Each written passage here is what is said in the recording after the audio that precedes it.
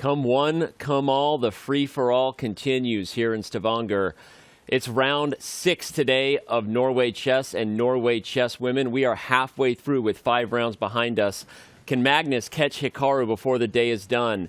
And will the women's world champion stop the destroyer known as Vaishali? All of that and more, we've got you covered. It starts right here, right now. Norway, land of breathtaking natural beauty, rich cultural heritage, and home to the greatest chess player ever, Magnus Carlsen. Since 2013, Norway has played host to one of the strongest chess super tournaments in the world, and this year is no exception. Magnus has claimed the top prize in 4 of the last 5 years, failing last year after a disappointing showing that saw him go winless in the classical portion of a tournament for the first time in 16 years. He had to watch as Hikaru Nakamura defeated Fabiano Caruana in an epic battle on the last day to take the title. Both Hikaru and Fabi return this year to take on Magnus and the rest of this elite field. Joining them will be the reigning world champion Liren and young phenoms Alireza Firouzja and Praggnanandhaa, who will look to continue the form that led to their recent candidates' births. This year will also be notable as Norway Chess will be the first ever classical super tournament to have the same prize fund for the open and women's sections. The 2 tournaments will play out side by side, and Norway Chess Women looks to be just as intriguing as the open section. Current women's world champion Wenjun will face off against the formidable field of Kuneru Humpi, Leiting Jae, Anna Muzichuk, Vaishali and the legendary Pia Cramling. Who will emerge victorious in the land of the Vikings? This is Norway Chess.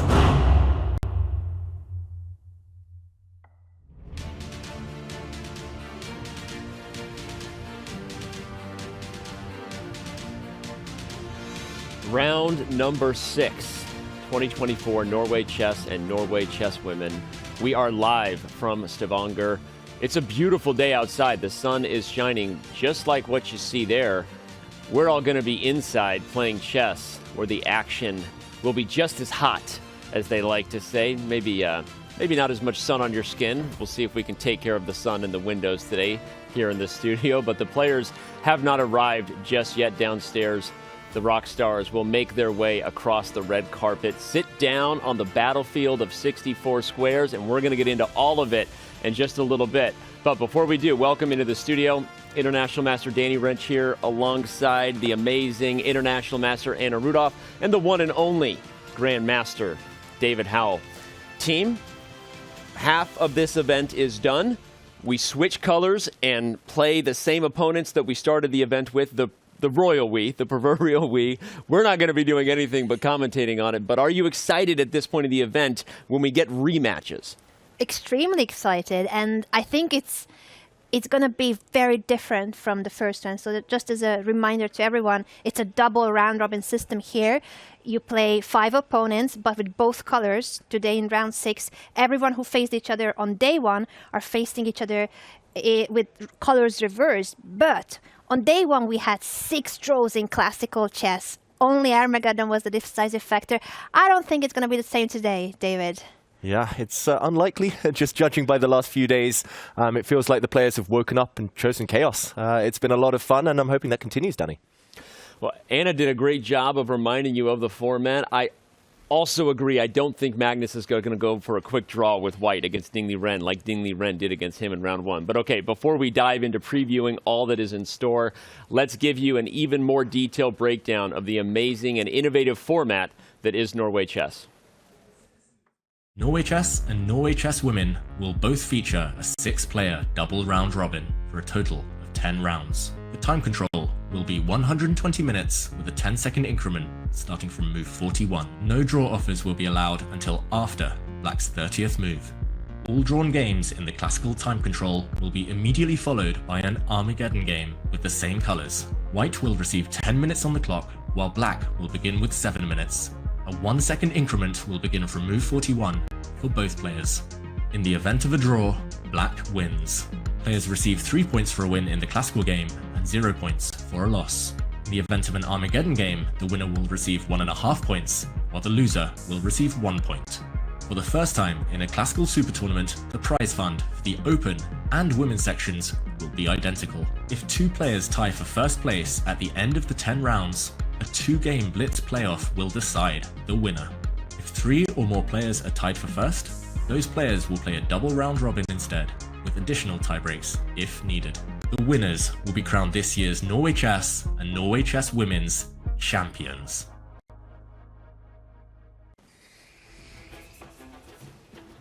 A double round robin it is. Again, that's one of the main talking points of today because we're switching colors and rematch time.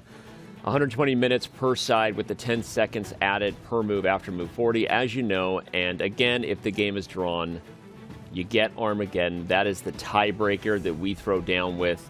Everyone wants that classical win because it's worth 3 points, but getting to Armageddon, also special and valuable whether you win or lose. So much to get into here today. The players are getting into the building. They're grabbing coffee. They're practicing on the giant chess set over there. We're going to start watching the openings they're playing on the giant chess set to see if it actually occurs.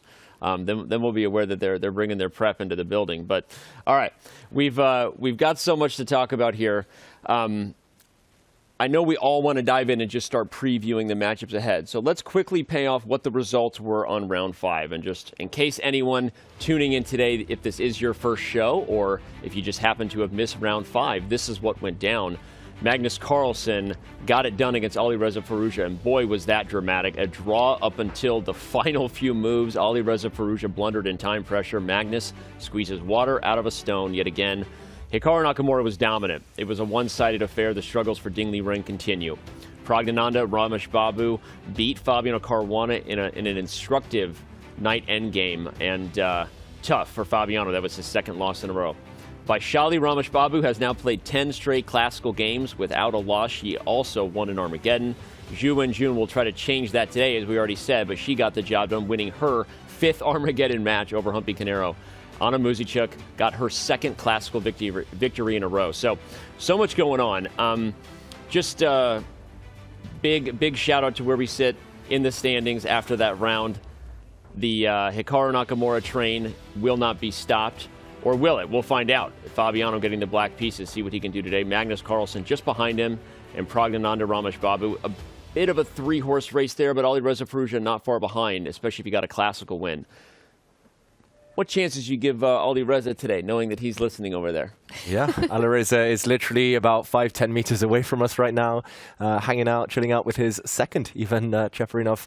I mean, he seemed in good form throughout the tournament. Yes, it was a bit of a setback yesterday against Magnus Carlsen, but then again, anyone could lose that type of endgame against Magnus. It's hard being ground down. You just have to bounce back. That's the name of the game. He's already got a classical win under his belt, Anna, and yeah, it's still early enough in the tournament for anything to happen.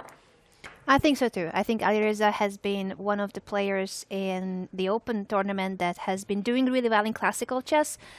Some of the points he lost was in Armageddon, except for yesterday's game.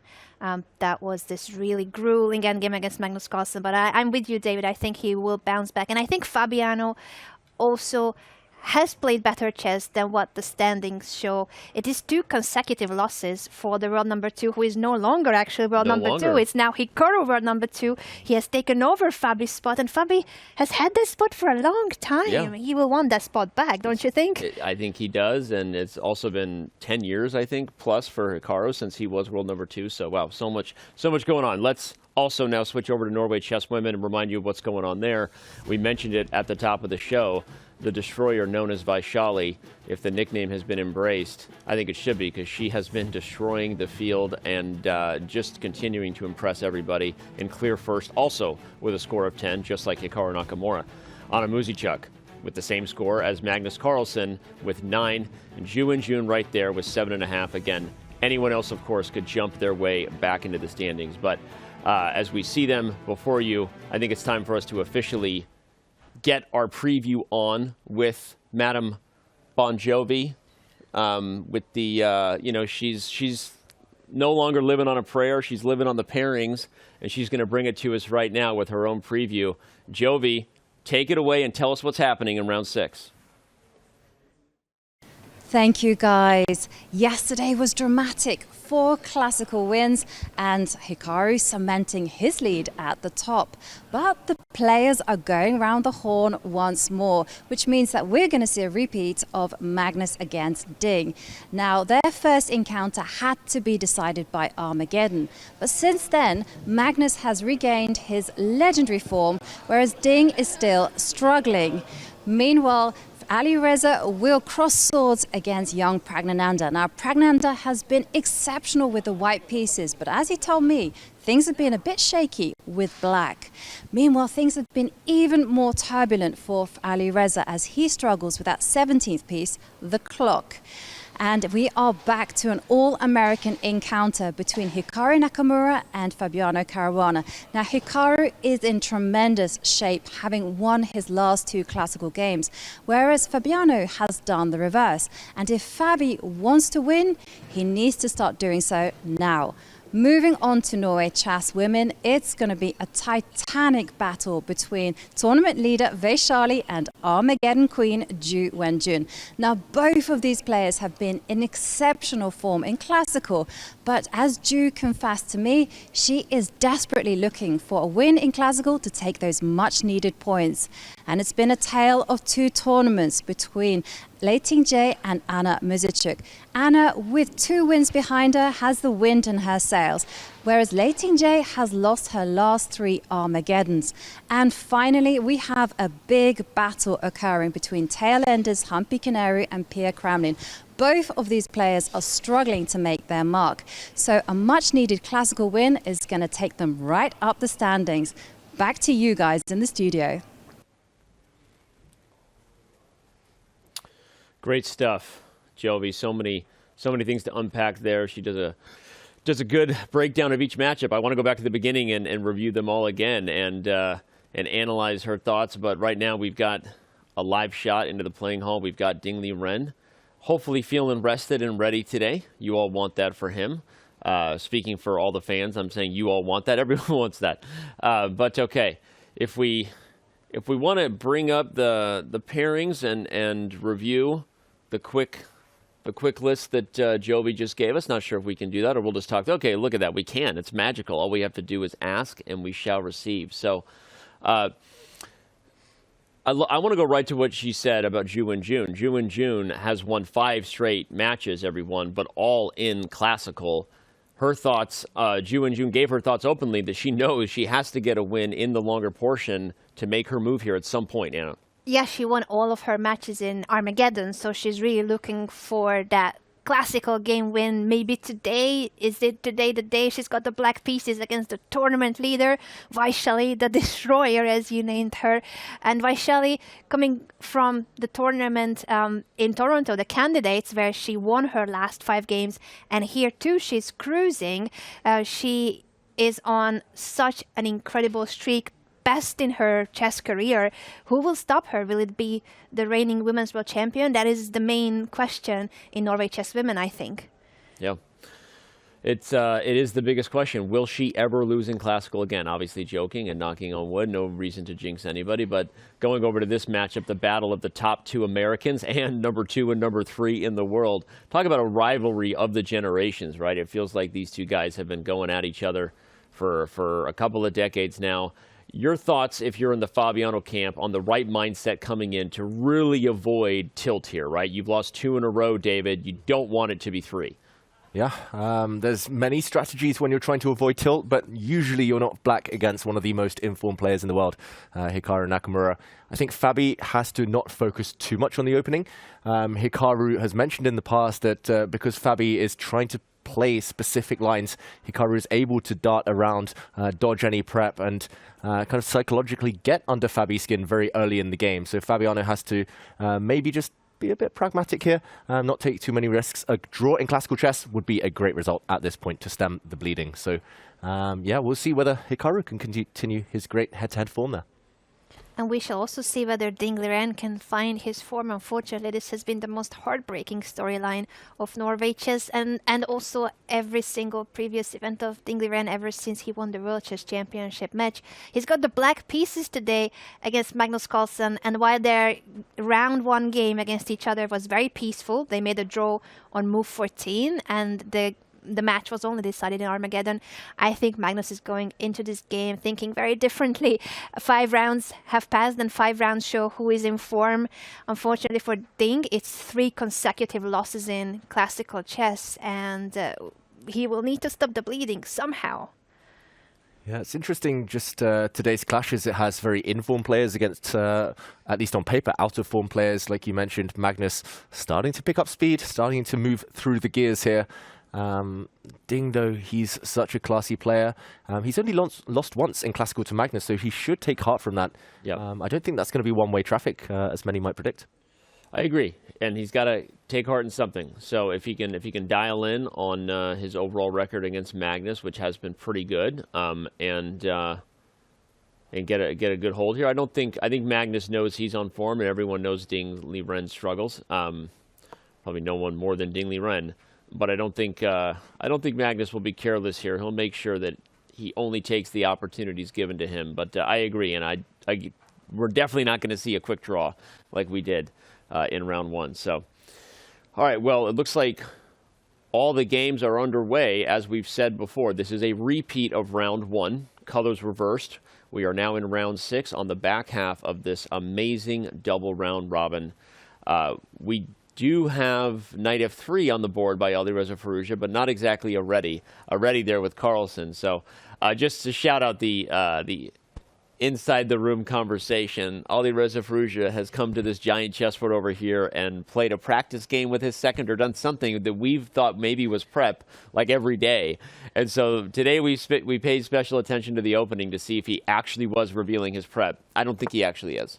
No, in that game over there on the giant chessboard, meters away from us, it was Areti, and no, Firouzja instead opening with his queen's pawn, and Queen's Gambit accepted, but a bit of an odd twist to it. Pragg defending his pawn, very ambitious stuff over there. Anna, which games catch your eye at this early stage? I was looking at the Pragg's b5 move, defending the pawn, and I'm also looking at late Xie against Anna Muzichuk. That is, Anna not making a move. I hope she's at the board. I hope she's in the playing hall. Maybe she's just choosing how to react in case she expected 1d4, which is late Xie's usual first move, and she's trying to consider. Yeah, she's sitting there. Everything is good. She has won her last 2 classical games, Anna Muzichuk, and is in second place behind Vaishali. So I'm sure that she's coming to this game very ambitious, but she will be considering here why late Xie starts with 1c4 instead of 1d4. Is she going to try to transpose into any queen pawn openings, or is she not pushing her pawn to d4 at all? What is her approach? Those are kind of like the minor details that end up being quite a big factor sometimes in chess. The move order, the slight change in terms of the opening variation that you normally play. Yeah, the big opening nerd in me wants to dive in and show all these different move order tricks, but you never know. Maybe Anna Muzichuk, oh, there we go. I was going to say, maybe she's doing a vidit, just meditating the first few minutes, getting in the zone, but ultimately the symmetrical English, bit of copycat chess at this early stage. But late Xie doing the opposite of Anna, just moving instantly, saying, all right, you took a few minutes to play one of the most common moves, and I'm ready. Here we go, knight f3. Yeah, maybe we switch from this one as Anna continues copying. When in doubt, you know, just mimic the opponent. I remember when I was young, that's how I first started learning openings. Did you really? Yeah, they play e4, I play e5. They play d4, d5, c4, c5, anything. Copycat chess. Exactly. But then with white, I just felt like I was in Zugzwang all the time. Okay, maybe we leave this one for now as both players just getting going. Yeah, back to the bird's eye view, and let's spy it around. You know, I like the variety. Not just the color set, but an interesting ready over there between Carlsen and Ding Liren. Like you said, not your everyday Queen's Gambit, an aggressive approach from Pragg with b5. That's going to get us dynamic. And the Nimzo, kind of Nimzo, and then a Nimzo right below it as well, between Nakamura and Caruana, and then Humpy Canero and Pia Cramling. I'm biased to both of those games, playing that opening in my repertoire as if my repertoire has any relevance on this show, but it is fun when you see your opening being played. Yeah, I know a lot of the fans out there, they love it when they see their openings on the board, so we're all chess fans in here. We're all just chess fans in here. Danny, let's jump in. Let's maybe start with Nakamura against Caruana, the All-American clash, the Nimzo. I'm into it. It's also the furthest along, kind of, along with Magnus Carlsen's game with Ding Liren. But all right, let's back us up and drive through the opening. Yep, it's move 7 now, but if we go from the start, it was a Queen's Pawn opening. The Nimzo-Indian, for those of you wondering at home, is characterized by this move, bishop to b4, pinning the white knight on c3, often trying to shatter the white pawn structure by trading bishop for knight on this square. White says, okay, e3, I'm going to develop. The white knight protects its counterpart here, or its fellow knight, sorry. Bishop to a6, and this is a very old line. It used to be really trendy back in the 80s, 90s, I believe, and I haven't seen it for a long time, but bishop takes knight voluntarily. Normally you wait for that bishop to be nudged before making this decision, and d5, the current position. Fabiano's trying to put pressure on one of the doubled pawns, and of course, if white takes, there's a bit of an issue after bishop takes f1. Do you take with the king or rook and lose castling rights, or do you worsen your knight by taking back on this square? So I don't think Hikaru will be rushing to make that decision. At the same time, it's an interesting anti-Nimzo decision. Again, often when you play these structures just to back up, white normally has to keep those double pawns because black is playing c5 and trying to imprison them right where they stand. And again, not that this was going to happen, but if c5, black's next moves are things like knight c6, knight a5, and the rook comes to c8, and black is doing everything they can to barrel up against the weaknesses. But this move here would likely have been met by d5 for white, and that causes dysfunction to black's development on the queen side, and the space advantage is actually easy for white to go for precisely because of this knight being on g3. This is the whole idea of the knight e2 line, is to accelerate things like e4, and once that happens, white's dark square bishop is coming out. Yes, the f4 move, the bishop is on the diagonal, so it's a comfy line for white. So that's part of the reason black goes with an anti-Nimzo-Indian. The Nimzo player in me hurts when I see d5 because you just gave up the bishop pair voluntarily to double the pawns, and now you're undoubling them. And make no mistake, that is the small advantage white will have for the rest of the game in these positions, but you're doing so to stop the purpose of the knight on g3, control the e4 square, and then, like you said, highlight the tension on the diagonal a6 f1. So yeah. Sorry, just went full Nimzo-Indian player there. Just had to give a little breakdown. I just want to mention as well, it's early enough that we still see percentages at the side of the board in place of an eval bar, and we see that white in this position historically has won 29%, but black has won 34%, so actually a very high-scoring opening for black here, Anna. Interesting. Maybe Fabi's looked at those stats when picking his line. It feels like it's a great choice for today. It's one of those first and very rare moments where it feels like maybe Hikaru was surprised for once. He has been so good at choosing his openings, predicting what his opponents were going to do. And maybe today, for the first time, or one of the few times, it is his opponent who at least got a slight surprise in. Obviously, it doesn't mean that Hikaru doesn't know this opening. He knows it very well. But perhaps it's not what he expected for today. I think it's a fantastic point, Anna, and anyone who missed Hikaru Nakamura in the studio with us yesterday, one of the talking points we had was that overall Hikaru does seem to be guessing his opponent's openings well. He's been doing it for a while. At the candidates, he did it well. He scored 1.5 out of 2 against Fabiano Caruana. At the start of this event, we felt he did it well, both in the first classical game they had and then in Armageddon. We applauded Hikaru's choice. Maybe this is the first changing of the guard a little bit, Fabiano choosing something that Hikaru didn't see coming. So I agree, Anna. That's bad news for those who want to see Hikaru in the confessional booth, though. That's the only problem, right? Is it means that maybe Hikaru is going to have to work a little harder at the opening than he has in the last few rounds. Does it mean we're going to see Fabiano in the confessional booth? Okay, right. Yeah. Swap it. We talked about seconds lingering nearby. We currently have Fabiano's second just meters away from us, and looks in pretty good mood, Anna. Yeah, chatting to Alireza's second, so we are shouting at and stalking all these grandmasters a few meters away from us. Not doing it on purpose, they're just lurking nearby. What can we do? Yeah, though it's great to see, though, the atmosphere here, the seconds chatting to each other. There's all sorts of, obviously there's lots of press, but also fans and other events running in Stavanger during Norway Chess, for instance, the children's tournaments, and it was just so lovely to see even when it was every single ceremonial move made by some of the participants of the children's tournament yesterday. Yeah. That was really nice to see. I saw this interview post-match with Magnus as well, and there was just a kid just hugging Magnus from the side. It was super cute. Yeah, super cute, not gonna lie. But yeah, it really is great. It's a festival. The whole thing is even bigger than just what the fans see here, which is the biggest stars in the game, playing for some of the biggest stakes and awesome chess. Speaking of that, sorry, Danny, I just could not mention that there's literally a kid a few meters away from us with a Carlsen T-shirt and a #1 on his back. And I've seen that guy getting autographs all around. So, yeah, it's awesome, and I'm sure we'll have a lot of people in the building today because, again, it is still a weekend and extra fans on site. So, well, we're going to leave Hikaru to it. Maybe Fabiano is in the confessional booth right now.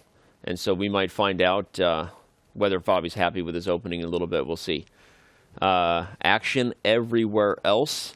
It's funny because there was an opportunity almost for the game with Humpy Canero and Pia Cramling to transpose.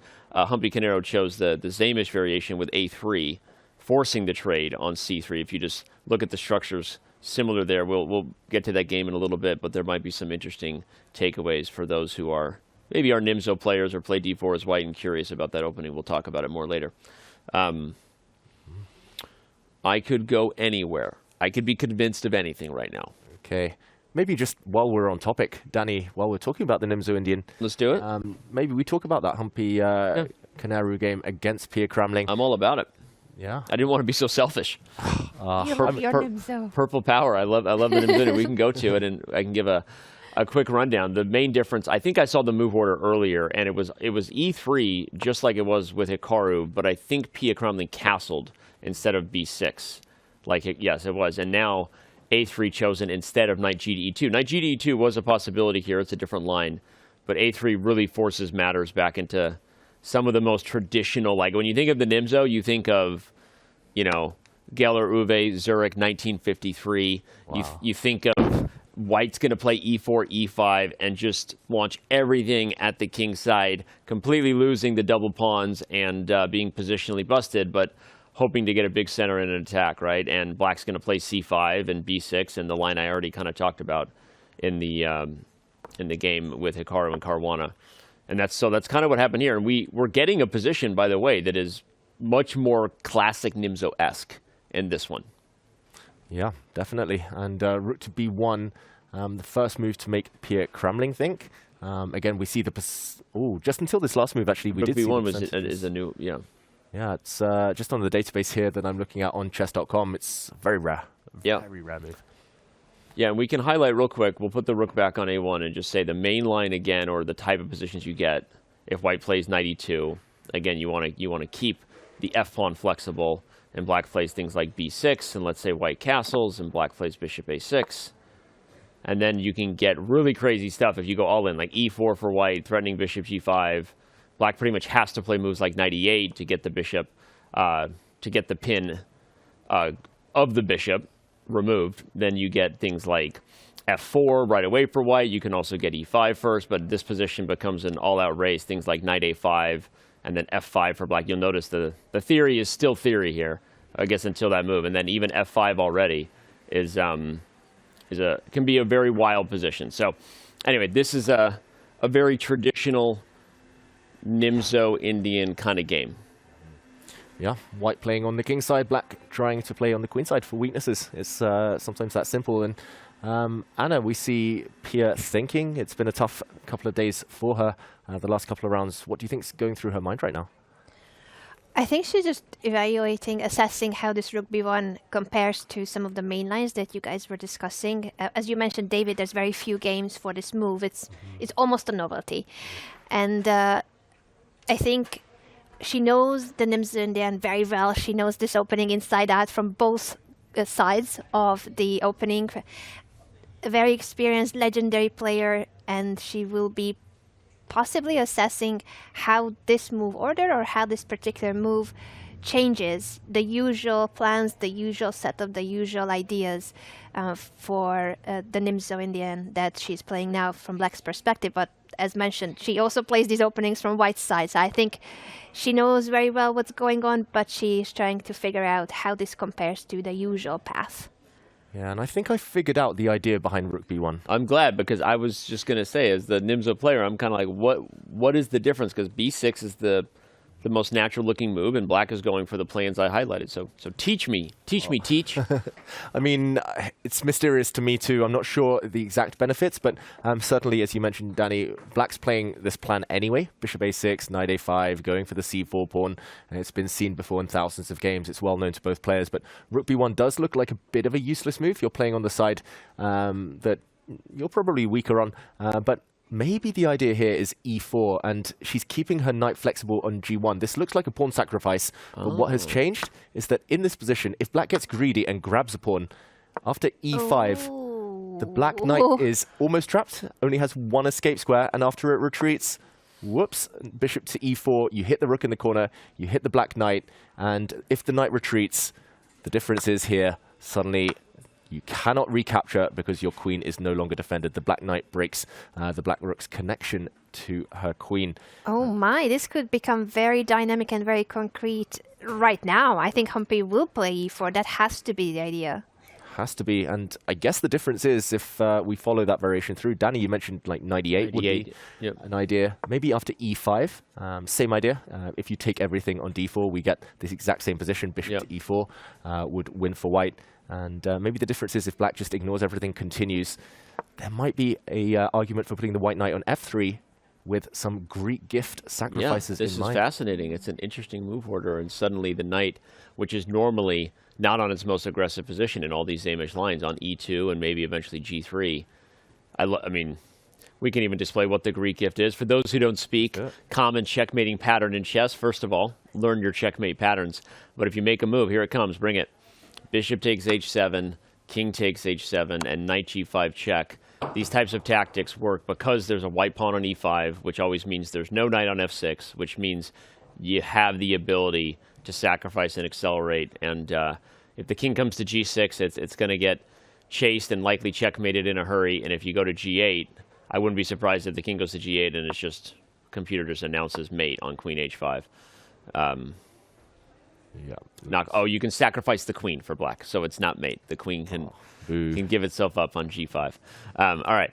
So yeah, this is fascinating. Love learning new things, especially when you have a new idea in an old line, a line that has been popular among the top players in the world literally since the 50s. I mentioned that book and Zurich International by David Bronstein. If you haven't read it, it's a masterpiece. Check it out.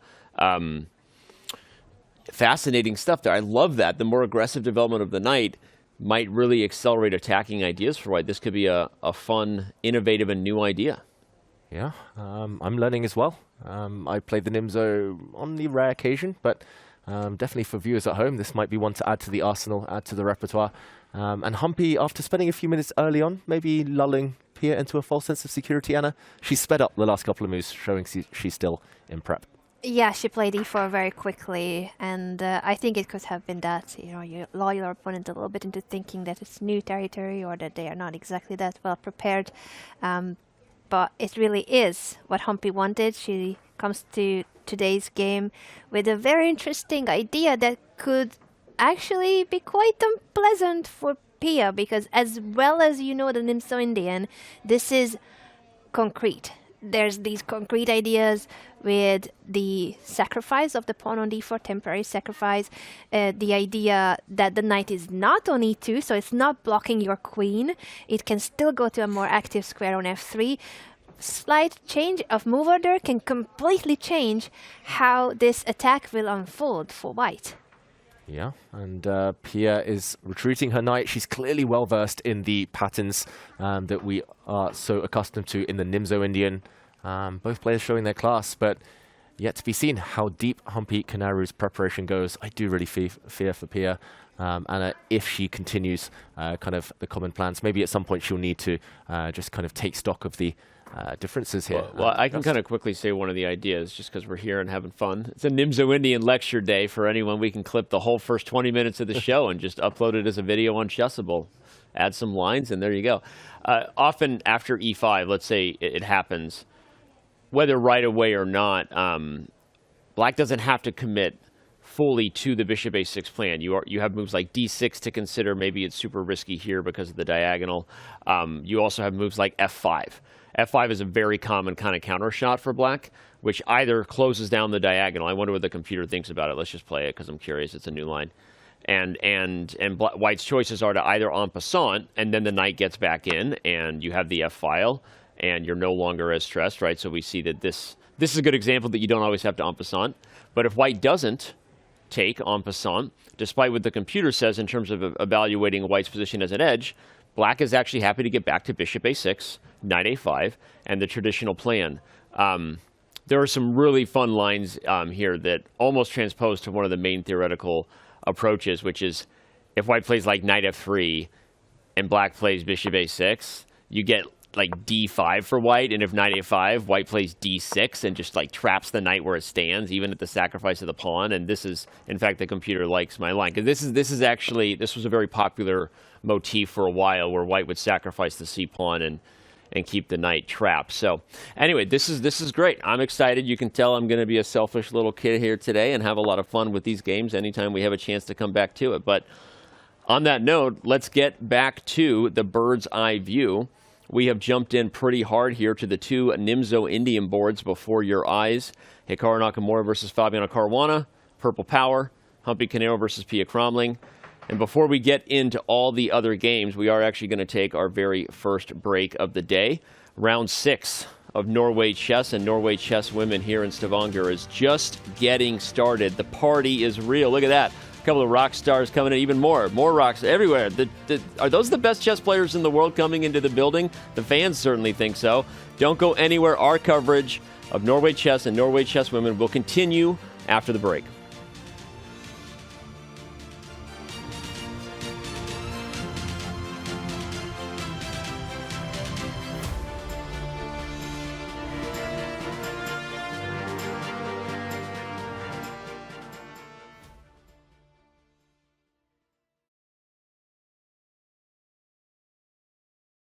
I'm Levi Rosman, and I have the privilege of being joined by world number 6, the youngest ever player to cross 2800 ELO, playing in his second candidates tournament, Alireza Firouzja. Alireza, my man, first of all, good to meet you. How's Toronto treating you this time around? Yeah, it feels great to be back. It's a very beautiful city, so I'm very excited to be here.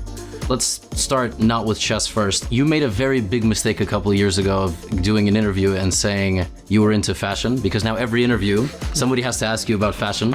So I want you to rate how I'm looking today, 1 to 10. It's very nice too. Yeah? Yeah. My man. Thank you. I like what you're wearing too. Can you take us through the glasses, the outfit a little bit, or? This is Louis Vuitton glasses. This is Ralph Lauren. This is Valentino. The socks, I don't know what it is. Anyway, we're gonna talk about chess. I don't want to bring up bad memories, but obviously 2022, the candidates was supposed to kind of be the moment where in the beginning of the year you crossed 2800, youngest one, you broke Magnus's record, and Magnus was giving all these interviews like he's not gonna defend unless you win the candidates. So as an outsider, I was thinking there's kind of a lot of pressure on you to win, and then you'll be playing for the World Championship. So what was the tournament in 2022 like for you? The preparation leading up, obviously going into it, you probably wanted to win, if not win, then finish in the top 2, top 3. Can you take me back to 2022? What went wrong, and then what's going to be better this time around? Yeah, I think I was just too young for the candidates. I know they're on the same age or younger even than me here also, but I think physically it's very difficult when you're 18 years old to play candidates. 14 rounds is very energy taking, and for 18 years old I was just trying to get experience, but the outside things came into the game. But it was cool because it was good. I was getting advertised so much. So whenever they talk about me on internet, I like it. So even if it's negative. And for this time around, what has changed? Obviously you're older, but that's not the only difference, right? So is the training camp the same? Is it a slightly different approach? Because this is a weird candidate. There's a lot of young players. I don't know where the young cutoff is, but let's say 2021. So half the field is young. We have players that are playing in their first candidates, like Vidit, who's almost 30, Abbasov is almost 30. How's this training camp been a little bit different than 2022, than preparation leading up? Did a lot of sport to be in good shape because it's a very long tournament. So this was my only main focus, kind of, because the chess part is very close always, and we have to see what will happen. But I tried at least physically to be in good shape. Cardio, weightlifting. Not weightlifting. No weightlifting. Cardio mostly. Yeah. You jogging a lot. You cycling, swimming. Is that generally what it is? What about like chess specific? What percentage of it is openings? Nowadays it's probably more than 70-80% openings, I think. Basically, out of opening you could understand the game will toward to draw or who will put pressure the whole game. This is the chess we play nowadays. Yeah, it's interesting. Whoever works more gets the results. So.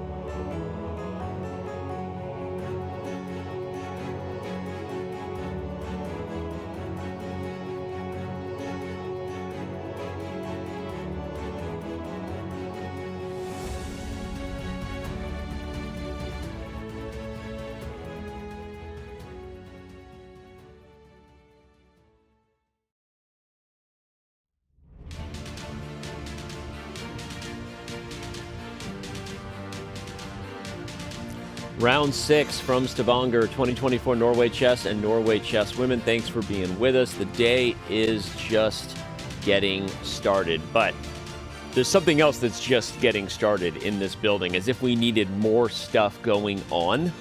It's being broadcast live right now at twitch.tv/chess. Did you know that there is a Guinness World Record attempt happening right now between childhood friends, Oscar and Udin?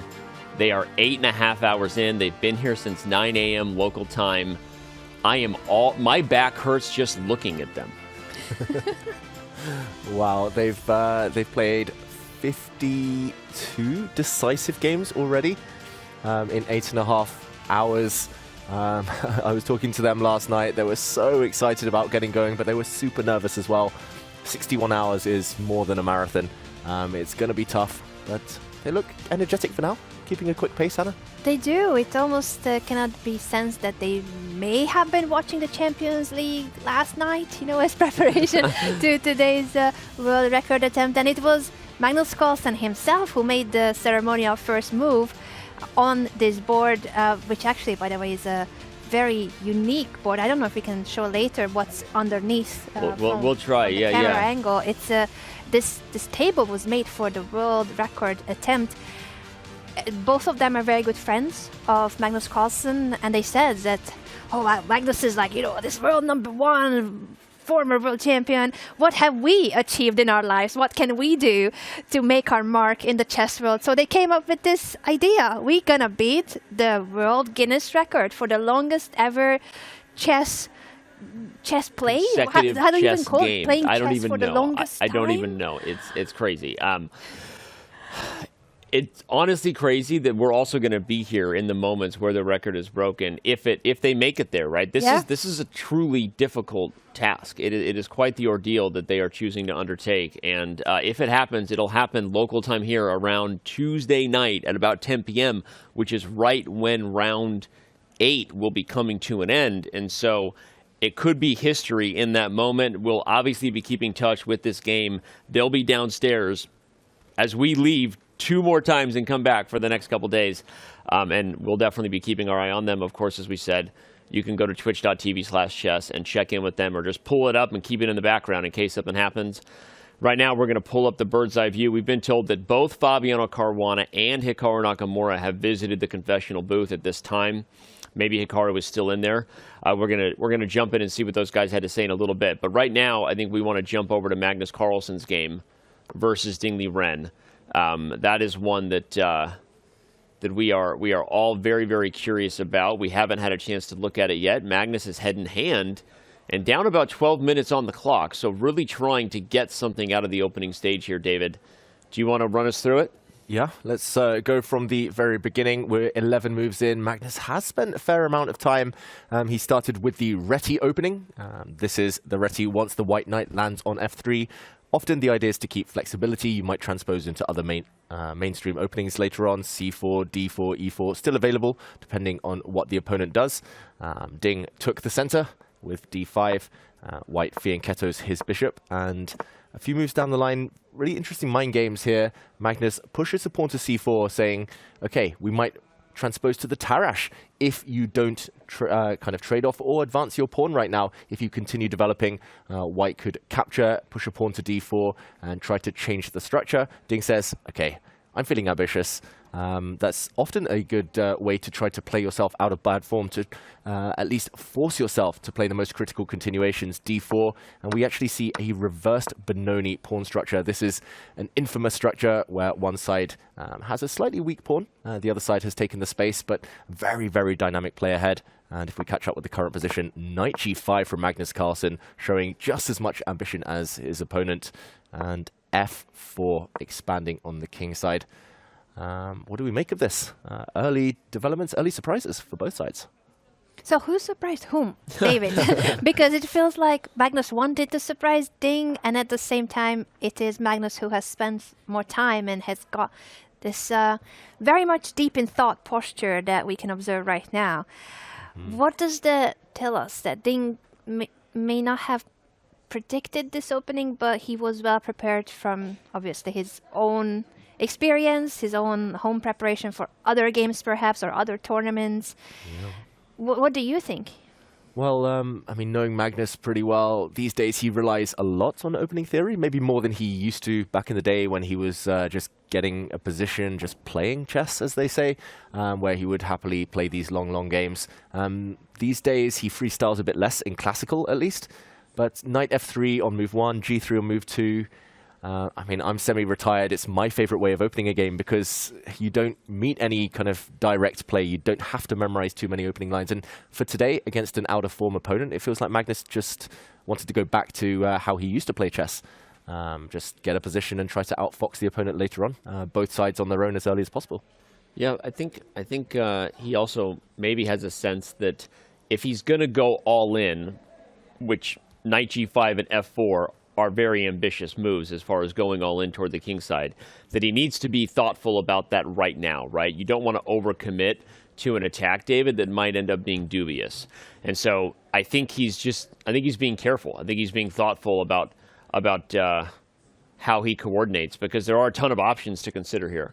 And it is the kind of attack that once you start pushing moves like F4, you can't move them back, right? We always say it, right? Pawns don't go backwards, and so once you commit and you're all in, you better be accurate from here on out. So I think he knows that it's going to be a double-edged game, and as you said, David, he chose something that immediately got the game out of roads traveled. But I want to go back to shouting out what you said about Ding playing D4. I was really happy to see that, because if the Tarrasch had happened that you mentioned, that actually would have been the same line that we had between Nakamura and Firouzja from a few rounds earlier. Not the exact move order, but it actually could have directly transposed, which, for those who remember, that game ultimately was a draw, went to Armageddon, where Hikaru won. And the point is, that would have been the safe approach for Ding, to allow the game to transpose into a mainline Tarrasch. But this is the most challenging stuff. And I don't know why I'm getting uncomfortable in my chair. I'm excited now. And I think that means we're going to have a fight between the current world champion and the former world champion. And let's go. Yeah. It's a great start to this game, Anna. Really exciting stuff. And there is a phenomenon I've noticed.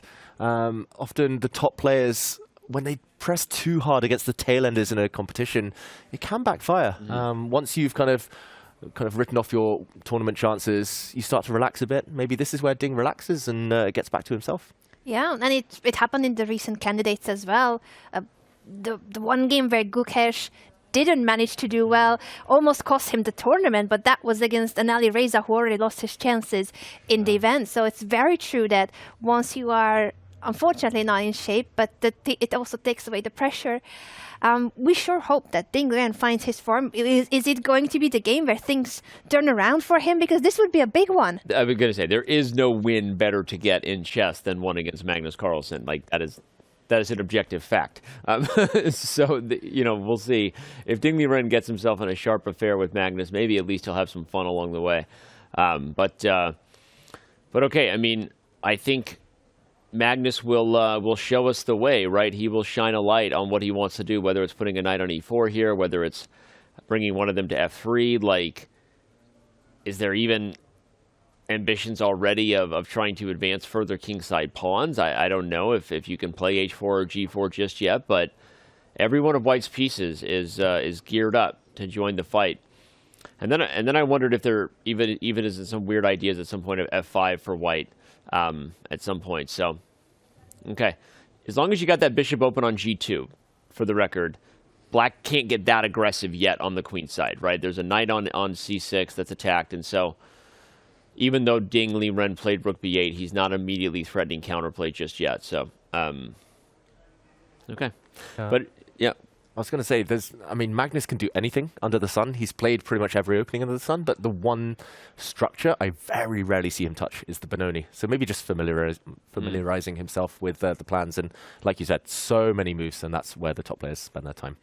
Maybe we check back in once Magnus has decided. Let's do it. We could check back later and go back to our bird's eye view where we can see all 6 games taking place at the same time. Lovely colors. Danny always goes for the purple one, but we already visited the Nimzo-Indian. We'll go back at some point, Danny. I love it. And we see kind of what we talked about. The d6 move from Black in that game with Pia Cramling is to avoid the lines I was suggesting, where White gets those advanced e5 and d6 pawns. So anyway, exciting stuff there, and one that I'll definitely be noting and learn from. But as far as the open section, we have not looked at Firouzja Praggnanandhaa yet if we'd like to. There's also an Alapin Sicilian in the lower left between Vaishali, Ramesh Babu, and Wenjun, the world champion. A huge time advantage again for Vaishali, the destroyer. She's leading the field with a 10-point score, just like Hikaru Nakamura. And she's... we've been applauding Hikaru's openings. Has Vaishali been the lesser prepared player in any game so far? Never. She always comes to the board extremely well prepared, and kind of what we said about Hikaru, she seems to be predicting very well what her opponents are going to play with either colors, white or black pieces, doesn't matter. Vaishali has always been the better prepared player in any of her games from here, I believe. That's true, and I think maybe the rare occasion where she hasn't won the opening battle, like against her countrywoman Humpy Kanaru, she's outplayed her opponents later. Impressive stuff, Vaishali. Alapin Sicilian, close to my heart as well, Danny. Let's do it. Let's jump in there for just a little bit. That's a good call out. I was trying to replay the first 5 rounds in my head. That was the one game where she lost her way a little bit. It was actually the one game she joined us in studio, too, even though it was not the best opening. And by her own admission, she got a little bit overly ambitious. It worked out in the time scramble. So not a lot of things going wrong for Vaishali. Let's review the Alapin real quick. Show us how we got here. Yeah, it looks more like a French defense almost at this point, but it did start with the Sicilian. The Alapin, or the C3 Sicilian, does begin with this move as white aims to build a pawn center.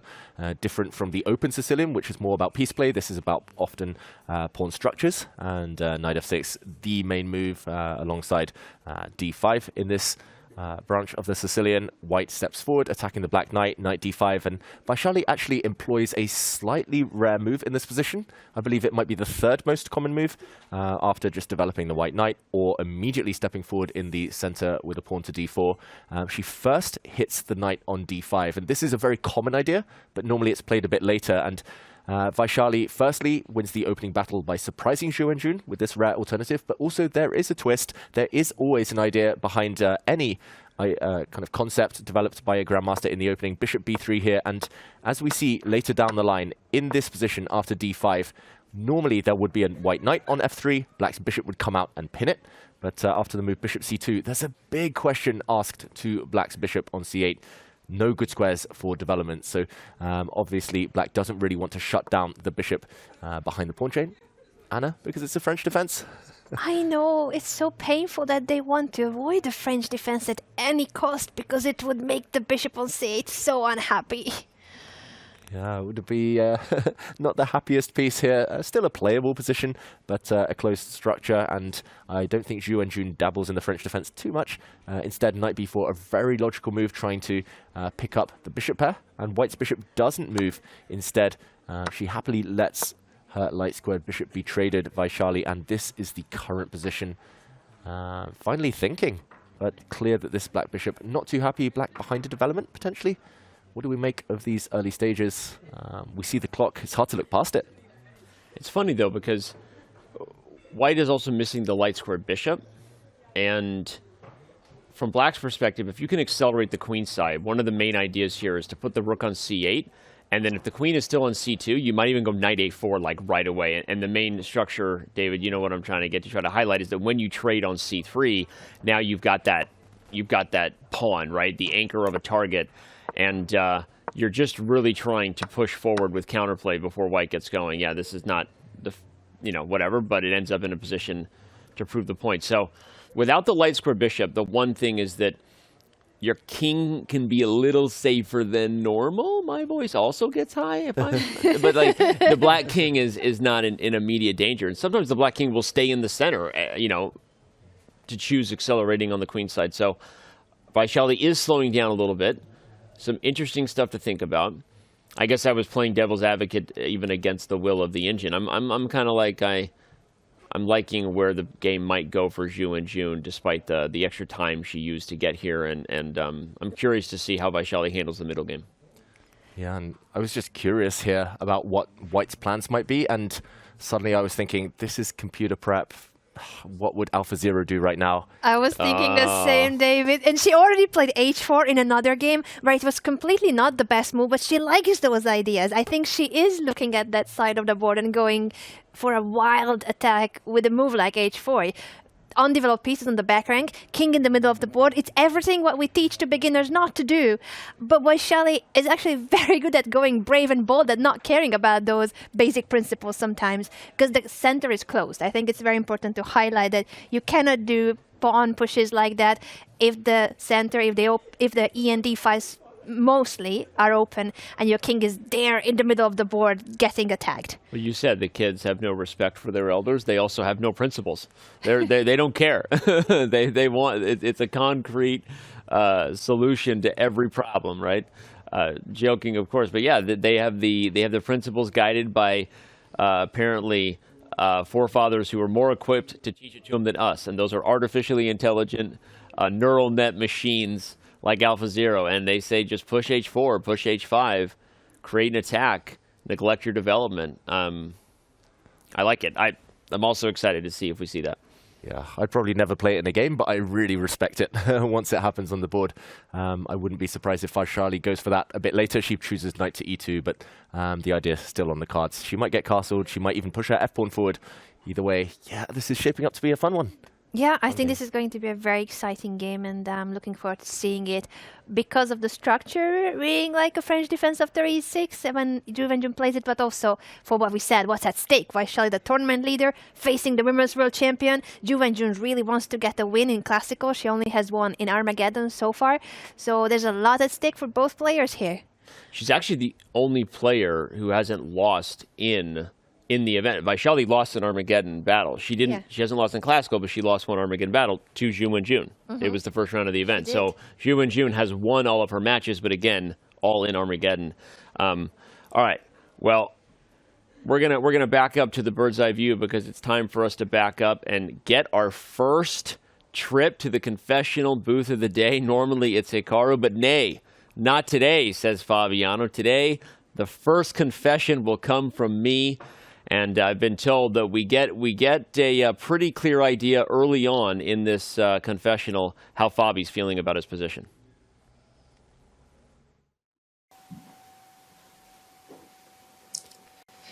I have to say I'm not 100% sure if I'm remembering correctly the lines. Yeah, this is something I kind of looked at, but it's been quite a while since I looked at it. And so Hikaru now has a choice after bishop f1 if he wants to take on e6, and it turns into some chaos. And I'm hoping that I didn't forget if this is the exact position where I'm supposed to do this or not. If he doesn't take on e6, I'm just kind of fine. Position should be at least not worse for black. Kind of king f1, ed5 or something. But d takes e6, and then he's attacking the rook on a8, so I go bishop c4, so I sack the rook, queen takes a8, knight d5, and then he has this trapped queen. And if e4, there's this kind of astonishing, if I'm remembering correctly, astonishing move a6. And then I sack another piece, but the queen will stay completely trapped on the a file. But I can't remember the details after that. I just, if I'm remembering correctly, it's like a forced draw in a bunch of different ways. But since I don't remember it, and I think, doesn't seem to be very familiar with it, it's hard to know what to expect here. I might actually expect him to bail out if let's say d takes e6 doesn't lead to some kind of clarity in his calculations. Maybe he's just bail out and take on f1 and play probably a kind of equal position, but I like my position quite a bit because I get the light squares and his bishop is a little bit out of the game. And if he doesn't take on e6, it doesn't really make sense what he did previously, like this queen f3 idea. So, and he's not forced to, but it's the logical continuation is to take on e6 and go for this crazy stuff. And before the game, I kind of thought we would have maybe a quiet affair where he plays a kind of slightly better position or tries to press me a bit in a technical manner, like my last two games where I was struggling. But now maybe we get some complete chaos and who knows what happens, but I just hope that I'm not mixing up my lines.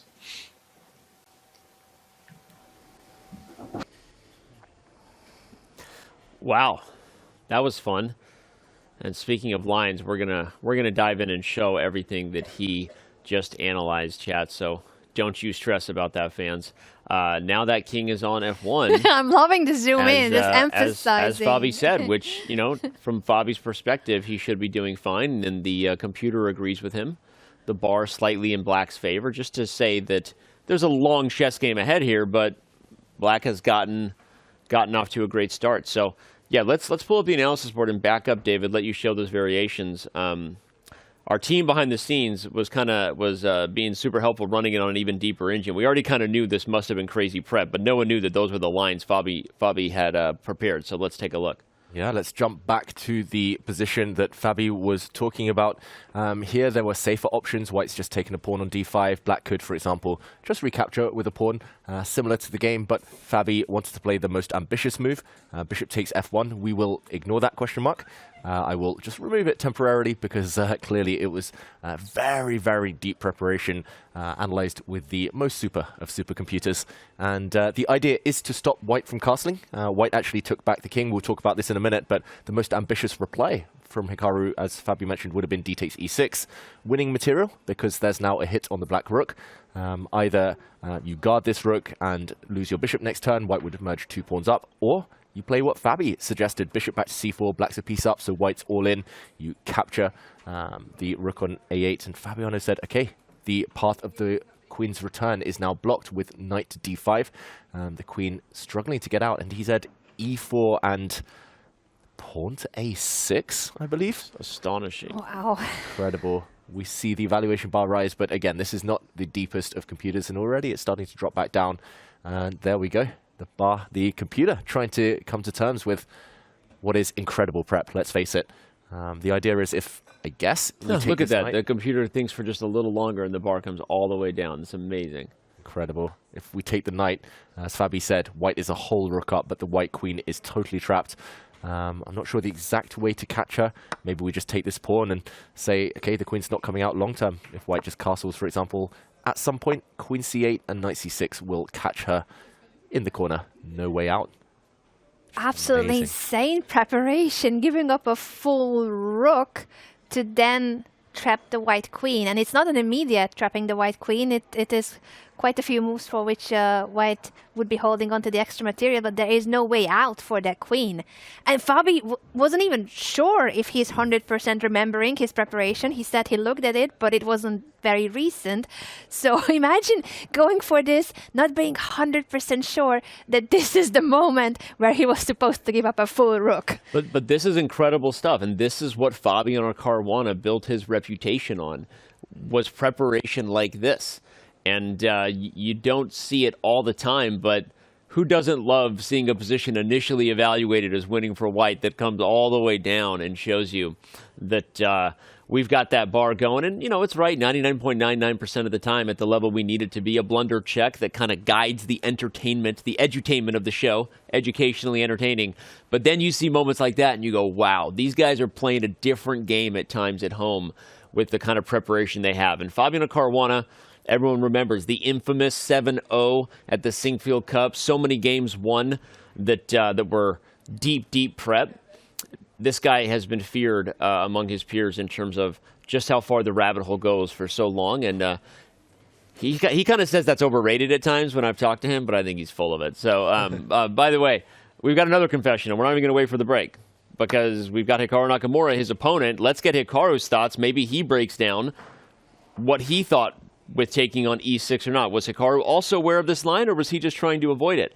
I want to find out.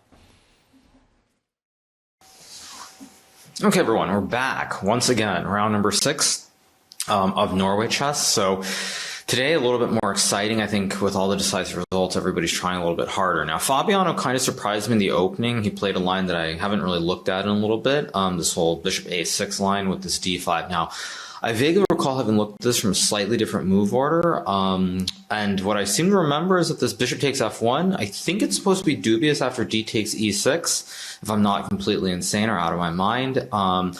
But the problem is, without actually knowing exactly what the correct moves are, it's very, very hard to go for this. So I decided to play king takes. I'm expecting him to take with a pawn on d5, then I'll play e4. And unfortunately for fans out there, I think it's very likely that this game is going to be a draw pretty quickly, unfortunately. I don't really like my position, and it's one of those situations where I think Fabi is really trying hard to complicate it because he wants to win the game and get back into the hunt for first place. So I'm trying to play something more on the boring side, especially after he surprised me with this choice. Now, he is thinking thinking here, so he might go for a different capture. But unless I'm insane, I think the only capture that makes sense is pawn takes pawn. So if he plays knight takes, I have c4. If he takes with the queen, I can trade and go a4, bishop a3. Hard to believe that I'm ever going to be worse in that endgame.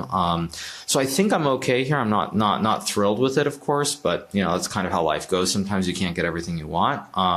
So that's just it for my game. Magnus's game is already very, very complicated. Hard to judge what's going on exactly. I really like Magnus's approach. He's played this sort of Benoni with the white pieces, and it just looks very, very aggressive. So we'll see what happens there. Alireza is playing Pragg. Pragg went for one of these slightly dubious lines, this e3, b5, and the queen's gambit accepted. Alireza has a nice big center with the pawns on d4 and e4, the big white center as we call it in internet lingo. So I like Firouzja's position, but Pragg is also, I think, someone who, based on the candidates, will try very hard to go for big messes now. He tries to be very creative, and he's in a position to do it because he is trying to play for first place. So it feels like Pragg's trying to channel his inner Arjun, I guess, for lack of a better way of putting it. Because I think Magnus did some interview recently where he's talking about the Indian players, and he says something like Arjun's a madman who tries to kill you every time. And I'm getting the sense that Pragg is trying to incorporate that a little bit more rather than being super pragmatic, pun intended. So that's pretty exciting. I mean, I think all the games could be exciting. I think my game is probably the least exciting right now, but it's a decent start at least. I would say today there's potential, to use another term from one of my other side gigs, which is real estate. Potential is a word that you use a lot in that industry. So it's something where I would say there's a lot of potential today for exciting games from the get-go. So we'll just have to wait and see how the games continue. But so far, it is what it is. See you guys.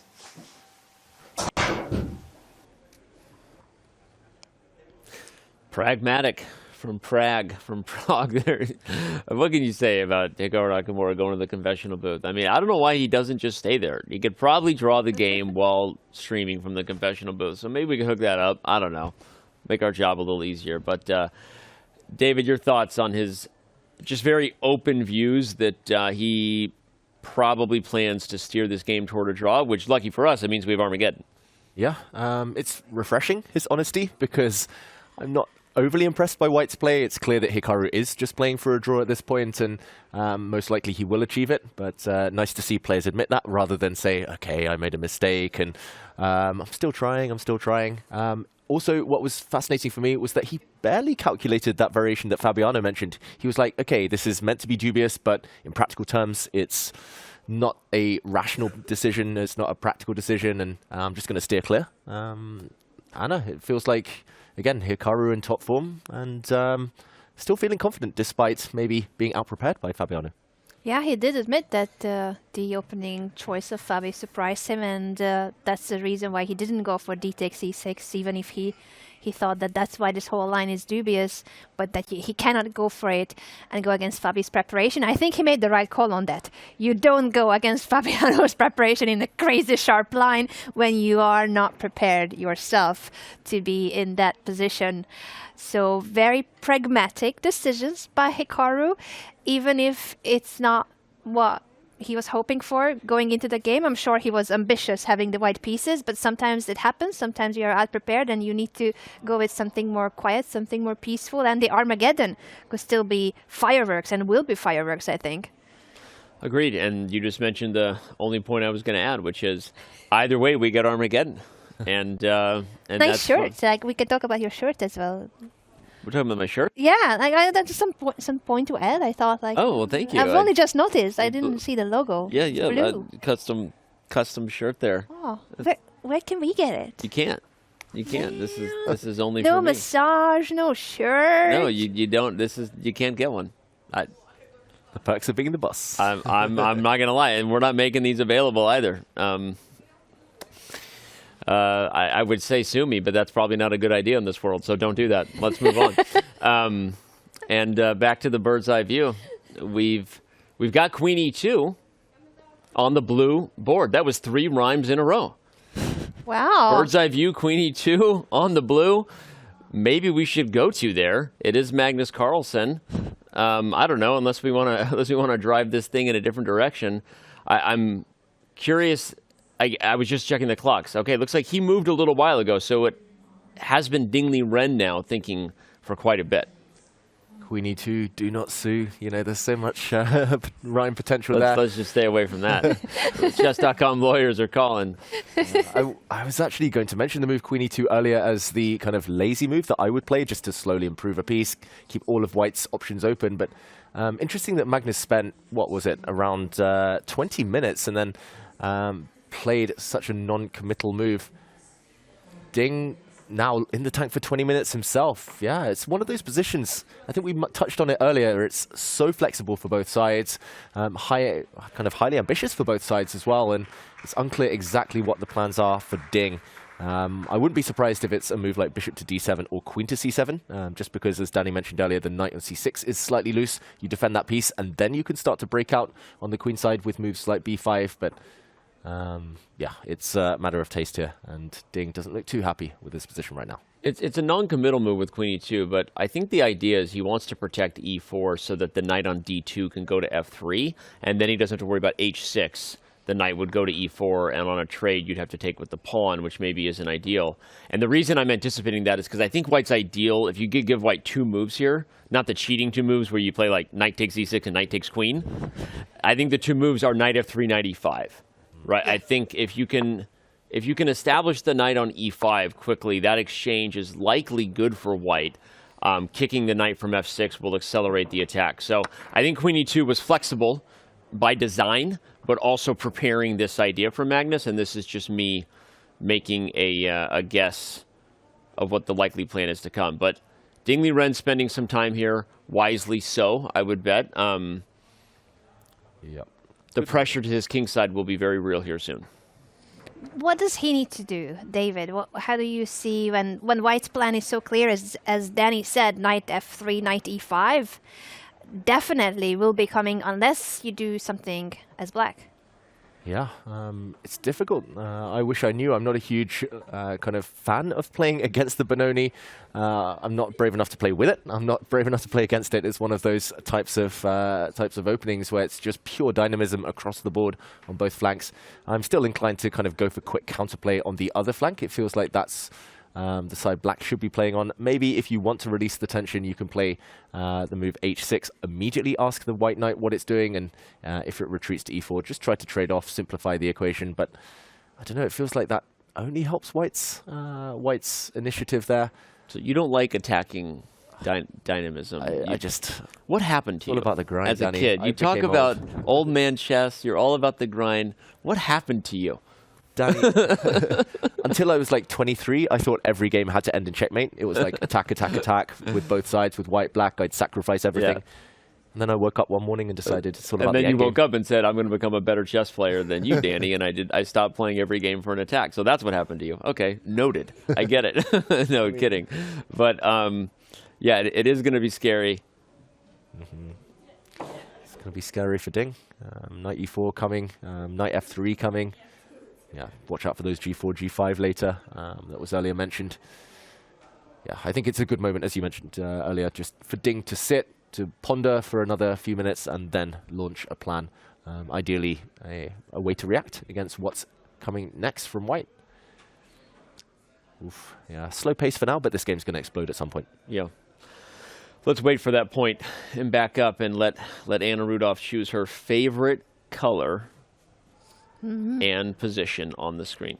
My favorite color.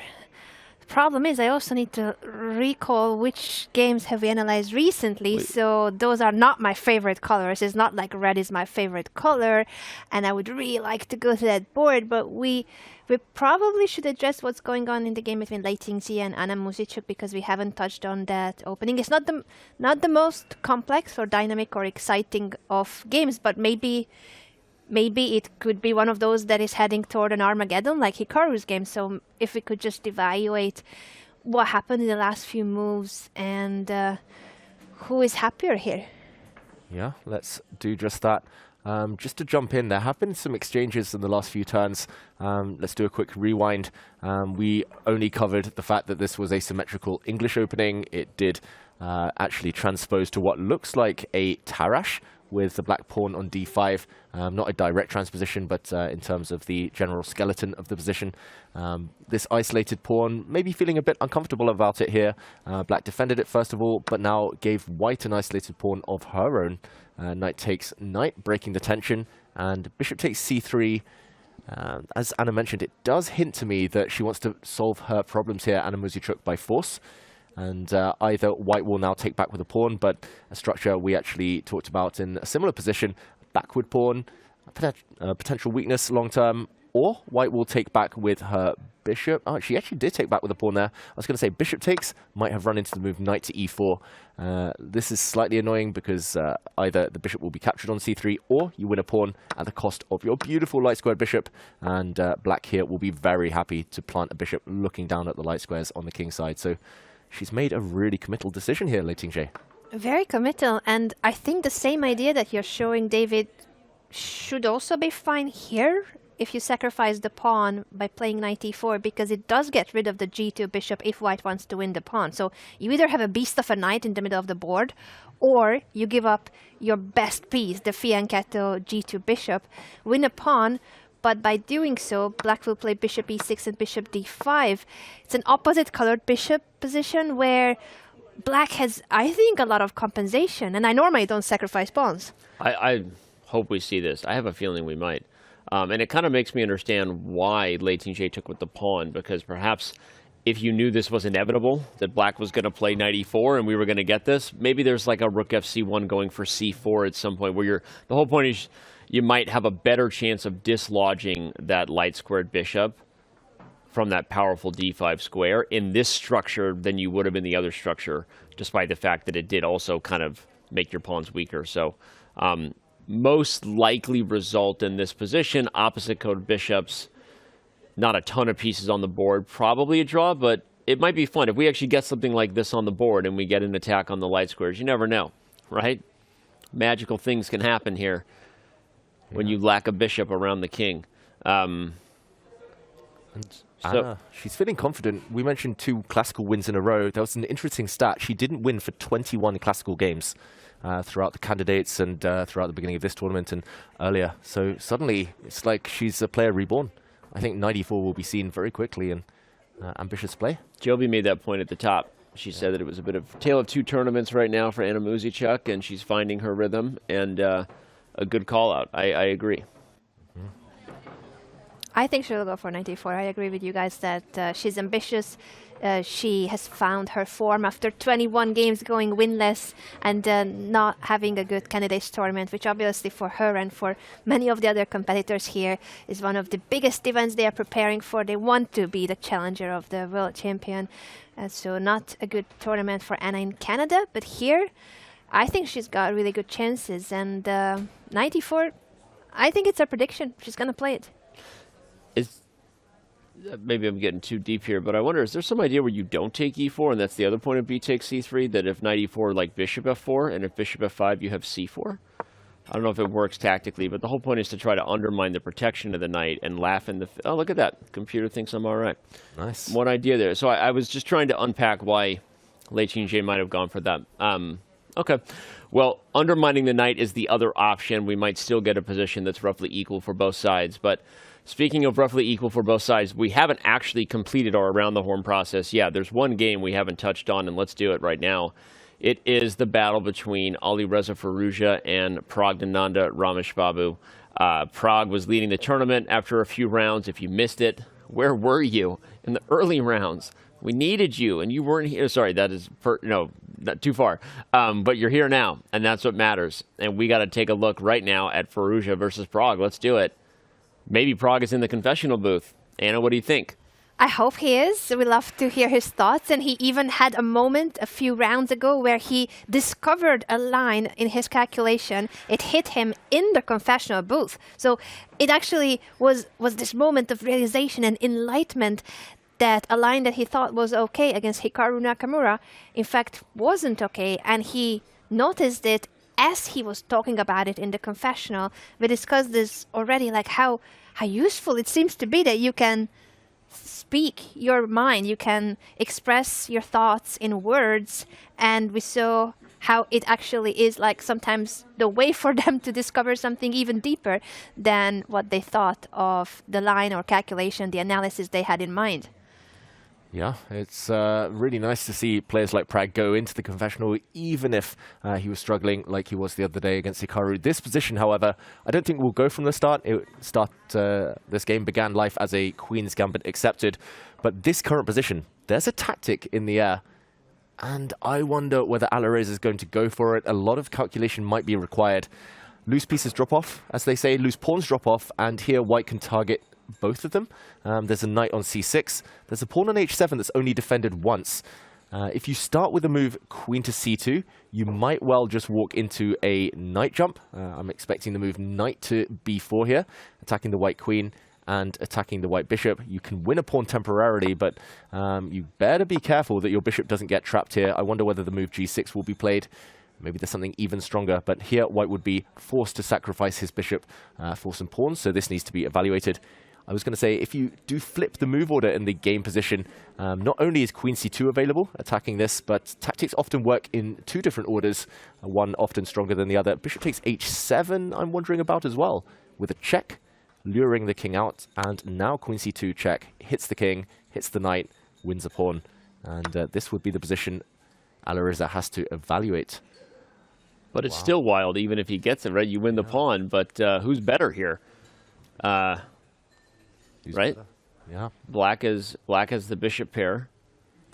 Black has a beautiful knight on d5 as well, and a passed a pawn. Yeah. It feels like black is up a pawn, like honestly, Yes. because it does look the like pawns it. on d4 and e5 are stuck where they stand by the knight on d5, and that h pawn is irrelevant until the end of the game. Like if you get to the end of the game, like maybe there's some extra way to use it, but the bishop pair and the pawn, you love seeing the dynamic compensation there, and even the computer agrees. But it would be wild. Speaking of wild, Magnus Carlsen has made his first trip to the confessional booth. We're going to have that at the break. So a good reminder to throw us your Prime if you've got it on Twitch. We do appreciate your support. Makes all these events happen. If you're a sub, then you don't got to do anything. Good reminder. Love that image we just threw together real quick of all the different benefits. A lot of people don't know that you can get an ad-free experience on chess.com. Anna, I would bet you didn't even know that long ago. All you have to do is connect your Twitch account, whether you're a subscriber to our chess channel, the Chess24 channel, any channel, and you get ad-free on chess.com. All you got to do is connect it. So, all right, we're going to have a Magnus confessional to break. Now's your worthy opportunity to do that. Oh, 94. So he doesn't go for that pawn sack. Wise that he doesn't do that. Yeah, looks like a good practical decision. Still attacking chances in the future for Alireza Firouzja. Pragg now mulling things over in what is a really tense middle game. Indeed. Well, we are actually going to back this thing up and take a quick break. Like we said, we've got Magnus Carlsen coming at you in just a few moments, so don't go anywhere. We've got so much more action ahead. Round 6 is just getting underway. 2024 Norway Chess and Norway Chess Women. We are halfway through, and the players have switched colors. So much in store. We will be right back in just a moment.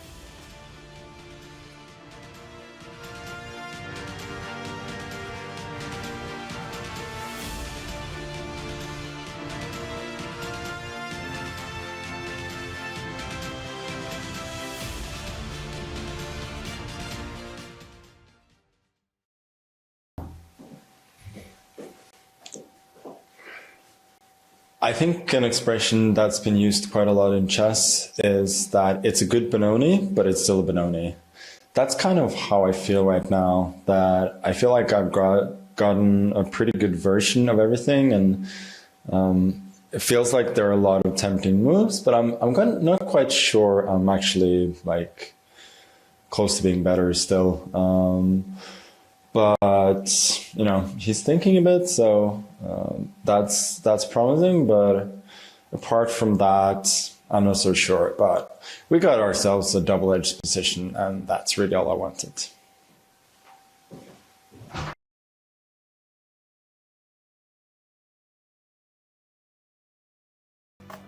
Right, boys, it's back to school time with a quiz. Let me eat first. Detention. How do you spell Nepomniachtchi? English style. Look how he's struggling. He's struggling right now. I cannot write properly, so can I spell it out instead? Okay, spelling bee. You can start first. So it's Nepomniachtchy.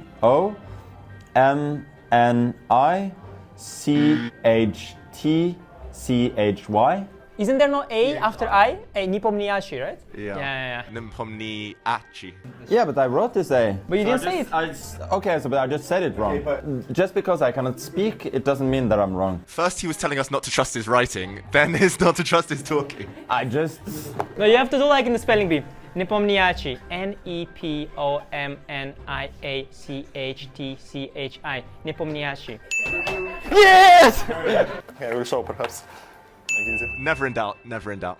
On October the 1st, the new James Bond movie is released, No Time to Die. How many other James Bond movies have the word die or dies in the title? Bonus point if you can name all of them. Okay, it's probably not 0 then. Unfortunately, it's 3. So it's Die Another Day, It's Live and Let Die, and what's the last one? Tomorrow Never Dies. But there was 2 in a row, basically. What is the world's oldest currency?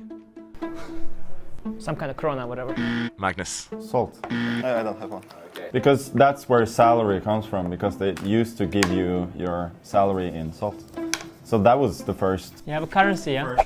List as many countries as possible that consist of 4 letters. Yeah, I don't have any idea. Well, I have 7, but I'm sure there are a lot more. There's 11. Wow. I have Peru, Fiji, Togo, Mali, Iran, Iraq, Chad. Okay, 7. Pretty good. And Christoph, you said? Peru and Togo. Okay. How many knights can you place on a chessboard so that no knight can capture another knight? This guy is like, he's the slowest by heart, he just like... Yeah, I know that. Yeah, I'm trying to do like mathematical solution to this, because 64 squares, like... Yeah, I'm just guessing like half of the squares, but I have no idea. 32. 16. 32. 32. The answer is 32. I guessed it! But how can you... If you put them all on the same color complex. Yeah, like that. All in the same colors. Oh, that's so easy. That's obvious. Chess stuff I'm terrible at. Which chess players became world champion without beating the previous title holder in a match? Which, or are there... Which player or players? Player or players. Wait, you said beating... Without beating the previous... The previous. There's a trick in there. There's always a trick. Okay, so the way I understand the questions, it should be Botvinnik, Karpov, Alyekhin, Kasparov, Steinitz, Lasker. You're saying became world champion. But these people became world champion several times. No, but that was not the thing, I think. This is open to interpretation. 2 hours later. So it should not be. It should not. That wasn't meant to be a trick question. It should not be Tallinn Petrosian. So you just want Botvinnik, Karpov, and Steinitz, no? Yeah, that was the plan. That's my answer, yeah? 2,000 years later. Okay, so this was a terrible question. If a pawn is worth 1 point, and knights and bishops are worth 3 points, rooks 5, queen is 9. We're forgetting the king. How many points does each side start with? 32? 39 or something? 49. Yeah, Anish gets there first, I think. Oh, okay, I counted 1 for the pawns. Not the other 7. Wow. That was a big mistake. We have a winner. Anish Giri.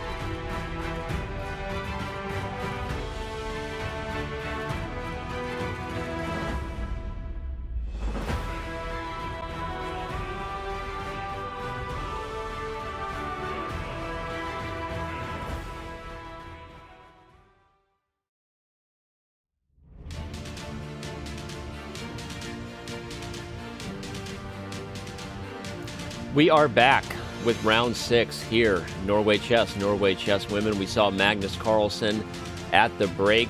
Our subscribers enjoyed his breakdown. He talked about the Benoni and kind of said that even if it's a good Benoni, it's still a Benoni. Anna, is the Benoni as bad as the French? What kind of question is that? Neither of them are bad. Bad is just a subjective word we use for certain concepts. Definitely not the case of the French defense or the Benoni. What do you think? I'm going to jump to Anna's rescue here. Even the Benoni is worse than the French. Even the Benoni. Okay, you jumped to her defense in a good way. Thank you, David. No.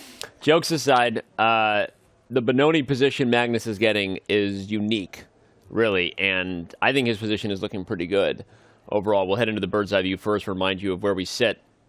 All 6 games are still in action. If you were with us from the beginning of this event, remember, round 1, all 6 games went to Armageddon. We kicked this thing off in style with the innovative Norway Chess format.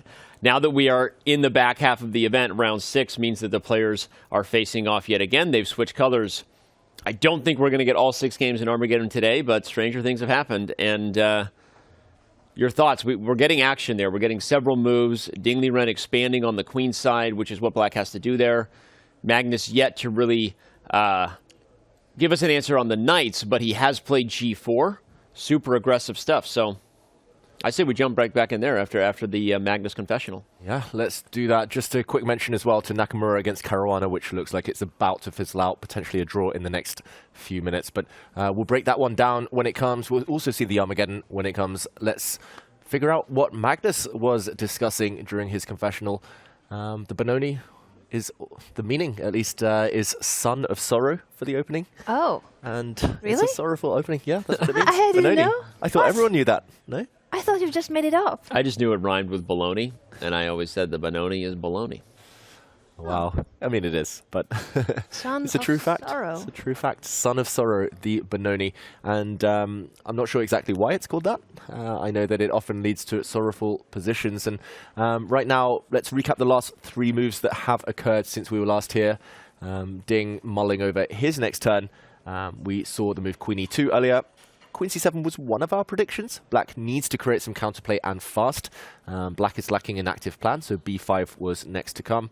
G4 though from Magnus, G4 for the score. G for go. Let's go for the Black King. I guess Magnus is hoping that after a move like pawn to H6, he might even have retreated his knight. Firstly to E4, very healthy, but to H3 with ideas of G5 now that there is a hook on the H6 square. You can wrench open the king side and go for the Black King using this pawn. G5 next to come. But B5 instead, not touching the king side, and B3. Magnus keeps the status quo. Yeah, I really don't like Ding's position. Just feels uncomfortable. Not sure what he should be trying here. Does he release the tension, trade the pawns? I mean, what else? It's really a tough position. It's one of those positions where even though the evaluation bar is saying roughly equal, I don't think this is an equal position for 2 human beings facing each other in a really sharp dynamic battle where White's plan is pretty straightforward, going for the Black King, and Black has to be extremely precise to hold that equal evaluation that the computer is suggesting. So equal in terms of if computers and humans play perfectly, then it's equal. But it's a lot harder to play this accurately from Black's perspective, I think. Totally agree. Although I think we've done a good job pointing out that one thing Black probably doesn't want to do is play H6. You actually would like to leave White's knight and White's G4 pawn fighting for that G5 square. And I think that makes me think of something like A5 for Ding. I mean, just like being straightforward. Your opponent is attacking on the king side. You're attacking on the queen side. Let's open up lines and give the rook on B8, the queen on C7, and the minor pieces in waiting some chances to explode over there. And by the way, no, I was going to say right on cue he does. He moved a pawn. I thought he was playing A5, but he takes C4. Also interesting, that is the most straightforward way, right? The most concrete way to solve the problem. Big decision to Magnus now because he can actually take back in 3 different ways. Although I anticipate him taking with the B pawn seems to be the most logical. But maybe knight takes as well. Yeah. Knight takes or b takes, certainly. He would not want to create a d pass pawn for black by capturing with a d pawn, and b takes c4 is indeed on the board. Yeah, knight takes c4 would have looked attractive, giving white a very strong knight on an outpost, but it would have also granted black the d5 square for his knight. So I think Magnus reluctant to give black any activity. So b takes, just maintaining the queenside. That's very tense. I could see this backfiring on white if white isn't able to deliver some kind of checkmate to the black king, if black's knights start creeping around towards the queenside. The Benoni pawn on d3 often becomes a huge weakness long term. Black's knight could jump in via b4 as well. Some launch pads, some weak squares in white's camp if Ding can get to them. It's a big if, but he has to try at some point. By the way, I don't know if you see what's on the screen there. Okay. Oh, word of the day, Benoni. Ancient Hebrew names still occasionally used, meaning son of my sorrow. Yeah, you gotta trust me. I never thought lie. he made I it never up. lie. Oh my gosh, word of the day.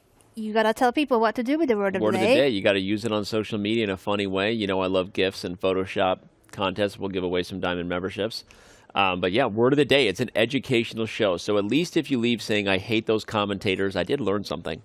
You know, no matter what, you learn something on these shows. And in this case, it's the word of the day. It was massage yesterday. Massage. But no, today we don't see a lot of positions that are going to be massaged to victory. We actually did have several games where players pushed and won yesterday. None bigger maybe than Magnus Carlsen's victory over Firouzja. But a lot of these games look a little more clear. The most clear is that we're going to get an Armageddon here in just a few minutes between Nakamura and Caruana. Let's head over there and see how they traded off the pieces, because last time we left it, it was somewhat more complex than this. No one's at the board over there with Maybe Magnus they're and Ding both Liren? at the confessional? No, maybe. I don't know that Oh, Ding no, would these go. two are at the board. No, I was talking about Ding got up, which meant no one at the board. But now we've got Nakamura and Fabiano. A tale as old as time. A couple of chairs face off to play chess. Let's just quickly pay off Hikaru versus Fabi, because we're probably not going to come back to this one, maybe just to capture the handshake, but there's really nothing to say here other than whatever breakdown Dave is going to give us to just show how we got here, and then we will be back for Armageddon. Yeah, just very quick rewind. This is the current position. White should hold, despite black being a pawn up, simply because there's no way to get this pawn moving.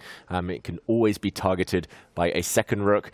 Black's kingside structure as well, a bit fragile, so this one should be a draw. If one set of rooks were traded, maybe black has some chances, but ultimately Hikaru will hold without too many problems. Just to backtrack, there was one brilliant moment in this game as we see pretty much a draw offer from Fabiano. Oh, maybe I hold off then. We'll see a handshake any second. They're about to hit move 30, which is the move number where the players are legally allowed to offer a draw. And that's a smile and a handshake between the top two American players, world number 2 and world number 3. Hikaru being current world number 2 since yesterday's win, and Fabi losing. So the ranking switched around. And this means our first Armageddon of the day. Very quickly, we are in Armageddon, which usually we get time to stretch and maybe get a third break. But no, this is going to be funny because we're going to have a result, even if it's in Armageddon fashion, between Hikaru and Fabi before any of the other games are done, if I had to predict. Just like it was between Ding Liren and Magnus Carlsen on day 1. Yeah. Ultimately, Hikaru keeps his number 2 ranking. He keeps a very good standing in this tournament, no matter what happens in the other games. Armageddon, though, will be a big bonus for Hikaru if he can take it. For Fabi, it would salvage some pride from the last few days. And, yeah, first result in the books. We'll let you know as soon as we know when that's going to start. You know the drill. It's usually between 15 to 20 minutes after having finished. They'll get underway soon. I do kind of want to know what your comment was on the one brilliant moment in that Hikaru Fabi game. We didn't have time to look at it because they shook hands and we were there for the live action. But is it worthy of a replay, or were you just kind of adding entertainment? If I promise to be quick, Danny, maybe I we would jump love in? to. I also saw it, and I really Let's pull wanted up to that show board it. and It let was him analyze it real quick. pretty. Come on, he's just a kid. He's just a kid who loves chess. Let him do it. Go ahead. I No, do love honestly, it was beautiful. I think we should show it. It was a very instructive, educational, and beautiful tactical pattern. Yeah, and it was in this position Hikaru actually sacrificed a pawn. It looks like a blunder, but of course there was a really cunning plan in mind. Rook h to e1. It looks like this hangs a pawn after a trade of pawns in the center. Queen takes d4. Black was temporarily a pawn up. Here, though, Hikaru lands rook to e7. And look at that, a double exclamation point awarded to this move. It is sacrifice, but don't touch this rook. It is poisoned. Rook takes rook now would fall to a back rank checkmate over the next couple of moves. And rook e7 threatening queen takes f7, of course. So this forced Fabiano to bail out to a dead drawn endgame. Queen back to f6. The black structure was ruined, and white's activity guaranteed a draw. So Hikaru defending actively. Impressive stuff. It was worth it. It was worth it. You know, we let him do it. It was worth it. Thank you, Grandmaster David Howell. That was not a howler. Thank you. All right, well, the pieces have been reset. You see the label above the board change from classical to Armageddon, if you didn't know how sexy the visuals are. Shout out to the team working super hard. That little detail lets you know that we are in Armageddon between Nakamura and Caruana every other game, still in classical. Can we actually go to the red board? As I said, that is my favorite color. But also, I think, even though we only missed a few moves between tournament leader Vaishali in Norway Chess Women and reigning Women's World Champion Wenjun, it seems that the computer was quite judgmental about Wenjun's f5. I wanted to ask you, David, if it was a mistake and why it's a mistake. Anna, I'm going to throw it back to the French defense expert. f5. Is that ever a good idea in the French defense?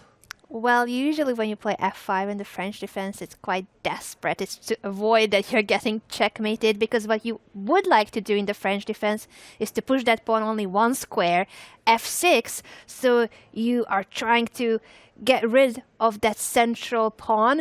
White gains a lot of space in those lines of the French defense, and this is exactly the French defense structure. The problem with f5, yes, en passant is possible, e takes f6, but white's not forced to. So if white decides not to take it, you do keep your space advantage and central control as white, and that could be the reason why I'm answering my own question. David, you tricked me! I'm a trickster, Anna. It's my middle name, if you didn't know. And yeah, this current position, I'm wondering why the advantage is so significant for white. I guess it's because at some point a white knight might land on the f4 square, a beautiful semi-outpost, and a big target on e6.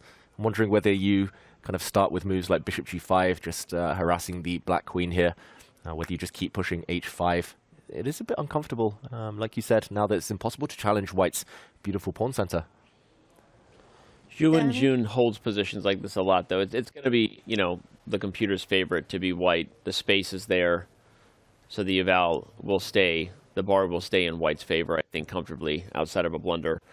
But there's still a lot ahead in this game, because black's position is also solid, and Wenjun, a pretty good chess player, right? If anyone needed the memo on that, and probably recognized that she didn't like the direction of the game. Maybe didn't want to face Vaishali's aggressive h5 plan and go up against an aggressive attack from the young destroyer. So she's like, I'm going to make this a bit of a grind. Yes, I'm worse, but I've got play on the queen side. White has a space advantage, but it's not super clear. You just said it yourself, David. I'm not sure why the advantage is so big. Those were words that came out of your mouth, right? And I'm just, again, not trying to play devil's advocate today. I feel like I'm doing it naturally, but I'm looking at this and I feel like Wenjun is going to be in a position where black has open lines on the queen side, a one-way street over there. She'll find a way to continue to push forward. And now what she's done with f5, from a practical point of view, is Vaishali's not getting the position she wants.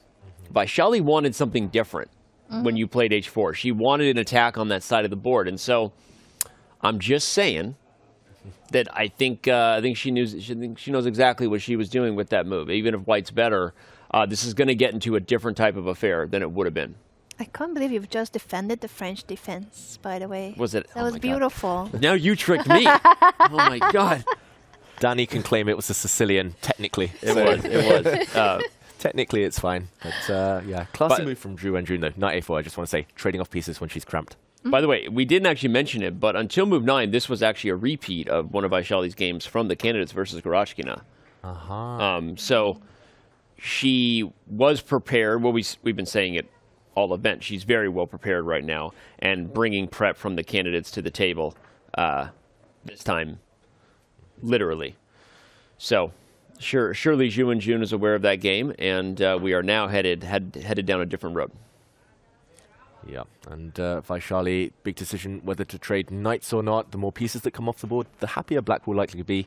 I'm going to make a bold prediction as well and say that black might not castle. Black's king might just sit on the f7 square, guarding this slightly tender pawn on e6. And yeah, I can see this being a bit of a double-edged game a bit later on, depending on how Vaishali reacts right now. Anna, French defense, kind of. Is it going to pay off long term? I think it's going to be a very long and complex game where maybe black will be okay holding, but white is always slightly better and pushing. So it's Wenjun who will be defending this to not lose. Okay, should we zoom out for now and leave these two to it? I'm kind of curious about the Nimzo-Indian game between Hikaru and Pia Cramling that we talked about a bit earlier. Especially as with our new amazing addition there we saw on the bottom of the screen, keeping a real-time update in every game in each section, we see that Hikaru's advantage maybe increasing a teeny bit.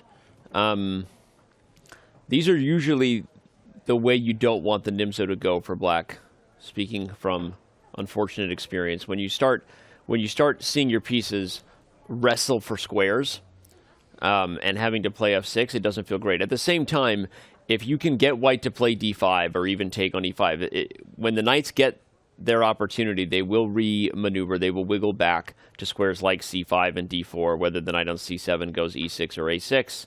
So it's interesting. A little bit of a space advantage for white, but the computers are a little biased toward the center and the bishop pair. So I'm intrigued. Mm-hmm. Yeah, it feels like black is relatively solid. I don't really like how Pia's handled her clock here. It has come back to bite her. It's been her Achilles heel in a few games now. But other than that, it feels like she's got most things covered for now. I like that black has kept the center locked. So despite white's space advantage, the bishop on d3 looks like a bit of a silly piece right now. Yeah, it depends on plans. It feels like a lot of maneuvering ahead. Queen to c2. Bit of a mysterious one, I guess, improving the white queen. But there we already see the evaluation bar slide. And yeah, I have a feeling Pia might be relatively comfortable in these types of positions, despite the clock situation. Well, it's funny because Pia Cramling might be feeling comfortable because she's visited the confessional booth for the first time. I know, you were on the edge of your seat. I was going to tell you, we're going to go to it right now. The first female player to ever visit the confessional. This is a big moment. She did it. She's leading the way. Her experience, she's saying, come on, everybody, you can do this. And she jumps into the confessional. Let's see what Mrs. Cramling had to say. So, hi, this is first time I'm here, and I just feel I have to take the moment now when my opponent is thinking, otherwise it will be too late. And as I also have forgotten to come here the first half of the tournament. So, yeah, what to say? Today, my opponent played d4. Yesterday, it was very curious. On the board, the first move was d4 also, because we had some juniors coming from Spain. They made the first move at every board, and at my board, white pieces moved to d4. And afterwards, the move took back, and then my opponent, Anna, she didn't want to play d4. She went e4. So yesterday, I had to face two first different moves, and today was only one. And yeah.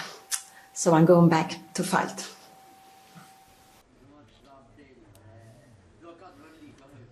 All right.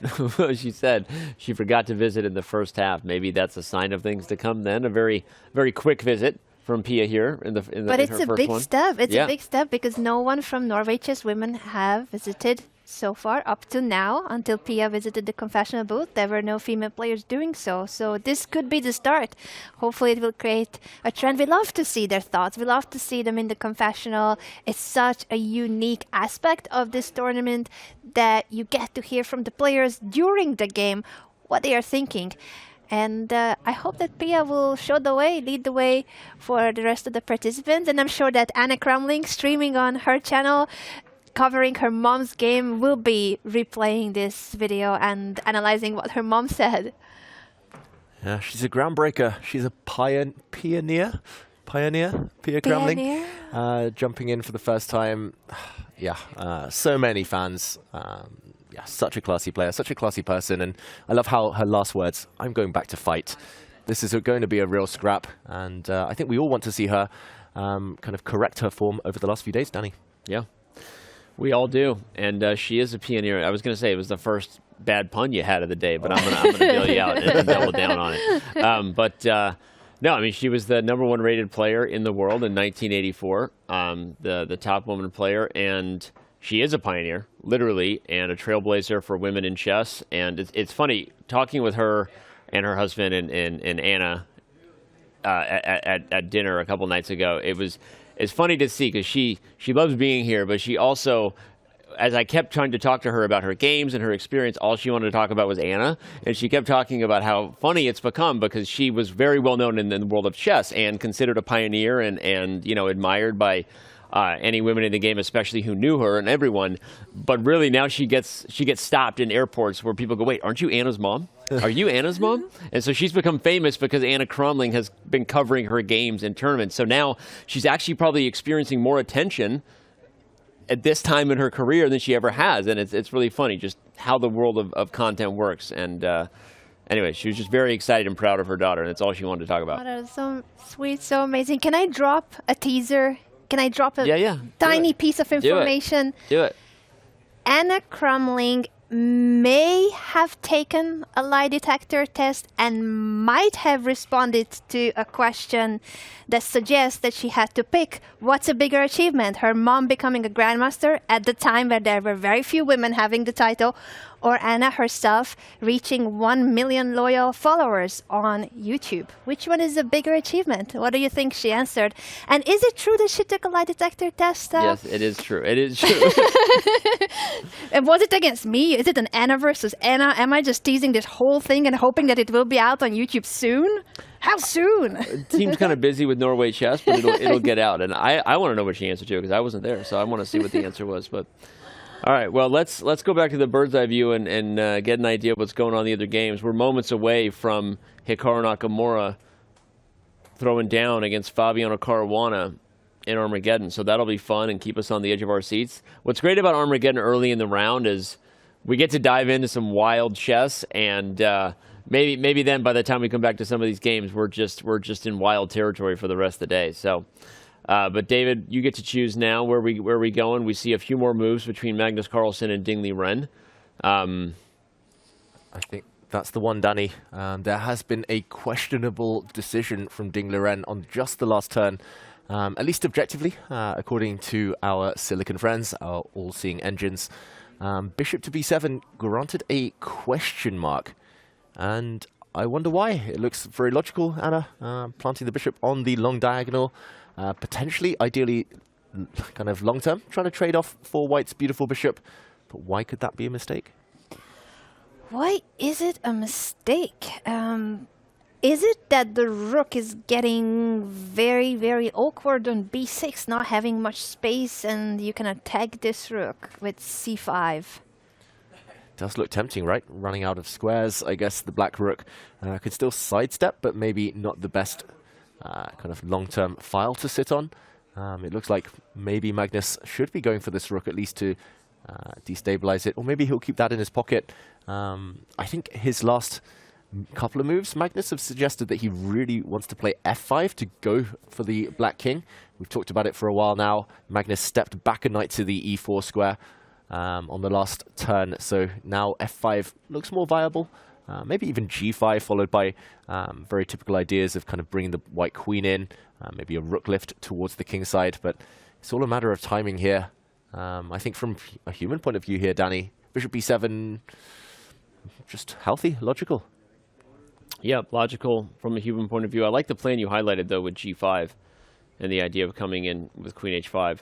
Although I wonder if black will just play g6 if you do it to kind of slow down the pawn storm. One of the things we talked about in an earlier round is that when you're launching a pawn storm against a structure that has no weaknesses, Ding has not played h6, g6, or moved the f pawn. There's no lever, right? There's no hook to tear open, and so it can take a little while to get something. So my point was I like g5 because at least the plan of queen h5 and then rook f3 to h3 is a clear battery that would be hard to stop. But all right, you can't stop the Armageddon train, and we back up. We're going to get back to the game between Magnus and Ding just in a little bit. But Hikaru and Fabiano throwing down in their second Armageddon battle of the event in round 1. The colors were reversed, but we had the same result in Classical. Hikaru Nakamura ultimately won in Armageddon if you missed it. And here we go. We're off. We're off. Who will launch the first improvement? It is the Nimzo-Indian again, making you happy. Danny, we're going to get another lesson here. The same opening, Anna. Exact same. I'm just waiting to see who will deviate. Or will they now go for that crazy line where black would sacrifice a rook? No, this is not the exact same now. Okay, so very, very fast decision from Hikaru, which means very, very fast prep in between the game, right? He went right from the end of Classical to catching up maybe with his second on site, Chris. Shout out to Chris if he's here. Because Hikaru came back to the board, did not choose queen f3, David, went directly for c takes d5 and then the f3 transition here to try to get a big center. Yeah, and white has lost castling rights, but watch out for the white king to maybe castle by hand, as they say, artificially getting the king to safety. White does have the opportunity to build a huge pawn center as well.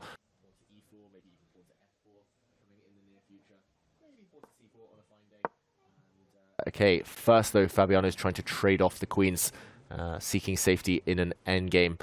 I'm going to say not the most impressive prep, but he has switched things up, and Hikaru is well known to be very strong in these technical type of positions. We should also remind everyone at home, Armageddon, the extra time advantage is going to be a huge factor later on in the game. So interesting. Fabiano mentioned in his confessional he has struggled in more simplified positions this tournament. He struggled, and he struggled with the time management as well in some of his Armageddon games. So it's crucial to highlight how in Armageddon, white starts with more time, but black has draw odds. And so far, Hikaru is keeping his time advantage. Playing fast, and probably his position is a little bit to be preferred. But again, the draw odds are huge because Fabi's position is super solid. He survived whatever improvement Hikaru wanted to go for, or just avoid whatever Fabiano's deep preparation was from their Classical game. Kind of fun to see. I don't know how many times we've seen the opening be so aggressively repeated with a clear improvement yet in the event. We've had games go, of course, many games go from Classical to Armageddon. So interesting that Hikaru went right back for this line. And Fabi is being tested again in Armageddon. That is indeed the truth. It's fascinating that the players, even though they only have like a 10-15 minute break between the Classical and Armageddon, they do consult their seconds and they come up with these improvements and ideas on what to do, how not to go for the exact same line, but an improved version of what they played earlier. Even more impressive that Hikaru was giving autographs and taking pictures with fans while also getting ready for the Armageddon. So I don't know how he does everything. You're a streamer. Yeah, where does he find the time to even study chess when he's streaming 6 to 8 hours every day? It's incredible, Hikaru Nakamura. In the meantime, though, Fabiano, yeah, I think he's in good shape. Very solid here for black. His next move is, well, his last move, a6, hints that he wants to play b5, followed by activating the other black knight towards the queen side. That's the flank that black is stronger. That's the side he wants to play on. So can Hikaru create any active play for white as the clocks start to tick down? Yeah, and I like Fabi's position. And good plan there you highlighted. But obviously, b5 is coming. The other knight will come to b6. This isn't a traditional Nimzo, and that white doesn't have doubled pawns on c4 and c3, David. But black has the other positional compensation you often get, which is c4 is a square dominated by black. It's an outpost square. Even if white was to relocate the knight from g3 to, say, f1 to e3 or d2 and try to make an exchange, the other knight is right there. And so I like rook d1 from Hikaru. He's going to try to keep the position open. d5 is something that now you'll always have to think about with the rook on d1. But yeah, main thing is time. Fabi has gotten that advantage that started as 3 minutes down to 2. Here comes d5 right on cue. And I'm expecting Fabiano to either take this pawn right now or just continue with this plan, improve the black knight. Interesting that Hikaru wants to kind of change the pace of the game here and now. This last move means it's no longer about maneuvering. Maybe he's spotting that Fabiano is about to tick under the 5-minute mark. He wants to give concrete problems. He wants to make it a bit more tactical, Anna. Yeah, he's the one who has to win this game on demand, so he's going for something more aggressive and something more concrete, as you mentioned, David.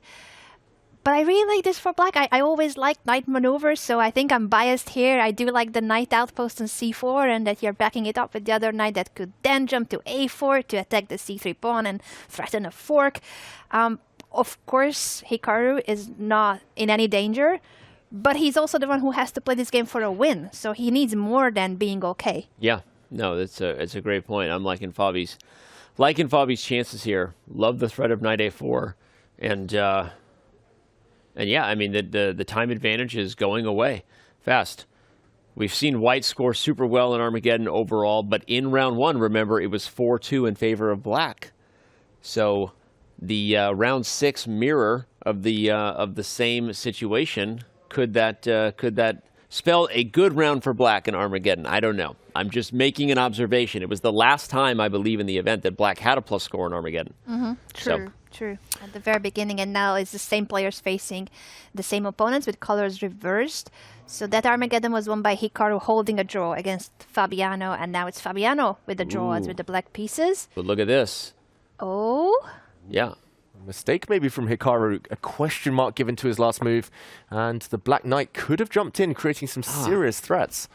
Fabi doesn't take his opportunity. Does he see it the second time around? It's got to be the same move for black. Knight a4 would hit c3 and make it very awkward for the rooks. But no, Fabi doesn't go for it. The edge is still strong, though, here. You can really see the dysfunction in white's camp, right? All the pieces on the first rank. The c3 pawn is dead where it stands if it can just get attacked. So a tough position for Hikaru. Sorry, go ahead. Yeah, I was just observing that he started shaking his head, and Danny, you are very good at reading Hikaru's body language. But I thought even me without the knowledge, I feel like he's not comfortable. He's not comfortable. Agreed. Here comes knight a4. His position's falling apart, though. There's so many weaknesses, and Fabi is playing so well right now. Not only probing away on the queen side, probing away at a loose pawn here in the center. Watch out, the white king even in trouble potentially with some knight checks. Oh dear, Hikaru, it's all gone wrong. Just these last few moves, he was totally fine, but it feels like he's been the architect of his own demise here somewhat, just giving Fabiano a plan, and black's moves are so straightforward. Clock advantage down to under 1 minute. Board advantage all about black right now. Fabi can even try and repeat the position. White has just yo-yoed his knight back and forth. If black's knight comes to a4, Hikaru needs to find something different. It's a great point. I might just play knight a4 because of that. Play knight a4 and just see what Hikaru's intention is, right? Is the only, and he does it, the only move, knight back to e2. Hikaru might just accept his defeat right now. I mean, it's not advisable because you might as well lose. It's the same points on the scoreboard at the end of the day if you lose with white or draw.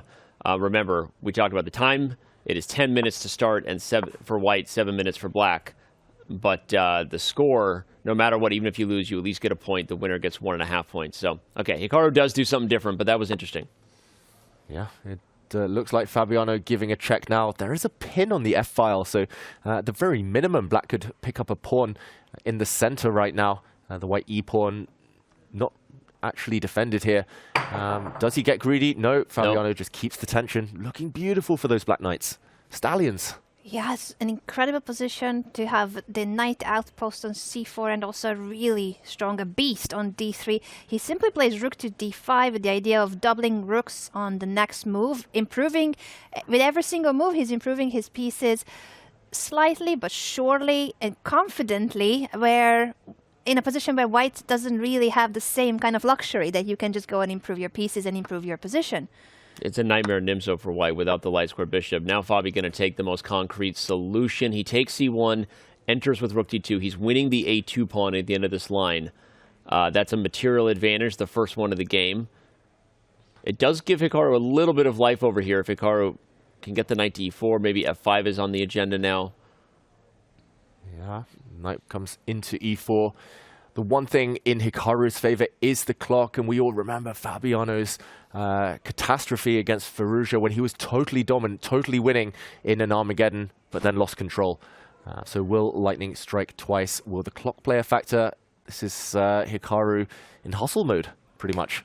It is absolute hustle mode, and things have improved for Hikaru in the last couple of moves. I feel like Fabi went for grabbing the pawn and went for a concrete line, but he didn't have to. He didn't have to release the tension, and now White's pieces are starting to become more active, even though Hikaru is down on material, but he is having better chances now to hold with the pawn down than before he had. Totally agree. I'm not sure if the concrete solution was the best one, and we see the bar creeping back up in White's favor because the c5 pawn and the e3 knight are under attack. And even if you play knight d5, the lines are getting crazy. Hikaru might take c5 because then e6 and a6 are forked. You could also play g3, but all right, he's inviting rook takes f4 check should Hikaru take the c5 pawn. This is getting a lot closer. The good news is this for Fabi. Remember, he has draw odds, so he may have let it slip a little bit, but as long as he doesn't get himself down into terrible time pressure and re-invite losing chances, he should win this Armageddon. Yeah. 2 and a bit minutes, though. Notice how Fabiano did look up at the big screen, just checking to whether he'd reached that magical move 40, where he will get a 1-second increment. That's priceless at this point. Black's plan as well in the near future should be straightforward. If he can arrange it, if he can start pushing forward the black pawns on the queen side, he can pretty much pre-move by hand there. But first he needs to sort out his pieces. He jumps in with his knight. 4 minutes against 2 minutes. I agree with you, and I think Fabi should have sat on a position that just, I mean, you had 2 knights, the stallions, they were unicorns on d3 and c4. The rooks could have doubled. So interesting to play rook d5 and then go for the concrete solution where you had to move the rook again. Will it come back to haunt him? Again, I'm guessing not because he has draw odds, but Hikaru is getting Fabi under pressure now. Here comes f5 at some point. Wow, he's mixing things up. The blue arrow makes an appearance. That means that Black's best move by far is to start pushing already. Will Fabi find it? He does. Okay, very strong move there. Releasing the black rook as well, but counterplay. This one's getting really sharp now. Very sharp in both of them with the pawn pushes, ignoring the pawn on f5, pushing b4 to create a c-pass pawn. This is what Fabiano wanted and is achieving. He doesn't even take back on b4. He's just pushing c3. That pawn is 2 squares away from promotion. How can Hikaru stop it? Maybe he can't. Maybe he can't. We see the bar drop again. Hikaru has to take risks. He has to win with white in this Armageddon. And it looks like his chances are dwindling right now. Black's clearly ahead in the race. Yeah, c2 gets on the board and it's over. Black won't need drawing chances anymore. And I don't know that he can stop it. The knight is going to take the b4 pawn to follow. Okay, there you go. This is the right thing to do. You didn't know what it was going to be, but you knew Hikaru would come up with something nasty. If you take b5, is there something wild with the rook entering and f6? Hikaru is going to try to pretend there is, because otherwise he was going to lose anyway. So if this works out, it was magical Hikaru swindling victory from the jaws of defeat. But likely there is nothing, and Hikaru kind of knows it. Yeah, the problem is if there's nothing, it's just game over on the spot. Black is 2 squares away from touchdown. You look at check and then g5, though. He's like trying to make a mating net. That's what I'm thinking about. Is Hikaru's trying to do something to put Fabi under pressure without time. This is what Hikaru does so well. It works better online, though, Anna. It does work better online, but I think he still is hoping due to the fact that Fabi is going really low on time. And there's going to be increment. They already have passed move 40, but the increment is only 1 second, which in over-the-board chess is pretty much nothing. You cannot really make a move in 1 second. Okay, and Fabiano retreats his knight. Maybe a bit of indecision there. He wants to attack the white rook. I don't think there's any reason not to push the black pawn. White's idea is to launch a knight forward to f7 and try to deliver checkmate. It's a swindle, though. Fabi, he has 1 minute. Can he solve that one problem? Ooh, he plays c2, allows it. He's got a way to stop the mate, and that's the key right there. Rook c8. Oh, and Hikaru smiles. He knows that's the end of it. Fabiano Caruana wins with the black pieces and wins the Armageddon against Hikaru. It's a revenge for day 1 where the other way around happened. Classical draw and Armageddon win for Hikaru on day 1. Now Fabiano Caruana takes the half a point for winning in Armageddon. The tables turn here in the back half of the event for Fabiano Caruana. Anna, you called it. Hikaru won as black in the Armageddon to kick things off. Fabiano wins as black in the Armageddon here. And right here, we're going to take a very quick break, use that moment for a pause in the action. All of the other games are still going here in round 6, so we appreciate you, fans. We love you. Don't go anywhere. We will be back on just the other side of a short breather. Round 6 of 2024 Norway Chess and Norway Chess Women continues.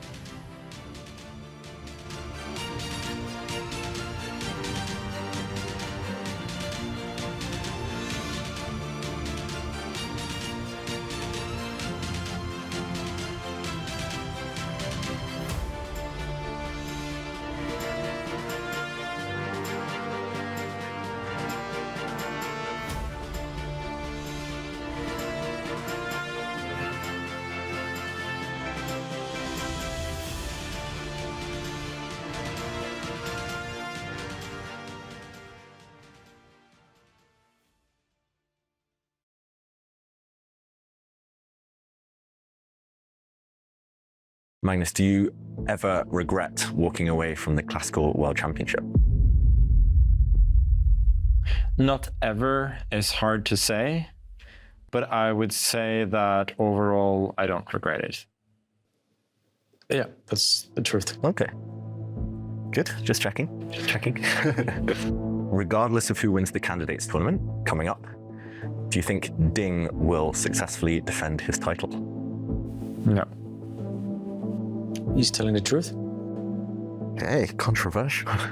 Magnus, do you ever regret making 2900 a public target? No. It's the truth, but it's a very sensitive question for him.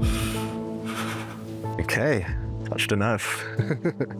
Magnus, do you feel you've peaked as a chess player? Yes. That's the truth. Okay. Magnus, do you fear the effects of AI in chess? No. So it is a lie. Ooh. Okay. Do you think you could beat Hikaru Nakamura in a chess boxing match? Yeah. That's a lie. Wow. Do you think you could beat Levi Rosman and Danny Rensch in a blindfold simul? I don't care. I don't know what the rest of the question is, but I don't care. He does care. He's annoyed by that.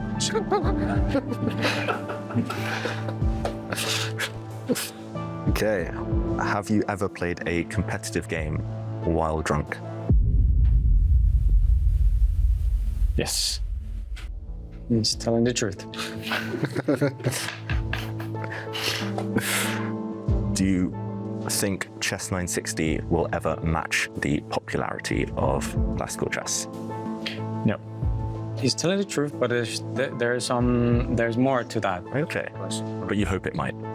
Of course. Okay. Yeah. Fair enough. Me too. Magnus, do you think cheating is a widespread problem in online chess?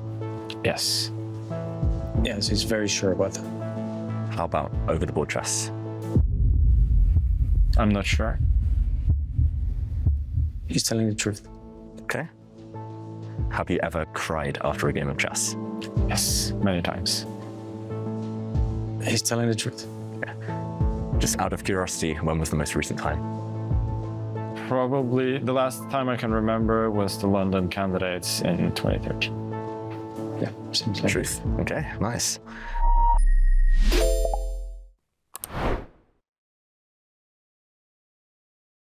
Looking for new ways to enjoy chess? Check out our schedule of chess.com community events today. Mondays, play Rapid Opening Roulette and expand your opening repertoire with a new opening each month. Tuesdays, compete against other Untitled players in Untitled Tuesday. Battle your way to the top in Arena Kings on Wednesdays. Join the crazy fun of the Variants Community Series each Thursday. And finish the week off each Saturday with the blistering Community Bullet Brawl. All happening in the Community Club on chess.com.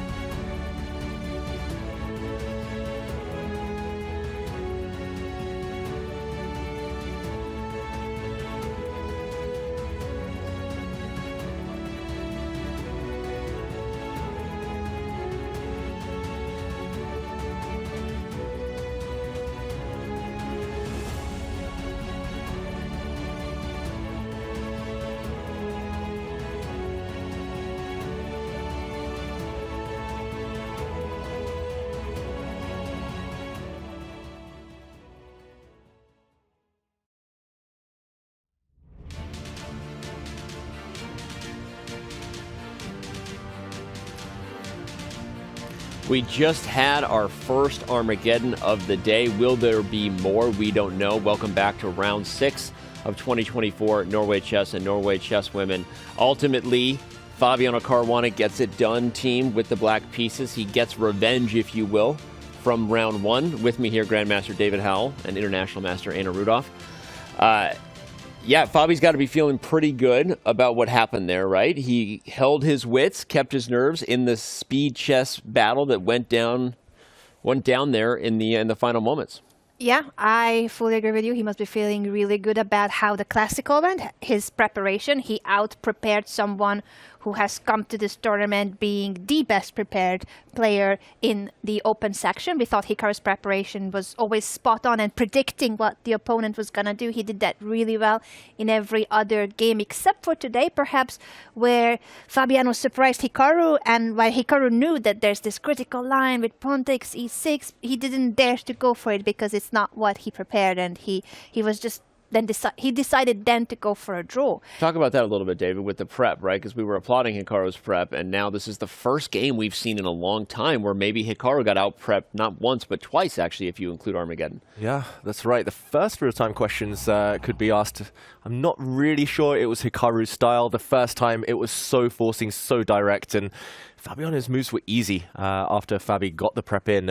And the second game, small twist, it was Hikaru who switched things up, but zero advantage at all. Again, black's moves were easy, so a bit odd, but fair play to Fabi, answering all questions about his speed chess and his nerves. He looked really, really in control that whole Armageddon. Speaking of speed chess and nerves, the fastest event that we hold every year, I guess maybe not now with the Hyper Bullet Championship. Shout out to Andrew Tang, and that was wild. But the Bullet Chess Championship is just around the corner. It kicks off right after the conclusion of Norway Chess. Tune in to see if Hikaru Nakamura will defend his title and once again be the Bullet Chess Champion, or if someone, Alireza, Magnus, maybe someone else, steals the crown, use the command BCC, one of the most fun events of the year, absolute nonstop craziness, kind of like the end of these Armageddon games, is what the Bullet Chess Championship is all about. All right, Magnus Carlsen is all about finding a way to get an attack going here against Liren in his game. And will he do it? Will he find a way to make this ready work for him? It's looking good for Magnus. It's a situation that's quite tense. He's ahead on the clock. I think his position, momentum-wise, looking favorable. Here we see it just in the bottom right of your screens there, but it's level material.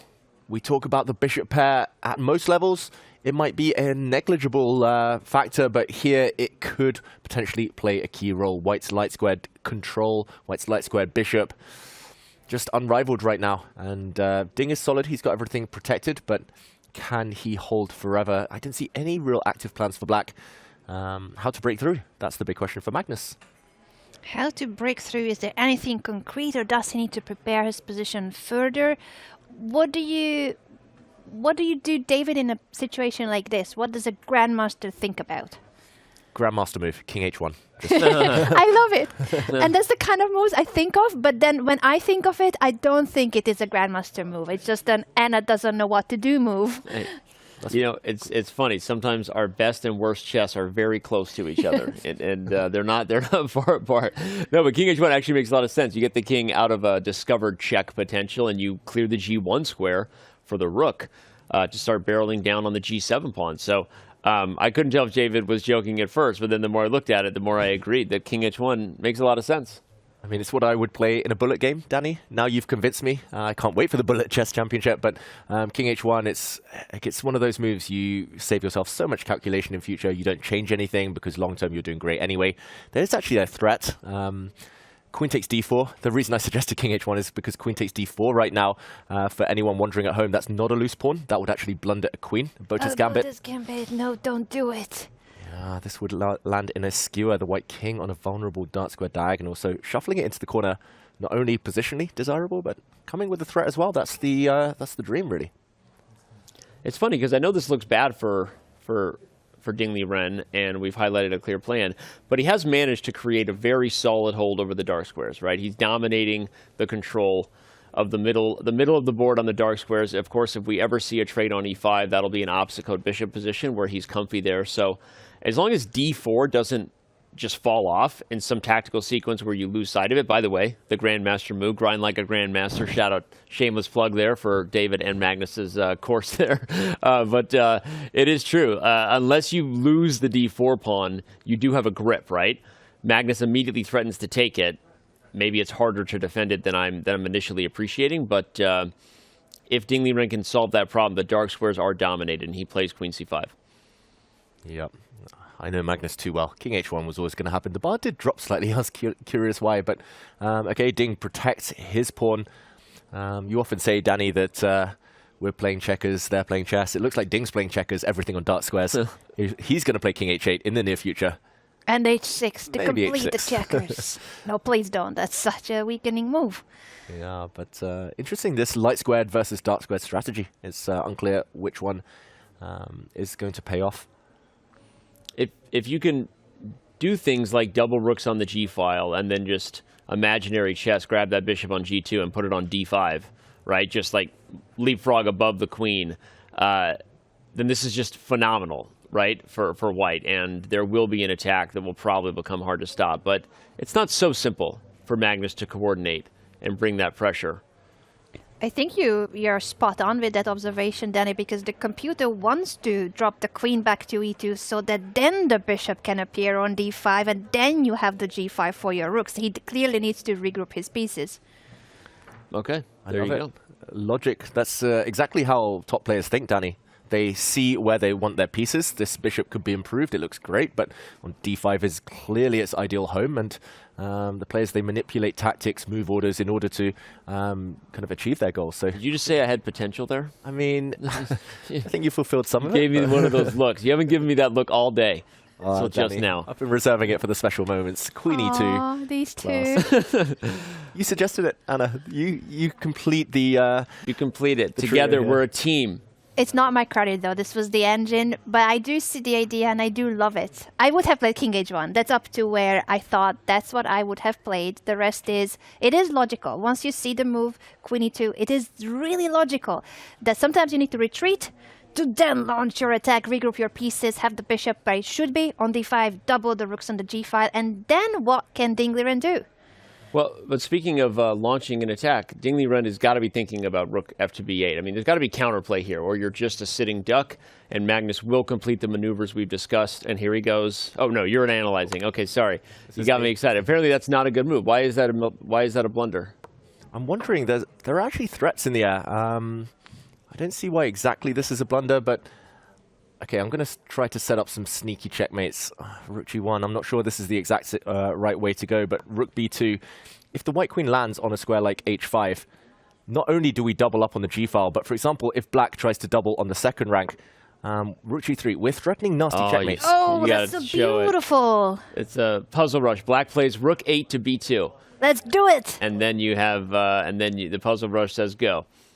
Yeah, there's always tactics in the air when you control squares, when you have pieces swarming around the enemy king, and this would end in mate. Yeah, I mean, this is just one of the many tactics available to white, but I think it all does start with this move, queen e2. Firstly, slowing down the opponent's counterplay. That's a bit of a bonus. The black rook cannot enter the second rank yet after the move queen e2, but also accelerating your own attacking ideas. So Magnus in control, we think, for now. How big the advantage is, we're unsure.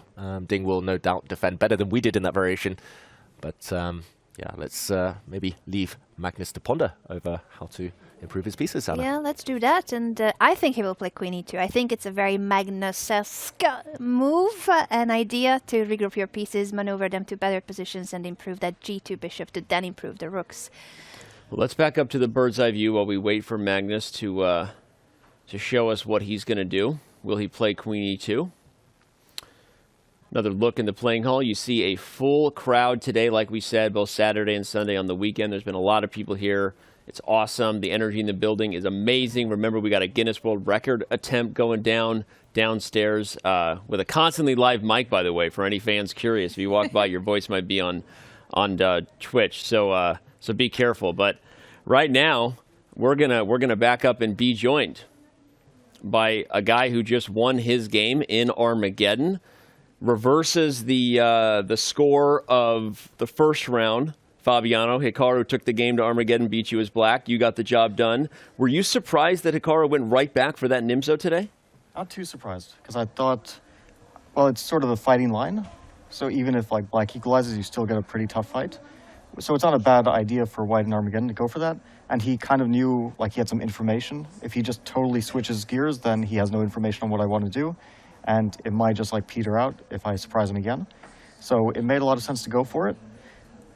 I kind of expected it, but I also wasn't too worried because, like, black has pretty natural, easy play. So it feels also like not a bad line for Armageddon for black because you don't want to be, like, thinking too much.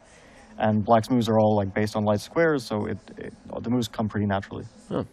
It makes sense. I want to ask you your opinion on a topic we've been discussing. Overall, Hikaru over the last few months in the candidates and early on here has done a very good job, it seems to us, at guessing his opponent's openings, being pretty well prepared, both in classical and then choosing an approach that has been effective in Armageddon. Today was the first game we saw in a long time where it felt like his opponent was better prepared, and that even when it entered Armageddon, his opponent, once again, maybe had a better feel or a better understanding of where that endgame was going. So do you think we're right about Hikaru, who's overall doing a very good job in the opening stage right now, and what do you think was different today? I think Hikaru is in general a well-prepared player, and he also is pretty smart with his preparation. And like he takes, I think, a very, very smart approach in terms of going for positions that he thinks that he's comfortable with and also that his opponent might not be comfortable with. So I've noticed that yeah, his opening approach, like these days, everything is sort of equalized and everyone knows everything. So you kind of have to outsmart your opponent, and he's pretty good at that. He does occasionally get out-prepared, like, okay, against Alireza in this tournament, you can't say that he was like super booked up on the line that Alireza played. In the Tarrasch. Yeah. But also, you don't really notice those games because if he is out-prepared, very often he does a good job of shutting the game down, or at least like keeping control. So in general, his chess is very, very controlled and very stable these days. He only had like 2 accidents recently both against Vidit in the candidates, and if not for those 2 games, perhaps he would have won the candidates. So, but overall, like a very, very good level of stability in his play, and also good understanding. Like a lot of things have come together in terms of his play that make him a really well-rounded player and explain his results. Fabiano, you went to the confessional booth talking about a really sharp line where you were going to sacrifice a full rook. So I wanted to ask you more about that variation. And how sure were you that you're recalling the line correctly, that this is the position where you can go for it? I was like 90% sure. I played like 1 training game in this line, but it was about a month and a half ago, or maybe even 2 months ago. And the position is pretty crazy. Like, if you... Are you willing to show us a little bit of it? I know. Yeah, I don't want you to. I can show you the entire training. Let's bring it up. You can follow right there on the monitor there. Yeah. So bishop f1, d6. I mean, like, it's pretty clear that white's play is leading up to d6. Otherwise, it doesn't make sense. So bishop c4, queen a8, knight d5. Okay, the queen is in trouble, and white can play e4, which is very logical to attack the knight. Probably the only testing move, and a6 is kind of the brilliant idea. I see the bar jumping up. No, it's great. Keep watching. We did this in real time. It jumps up, and then the longer you let it think, it gets further and further down. This is the correct variation. So bishop a3 is, I think, the most critical move. Rook e8, and I was playing against someone who knew the position because, he was trying to test me. So he played king d2, which obviously you never play unless you actually know it. It's probably the top engine move, although everything goes to zeros eventually. And then here I didn't remember what to do, which is probably to play knight f4, so I played fe6, which seems very logical to me. E takes d5, bishop d5, queen a7, queen c8. I had calculated up to here, but then he surprised me with something. Bishop d6. Yeah, bishop d6. Knight h5 at the end of the line. And I think after bishop b7, he kind of panicked. It was a blitz game, and it was also Christian. And he did something random. He lost his queen and lost the game. And here white has knight e4. No, it's not knight e4. What is the line? D5. D5. What is the line here? This is crazy. Knight d7. Knight e4. ED5, knight C... No. ED5? Why can't I remember this at all? Knight C5, you might be Knight right. C5, it lose my mind. Oh my god. I think this was the line, but I... Trying to open the B file to get at the black bishop. Wow, I told you I'd show you the training game, and I can't even remember the game. But yeah, this was what I was trying to recall during the actual game, and I couldn't remember like too much of it, honestly. Well, Hikaru also went into the confessional and he said that, oh, this line is dubious because there's d takes e6, but he couldn't recall the variation, so he wasn't willing to go for something that you prepared and he's not sure of what the analysis is. I think it was a smart choice because, of course, like it could go well for white, but more likely than not, if you don't have knowledge, you could also end up losing control and just losing the game from the opening, which would not be a good thing. I was very surprised that he so quickly played e4. Because it's clearly he's just like giving up any chance of advantage. So it's a very, I guess it's a sort of practical approach. Like he knows the position he's going to get. It's like slightly worse, and then he's just going to try to make a draw. But the speed at which he played it, I was impressed that he was like so ready to try to kill the game. And that's what he said in the confessional, right? Like after he said d takes e6, no, but I will not go for it. I just need to like now hold and go for the draw. Like he had it clear from that moment on that he takes back on f1 instead of challenging your line that he doesn't want to get worse and he's gonna go and try to force a draw.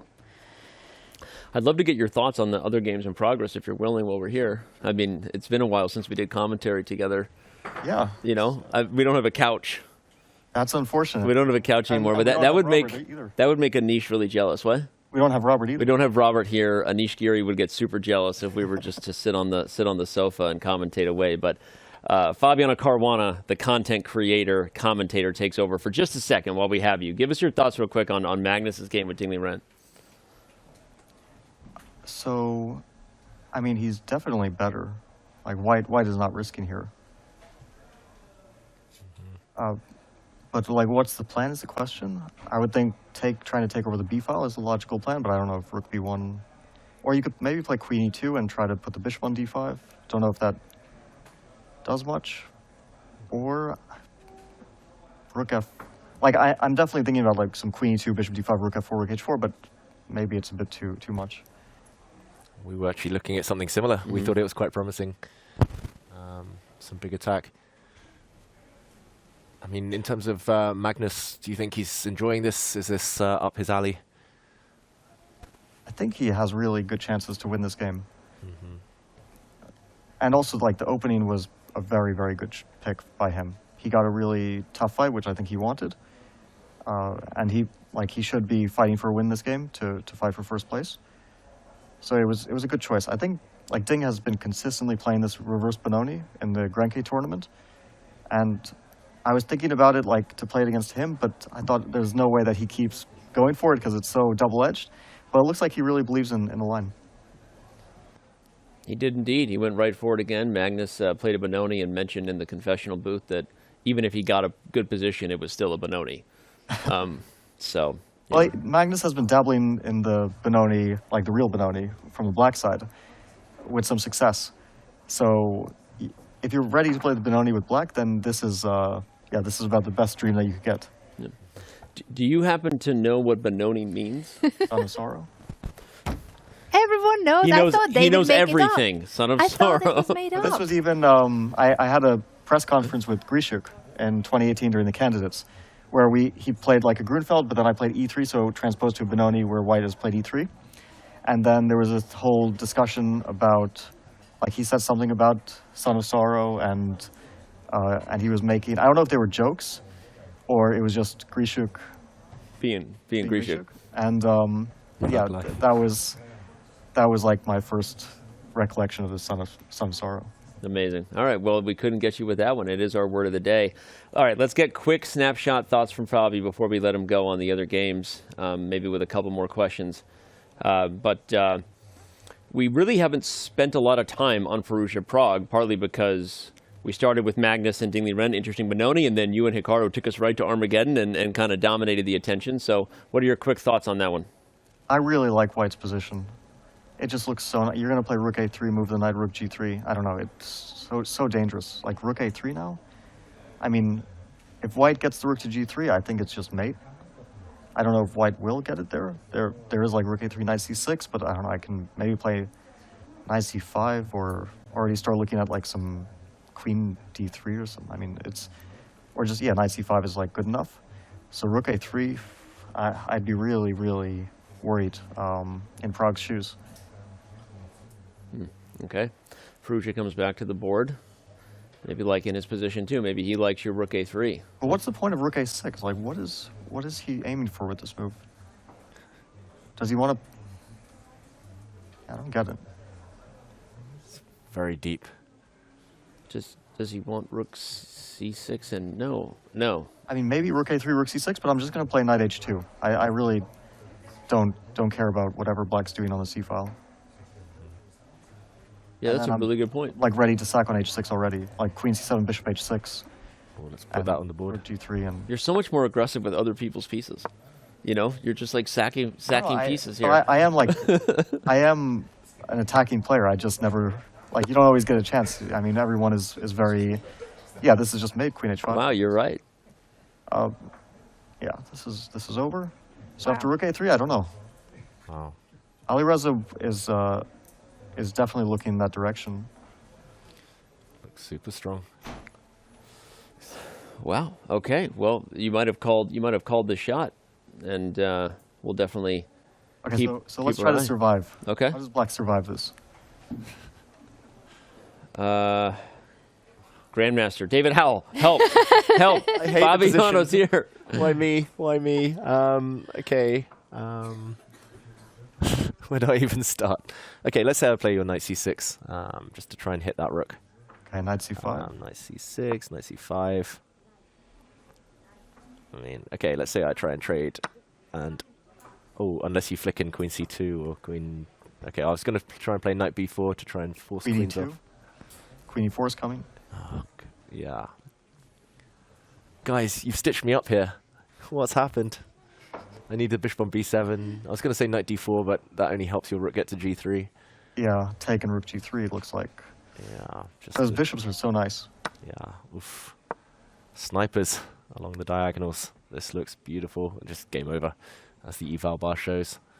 All right, we have one final hope, and it's Anna plus the engine versus Fabiano. Anna, what does the engine say Black should play after Rook A3? Do you think I can actually do this Let's do it with just Rook, like a basic engine against one of the best players in chess? We'll let you look at it while I ask Fabi a question from one of our featured chatters. I'm gonna try. So, a couple more questions for you. You get the win today. Armageddon win is Black, but it was a draw in Classical. Yesterday, there was a flip-flop in the overall live ratings. Hikaru Nakamura became number 2. You dropped to number 3. Is that something you think at all about at this point in your career? Are you always aware of where you sit in that spot? And is it something that matters to you to regain it? I mean, it's not something I'm thinking about too much. I know that it means a lot to chess fans, you know, what all the world rankings are. I mean, I think there's number 1, and then, yeah, if you're like number 2 or 3, it's not a huge difference. If you're number 1, of course, that is different. Like if I were to get the number 1 rating spot, that would really matter a lot to me. I have been number 2, I have been number 3 many times, and I've also, in like 2 years ago, dropped down to like number 14 during a tough period. So I understand sort of like where my ranking will be based on my play. I knew when I was playing badly that I would be going down. I felt that before it happened a few years ago. Then last year I started to feel good about my chess. I kind of had a feeling that I would be regaining some standing. So it really all comes down to the play. I mean, I feel like in this tournament, yeah, the result has been bad, and I've made some really costly mistakes, but I don't know exactly like what went wrong. Maybe there was some, like against Magnus, it felt like I didn't play terribly. I wasn't calculating terribly, but there were just some like very small moments which turned the tide. It was like very, very small mistakes. One was in the opening not playing A5, which right after I didn't play it, I regretted. One was like taking on G5. I kind of narrowed it down to that, which was very surprising to me that this is like almost by force leading to a really, really tough endgame. And then the final blunder, I was like kind of internally debating what if I play like if I give 2 checks, what are my chances of drawing this? And I really don't know. It was based on a queen sack. Like I don't know if you guys. We were looking at some of the lines. Yep. But I basically didn't see this like perpetual. I just thought he's promoting, and I just made a random move. I already thought it was game over. So it was a really like I was really upset that I got into this endgame in the first place because I thought at best I have like 50-50 of holding it. It's just so unpleasant with the 10-second increment. Against Prague, it was like really more disappointing because I had 20 minutes and I really shouldn't be losing this endgame. So, yeah, the play hasn't been great, but I can't say I'm like doing terrible, atrocious things. Just, yeah, some things haven't been going well, and hopefully things reverse a bit. Well said. It kind of felt that way to us too, certainly against Magnus, right? It was one of those games that in hindsight you go, wow, like really, really tough game to lose because didn't really play, you know.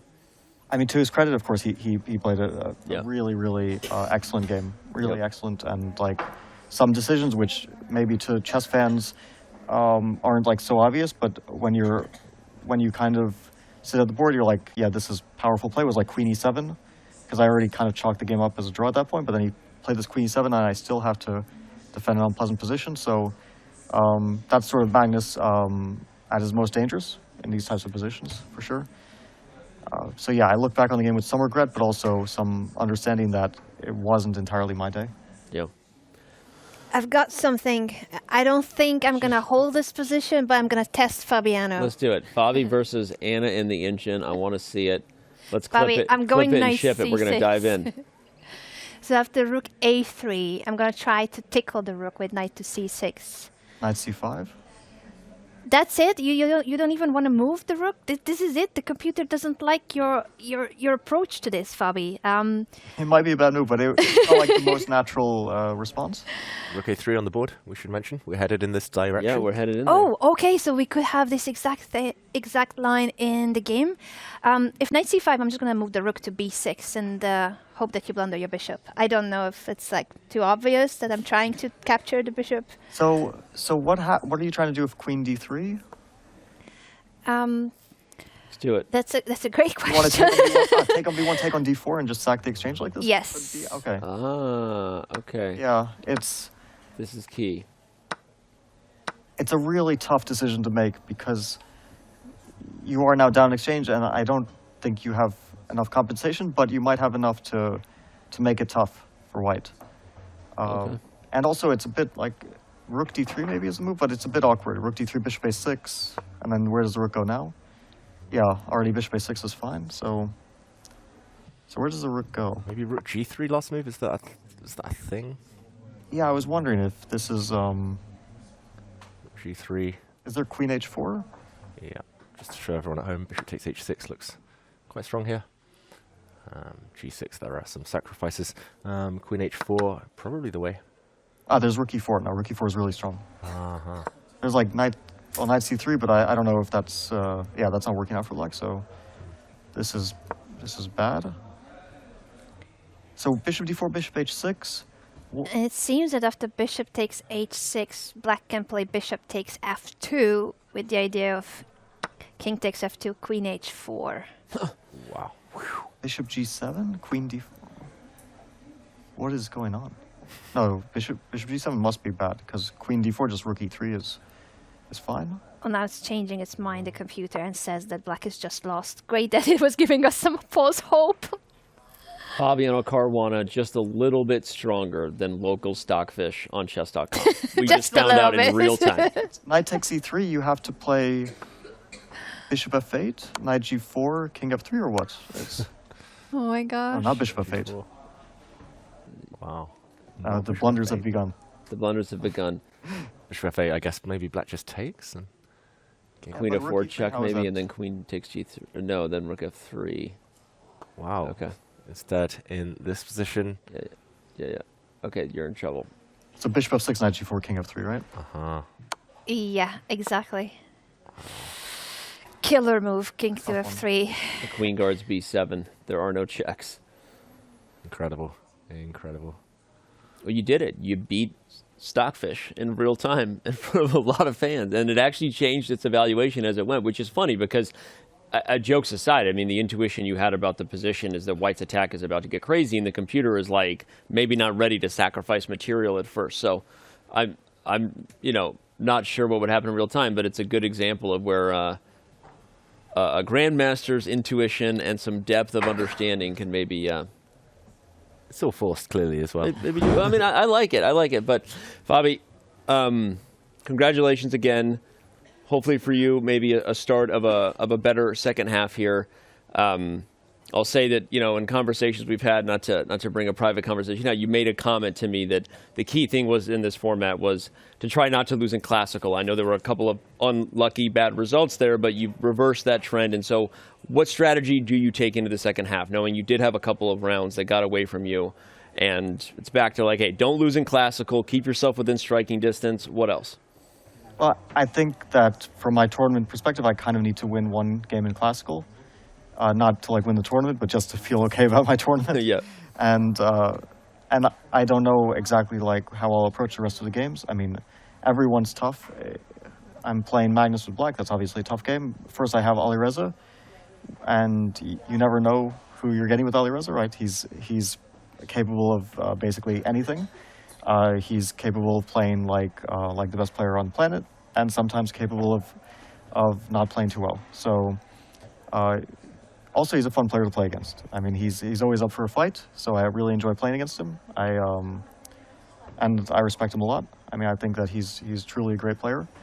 So that'll be a good game to look forward to. Hopefully I'm playing well because, the last games have been shaky and trying to reverse the trend. But this game today, I don't know if I can read too much into it. I mean, it was basically a draw from the opening, and then we'll see. It also depends on the other guys because there's a lot of people in contention. Magnus, Hikaru is playing great. Pragg is playing great, but he's in danger today. And Alireza seems to be in good form as well. So basically, it's two of us who are not playing too well. And I'll try to change at least one of us. All right. Well, this has been awesome to have you. Thank you for joining us, and we do wish and hope for the best for you. Wish you the best of luck and hope for the best here. Thank you. In the next 4 rounds. So thanks, man. Good luck, Fabi. Good luck. All right. There you have it. The only person to get a victory so far in the day has been Fabiano Caruana. He got the job done in Armageddon. Joined us in studio, and we're going to head back to the bird's eye view, take a reset before we jump back into any of the boards. Now we're obsessed with this Firouzja Pragg game because of Fabi's lines there and the sacrifices potentially available to White. That should be a lot of fun to keep an eye on. But David, maybe let you choose if there's another game you want to check in with first. Well, apparently Ding has made a slightly inaccurate move against Magnus, but from a human point of view, I think that one's still a lot of work to be done for the world number one. We haven't focused on the women's games for a while. Just a quick update, Vaishali against Wenjun very much looks like a French defense. If I had to bet my life savings, and there isn't much, if I had to bet everything, I would have said this had to come from a French, not a Sicilian. I would have been bankrupt in no time. But thank goodness you didn't do that, David. Lei Tingzhe against Anna Muzychuk. I'm really liking Black's position, I've got to say, despite the pawn deficit. I think Anna maybe feeling confident about a third win in a row. Meanwhile, Humpy Kanaru against Pia Cramling. Peerless, we've said about Cramling there. I think she's done very well at stabilizing in that Nimzo-Indian. So that's a brief recap at least. But I'm dodging the question. I'm going to leave it to you, Anna, where to go next. I wanted to check in a little bit with the other Anna because I thought it's very instructive to show a position where White is up a pawn. So material advantage White. And there's nothing very concrete going on. There's no immediate way of winning the pawn back. There's no checkmate attack. Although the long diagonal is looking terrifying, but just by putting your bishop on h1, White is not going to blunder queen g2 mate. There's ways in which you can, for instance, place your pawn on f3, cut the connection between the queen and the bishop, and win that bishop in the corner. So Black cannot just go for an immediate kill. There's nothing that would suggest that Black will get something right now. neither in the very near future. This is a long-term compensation because of having opposite colored bishops, and in opposite colored bishop positions, the one who has better control and the attack in this case is black. You have all the light squares for you. The black bishop can never be. I was going to say it real quickly, and then I forgot the word I wanted to use. It's not the Benoni, not the word of the day, but it can never be challenged by the d2 bishop. And that's the story with opposite colored bishops. So if you are the one in charge, if you are the one with the initiative, if you are the one who can build up an attack, you are a virtual piece up on the color of your bishop, on those squares. On the light squares, you're the king or the queen of the board, because that other bishop can never, ever do anything about it. Yeah, great way of describing that, Anna. You mentioned not Benoni. I'm wondering what word that was now. The benevolent bishop, the C4. Beneficial bishop. C4. Yeah, like Benoni? No, that's not the word. Yeah, it's interesting. And I thought C4 was the idea. We talked about this earlier when Lei Qingjie chose to take with the pawn, but I thought you might see some prep for that. But there you go. C4 is explosive. I get the cue right there. It's dynamite.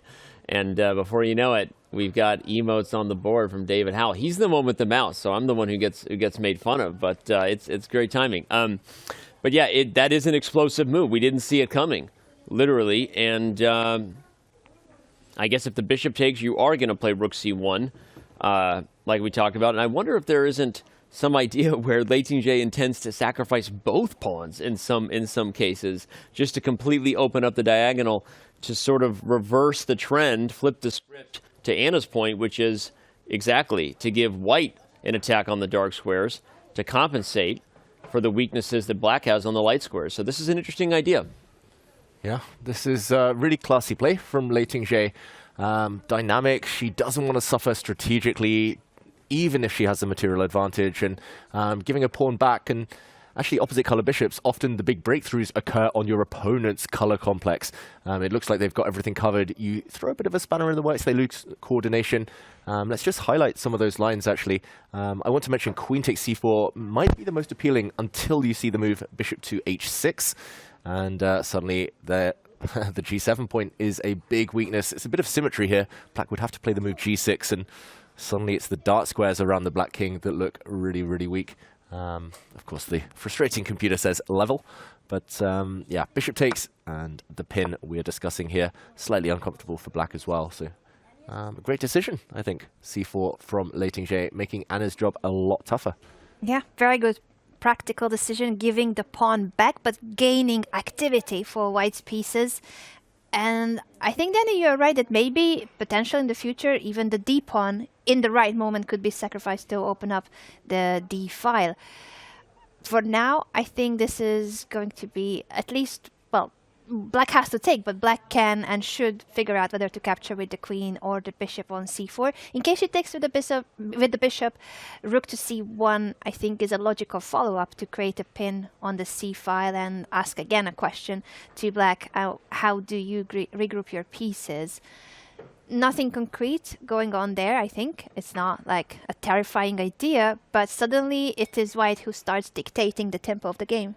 And I like that point, because from a practical perspective, that's kind of key. The only way Lei Qingjie could have lost this would have been a game where Anna Muzychuk was dictating the flow on the light squares of the king side. So if you take off, just take the c4 and d4 pawns off the board, just magically they're gone, you're not really in that much danger of losing with the extra pawn on the queen side. Like, there are winning chances there, but opposite code bishop endings are much, much closer to a draw. And at least in that open board, your dark square bishop has a fighting chance if it ever gets to that long diagonal and helps the queen. So from a practical point of view, it just makes a ton of sense, right? You're preparing to lose both of those pawns to ensure that you will not get dominated in an attack. At least the activity will be equal, and you'll take your chances to hold in the endgame if you get there. So maybe most likely result is Armageddon for this one, but I don't want to speak too soon. Time pressure could also make this one kind of funny. So, all right, let's back up. Look at the other games. Nothing funny going on between Firouzja and Pragg. If you saw Fabiano's analysis, this is serious business, and we might be getting closer to the to the line that we analyzed. If Firouzja plays knight to c5 and we end up getting some crazy sacrifices here that Mr. Caruana analyzed when he was in studio, how awesome would that be? Yeah, 2800 versus Stockfish 17. That was fascinating, that battle. Humans, we still have a fighting chance against technology. Knight c5 in that game. If it lands, I think we'll jump back in and analyze a bit further. Firouzja, this feels like his domain as well. It feels like his type of position. Every time I've played Firouzja actually over the board, he always lands a sacrifice on the h6 square. So it will be quite fitting if that happens again. Pragg trying to get the energy going, rocking back and forth in his chair. Magnus hasn't made too much progress, just one move to talk about there. But okay, moment of truth. Firouzja's reaching out. Indeed he does. And it's happening. Both moves we predicted are now on the board. Rook a3 and knight c5. Engine at first is like, yeah, black's going to be okay, but we're going to let it think. And I think we could get some crazy fireworks on that board. Incredible. Imagine if we get that whole line, that whole variation. All the way to king to f3, winning the game. That would be crazy. Like 15 moves in the future. King f3, obviously. GG. Wow. Crazy game, that one shaping up to be. We haven't talked about Vaishali against Wenjun or Humpy Canaru against Pia Cramling too much. Both of those games looking back level. to those games to analyze what happened. And just to mention that Magnus Carlsen is doing the maneuver we were discussing. He dropped the queen back to e2 and is giving bishop d5 checks. So that too is something that we thought was going to happen, and it is on the board indeed. Not to give credit to us, but hey, it was sometimes we guess it. It was an idea we saw. Not to give credit where it's not due, but three people analyzing, and sometimes we come up with good moves. But all right, right now we're actually going to back up and steal a quick break while we have a chance. Rook to b6 played, Anna. That was the line that the computer liked with an exchange sack. Maybe is the key pragmatic defense for Pragg in that game. We'll see if he finds it. But all right, don't go anywhere. The craziest moments of round 6 are still ahead. I have a feeling this might be the last break we take before Armageddon, and the rest of the day keeps us glued. 2024 Norway Chess and Norway Chess Women, we're on the back half of this thing, and we will be right back.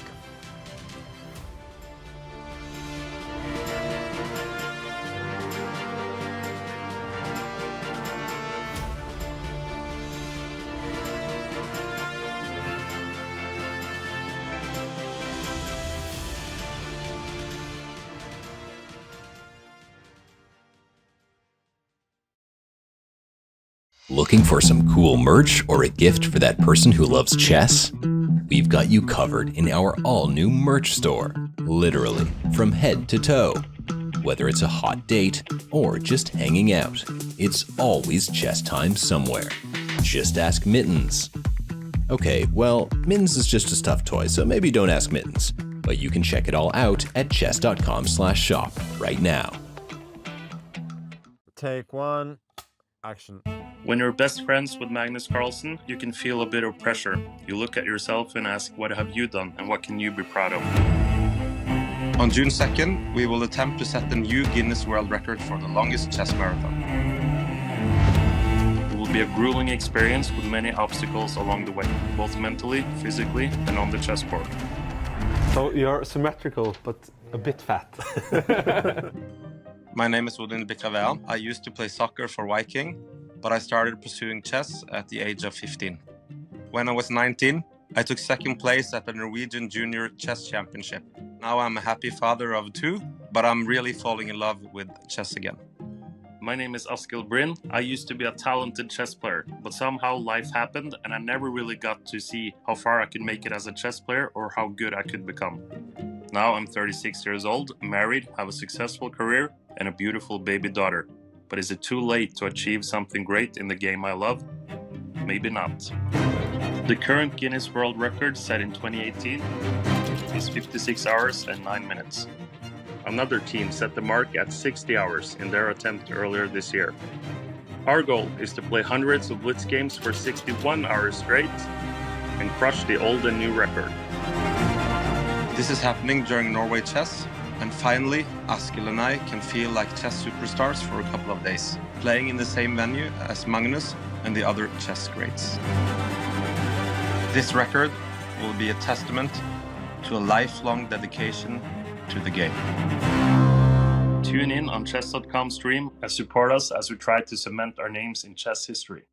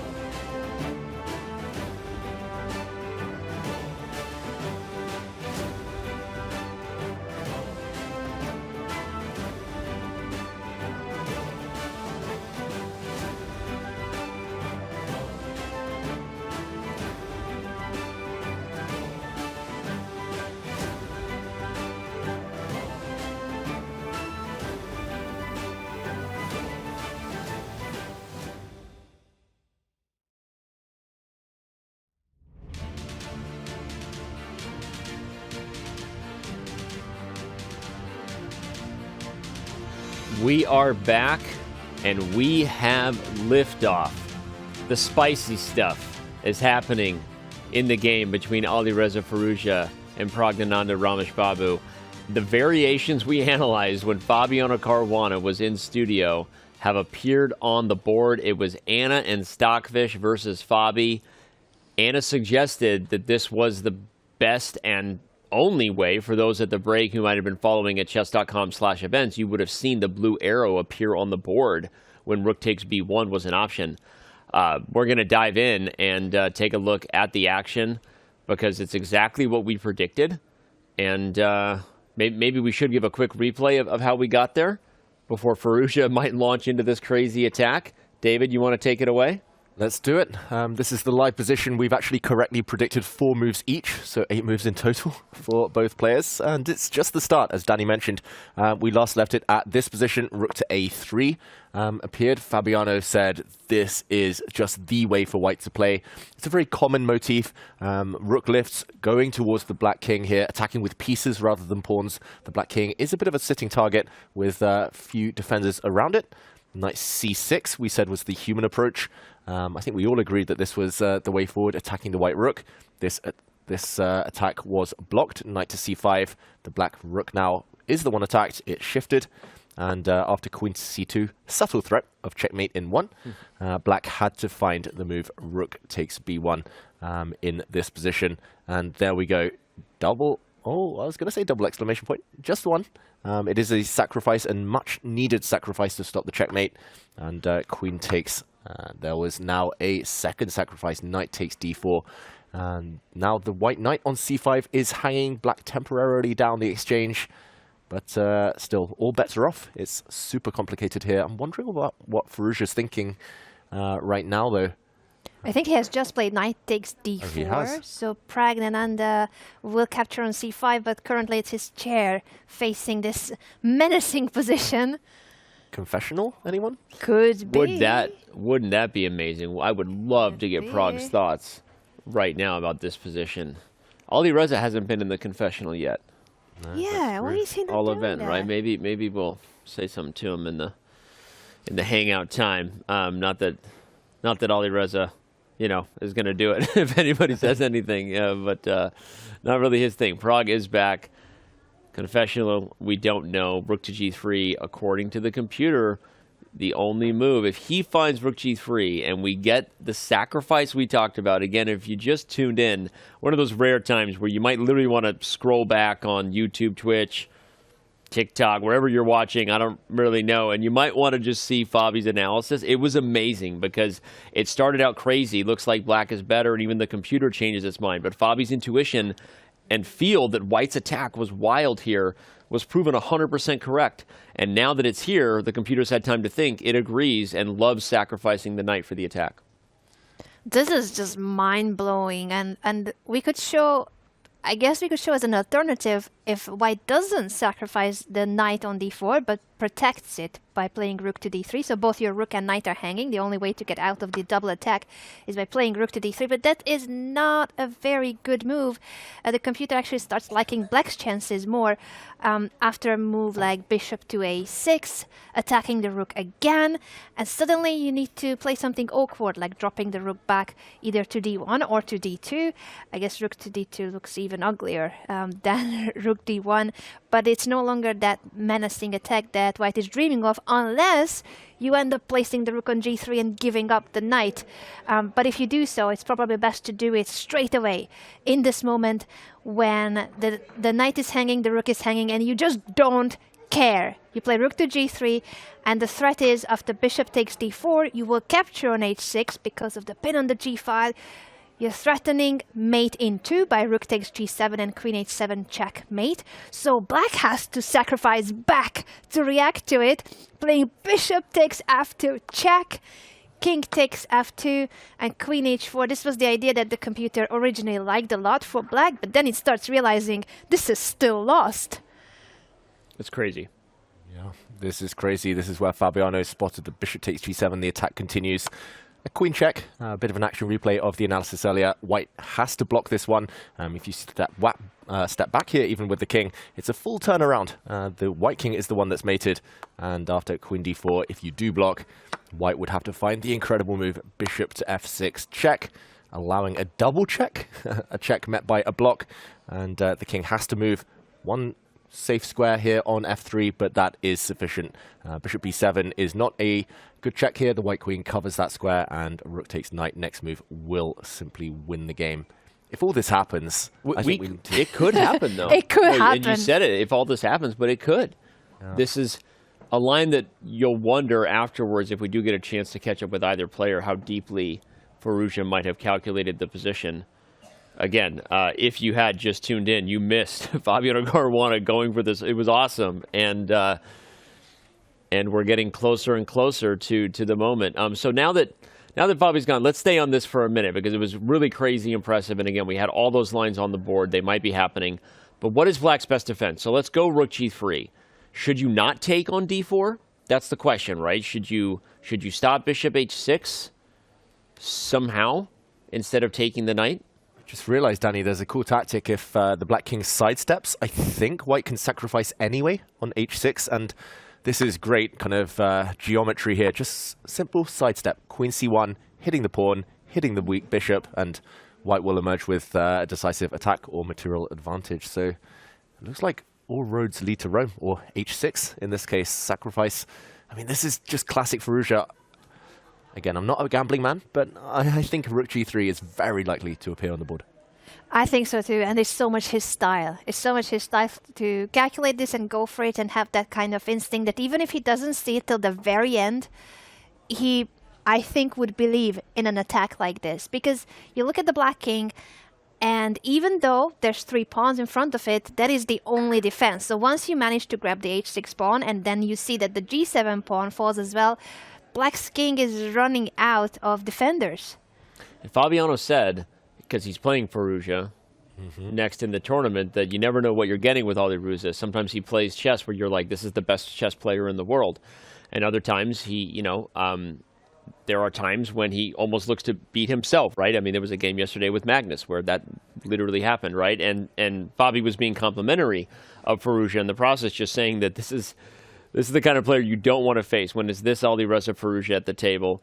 And we've said it a million times. David even recalled his personal experiences of Firouzja sacrificing a piece on h6 and blowing open the king side for an attack. So if he plays rook g3 and we get this is shaping up to be maybe the game of the tournament so far. It'd be so much fun to see that type of attack on the board, especially if we get anything close to that variation we have with Fabi.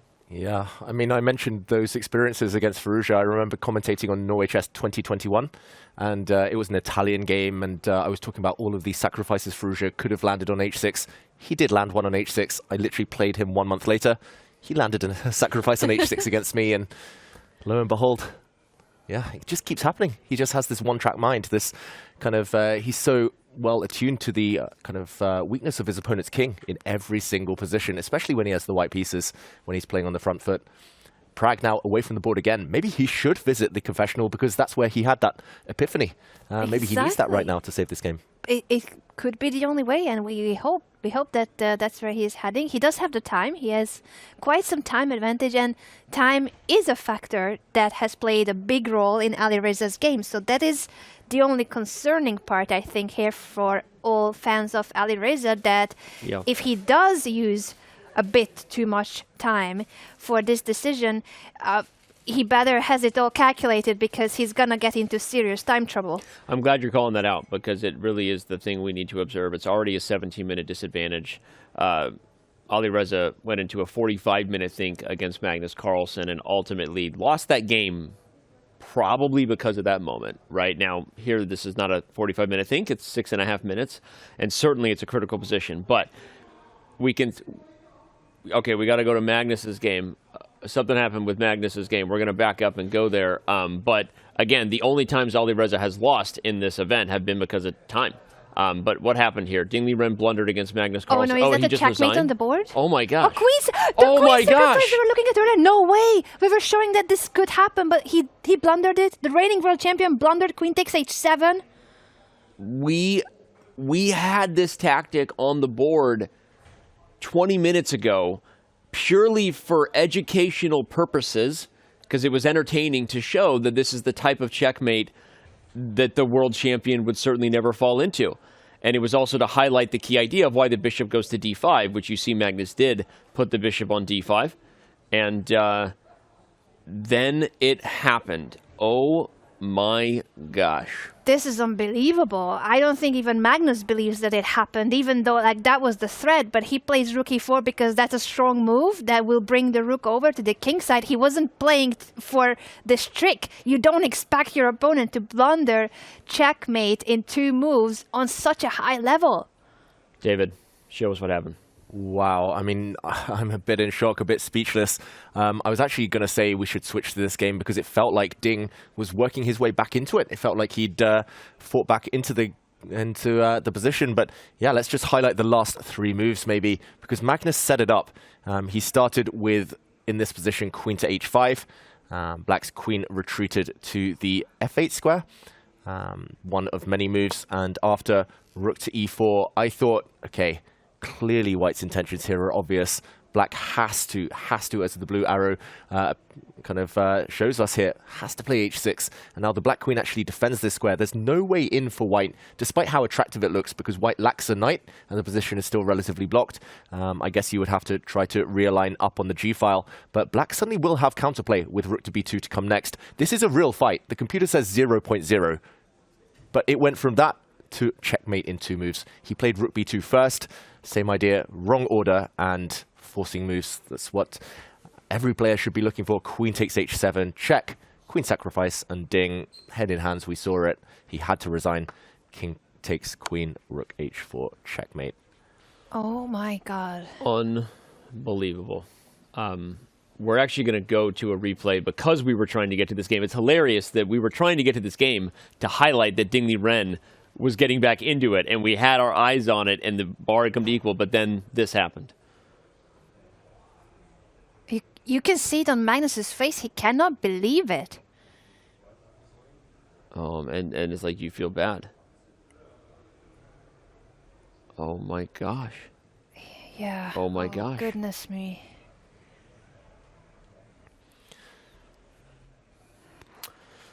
No one feels great winning like this. Everyone is feeling sorry for Liren, and everyone is worried about him, not just for the chess results. This goes way beyond. We keep highlighting that storyline, but it's just so important to understand that it's not his chess skills. He knows that pattern. He knows that checkmate in 2. He hasn't forgotten it, but there's something else going on, and that is making his play be unrecognizable. Hikaru said, "This is a different person I played against yesterday," and he lost to Liren in the candidates in the last round, and that's how Liren played the World Championship and not Hikaru. Yeah, we saw it on Magnus's face as well, the frown. It's as if, I mean, this just never happens. I mean, Ding had 32 minutes. Ding was actually playing extremely well, so accurate, just to kind of balance that position out and counterplay like he played with rook b2 about to come. But I think that's the saddest part about it, is that he was playing extremely well in this game. Super well. Like, he was defending well. And he was one move away. You play h6. The attack is actually hard for White because of moments or ideas we were highlighting earlier, that you kind of need pawns to open up a structure, and Magnus lacked those. It was the rook and the queen, but the rook and the queen can deliver a checkmate pattern, as we saw. And we literally called it a puzzle rush tactic and said this is not going to happen on the board, but it's instructive to understand the dangers. Little did we know that indeed it was going to happen on the board. And we have another move on the board between Firouzja and Pragg, but it is not rook to g3. It is knight to c6.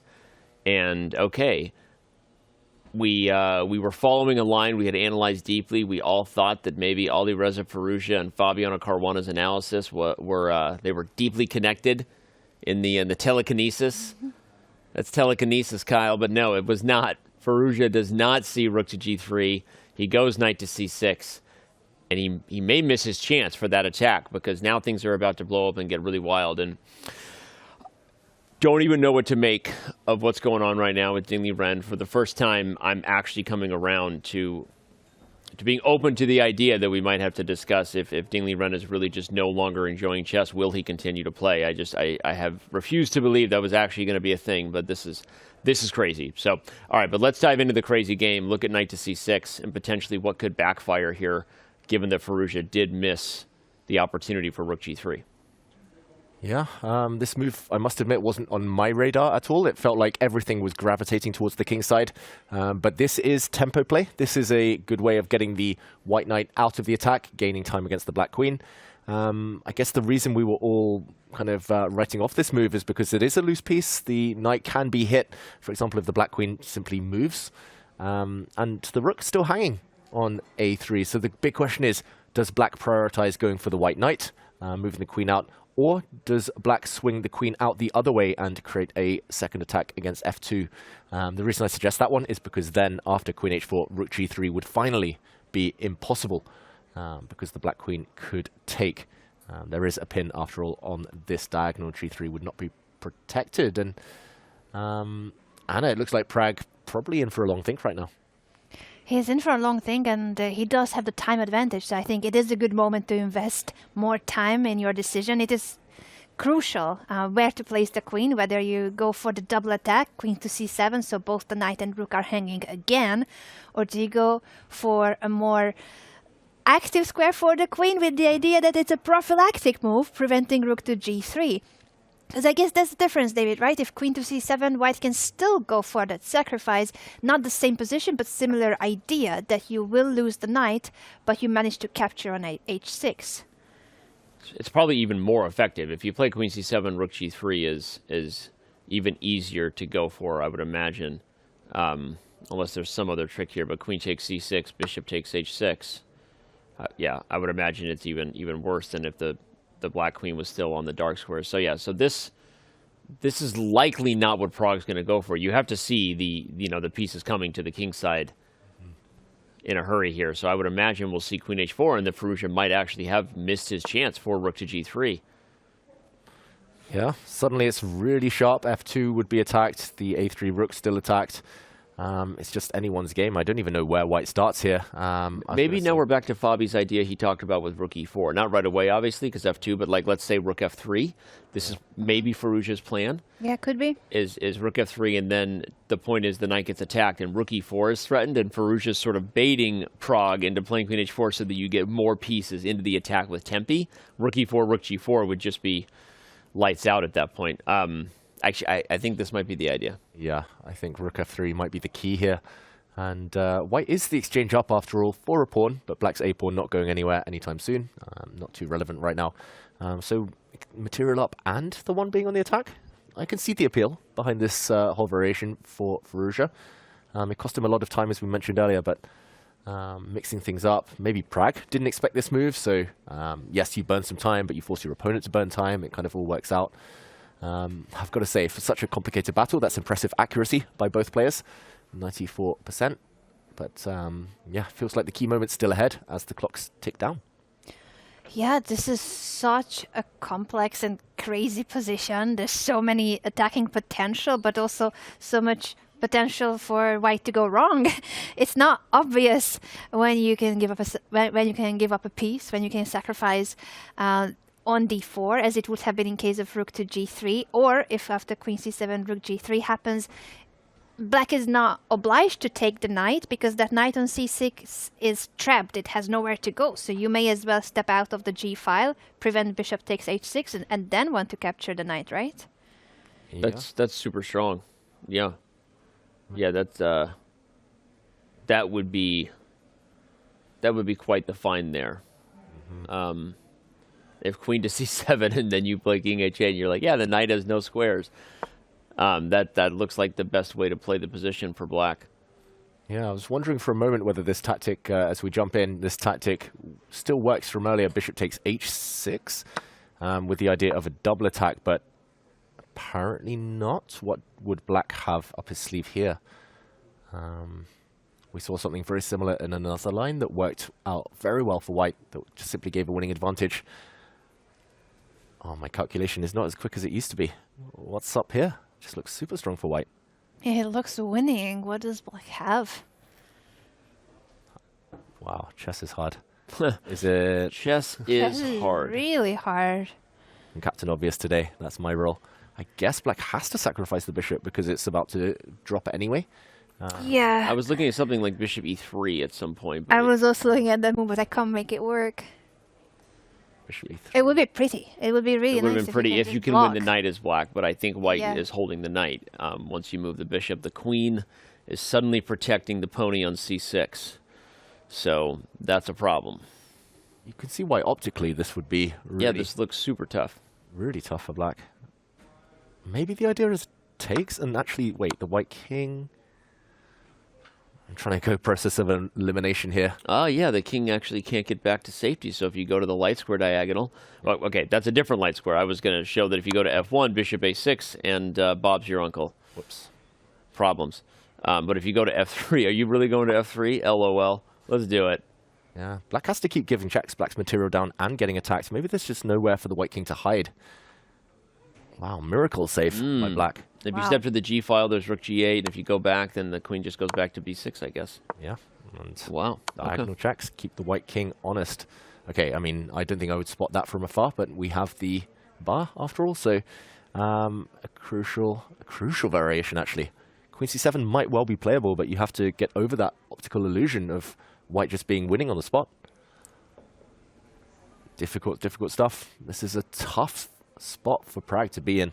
I've got to say, defending is so much harder than attacking, especially with the time trouble rearing its ugly head right now.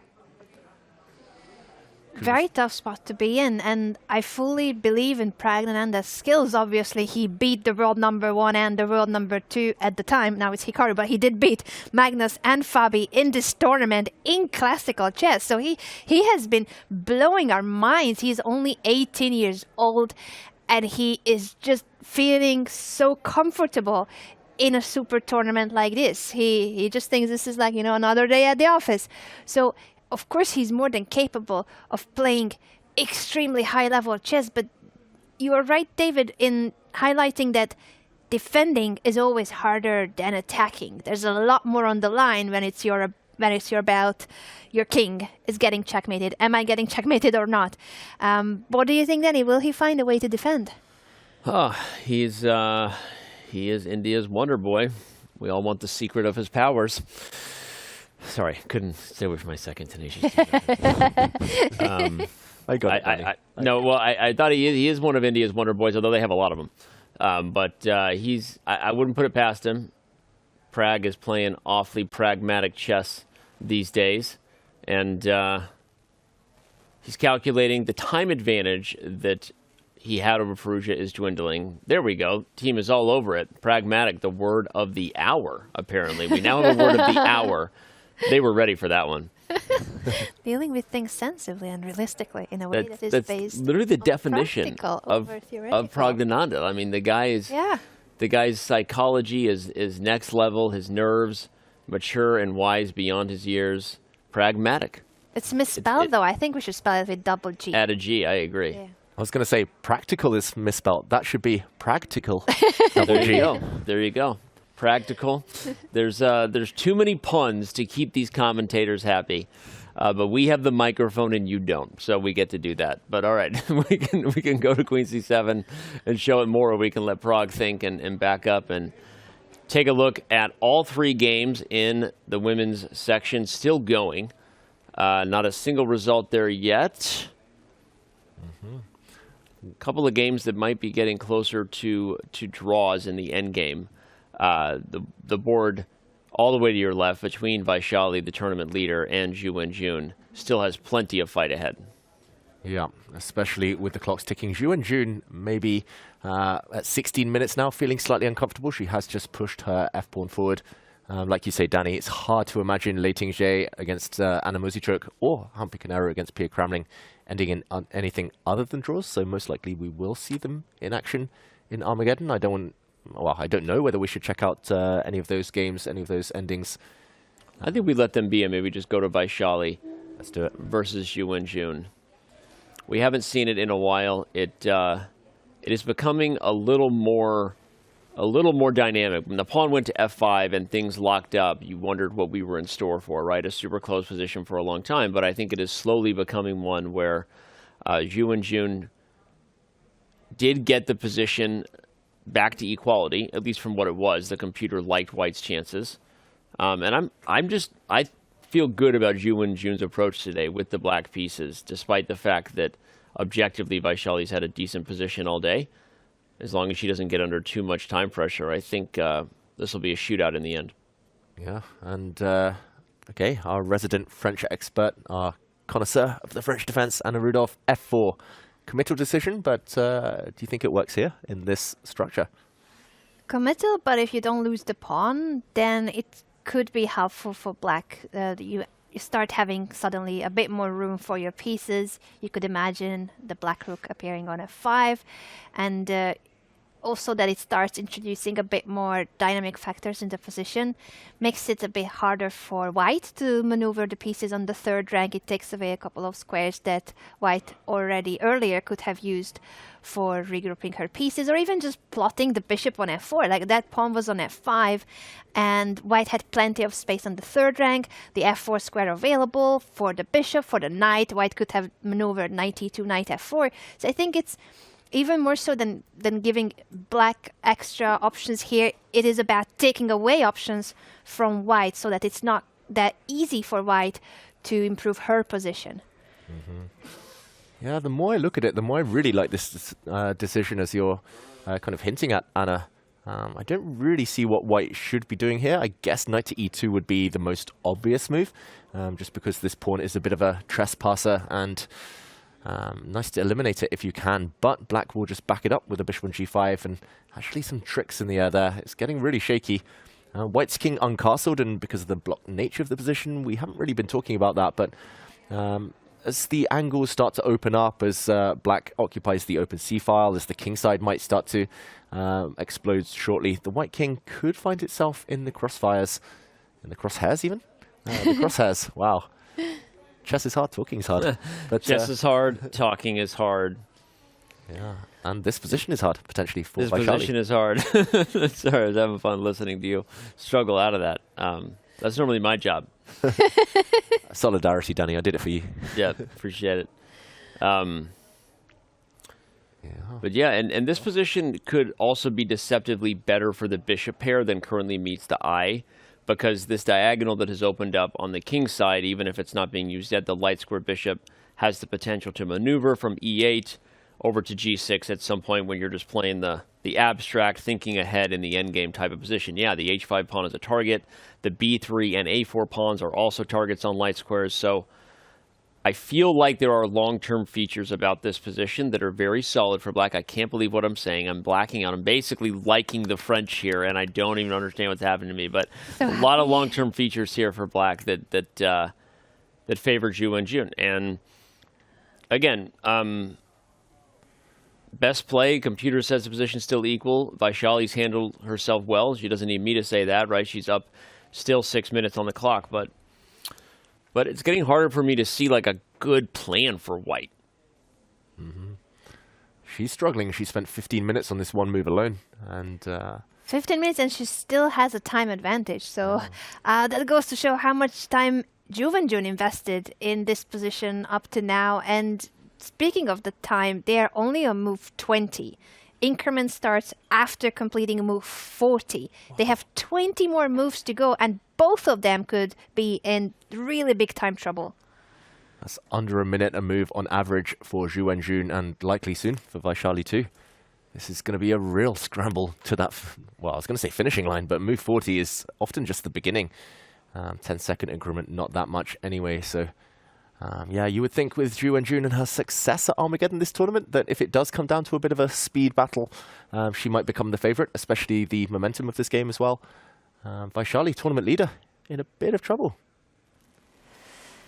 Yeah, this is suddenly a 3-result position. I feel like earlier we described how white is slightly better and it's very comfortable. White can push, but I think now that after these last couple of moves, it is wide open who can win this game, and also with the time factor, it's anyone's game. Well, look at the immediate response from Wenjun, by the way. That's the thing I'm most impressed about. Vaishali spends 15 plus minutes to play 92. Wenjun spends 15 seconds to play bishop to g5. And you can just see Wenjun has a feeling this might be her chance to get the first classical win in the event. Remember, Wenjun has won all 5 of her matches in Armageddon, including beating Vaishali in Armageddon to kick off the event. But she can sense it, and she is the women's world champion for a reason, working super hard on her opponent's clock. I feel like it's such a good thing to set an example for players who are playing over-the-board chess. The amount of times you see young players move, and then they get up every time it's not their turn, and it's like, hey, you're not Hikaru yet. You can't calculate in your head and give a confessional at the same time. So working hard on your opponent's clock, that is how you use it as a weapon. And that was impressive. Bishop g5, instant. She senses it. Vaishali might sense it as well. Psychologically tough to recover if you know your opponent is feeling the position and blitzing things out. Anna, this is huge for the tournament standings as well. I know it is. Vaishali is the tournament leader, but a classical win is 3 points in Norway Chess. So it could shake up the standings if Wenjun manages to win. Obviously, this is a balanced, even position according to the evaluation of the computer. But it is a very complex and messy level position. It's not the kind of, this is so dull, this is so drawish. No, this is the opposite of that. This is going to be very exciting, very chaotic, and both of them low on time. Agreed. And I'm going to make a prediction that goes against our featured chatter from a moment ago who said Vaishali's going to win this. I predict Wenjun's going to win this. And if you also just look at the practical factors in terms of the coordination of White's pieces, look at White's pieces. The rook on h3, the rook on b1, knight on...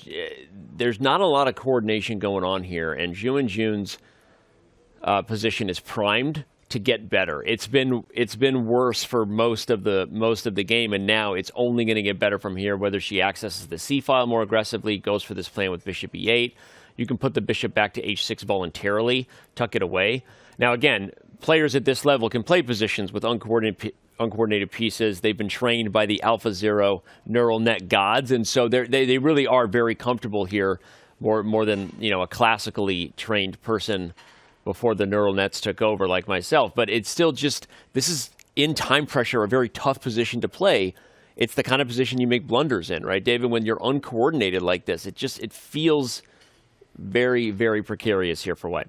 Definitely, 100%. And while I don't really play the French on a consistent basis, one of my kind of epiphany moments was many years ago when I was coaching, I think he was 8 or 9 years old at the time, a young junior in England. And he said to me, French defense, as soon as the black light squared bishop comes into the game, black wins. And if that bishop ever lands anywhere on any good diagonal, I agree, black will win. So yeah, I never thought about it before. I just thought that's a bad bishop. But he was like, no, it's an optical illusion. And he convinced me.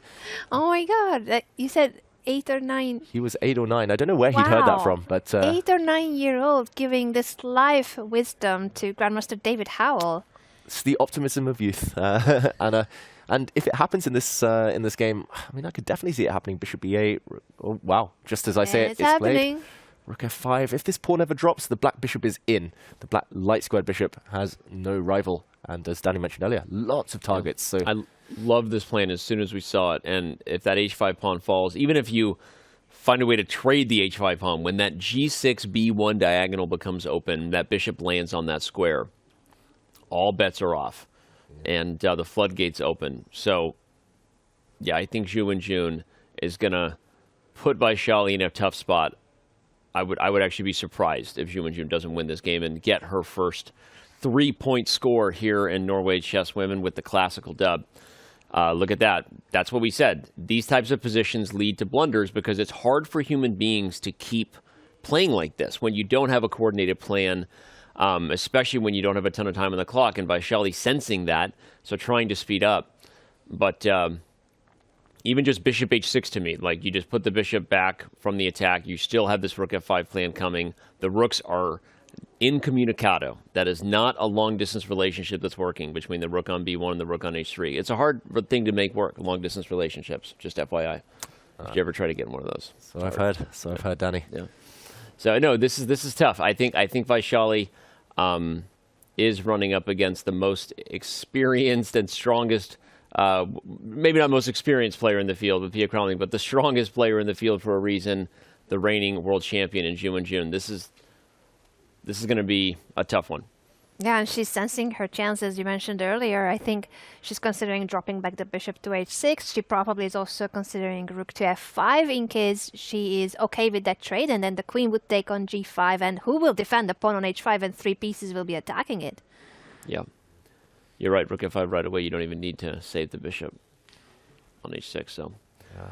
It's just the momentum, and either way, even if Vaishali fights her way out of this tough spot, it's hard to imagine this going to a draw in Armageddon. It's just that type of imbalanced position. Bishop h6 on the board.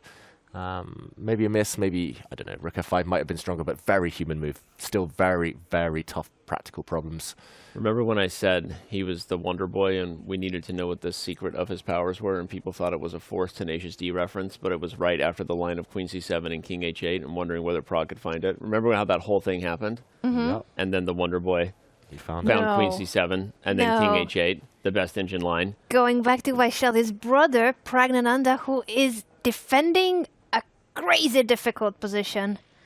But he did it. He found Queen c7 and then King h8, and a line we already looked at that does not work with Bishop takes h6 is key because of this crazy drawing idea. He has powers at the board. He's got powers to remain calm and cool under pressure. Seriously, I should share that video you sent of his guru training with chat real quick for anyone who wants to watch it and check it out. It's actually fascinating. But the other games, I don't know that there's a lot going on. We're still in equal positions across the board in the other spots. So I would go right back to it and just see the spicy chess on the board between Firouzja and Pragg. I think we should. I think we should jump back and analyze what we already showed earlier on the board, but why these last few moves by Praggnanandhaa were so crucial. Yeah, just incredible defense here from Praggnanandhaa. Let's do a rewind. Let's go for that action replay, because in this position, it's such a tough decision for the Black Queen. Does she sidestep, as we mentioned, trying to trap this White Knight, but stepping away from the king side where the action is likely to happen? Or does the Black Queen preemptively try to jump to that side of the board to cover some key squares on h4? He chose the former option, allowing the White Rook to slide across. The blue arrow appears, by far White's best move, saving the Rook, attacking the Black King in the process. But calm, collected Pragg here. Bishop takes h6 is a deadly threat, so simply sidestepping. And now, again, that fateful blue arrow, queen to b5. For me, this is one of the tougher moves of the game. Just feels like it's the wrong side of the board, but I guess it does keep the White Knight intact for just one move longer. Just to reiterate for everyone at home, Bishop takes h6 does not work this time. One of Alireza's favorite tactics, because in this position, miracle save that Pragg has calculated. What was it? At this point, it's going to be 5, 6, 7 moves in advance. Here, Bishop takes f2 check, lures the White King out, a check on the diagonal, and there's actually no safe square for the White King. We might even see a repetition here. But Queen and King doing a bit of a dance. And, okay, Alireza, he reached out and retracted his hand. He didn't make a move. He did not. I thought he was going to reach for the queen. Or was it the bishop? They are very close to each other. It's hard to see it from the camera angle. Which one was it, Danny? I don't know. I didn't see it either. But this is such a tough position. And you're right. That evil blue arrow. Okay, but it's not too hard for Firouzja to find. Whose idea was that blue arrow? It's so evil when it's on the board. It adds the pressure.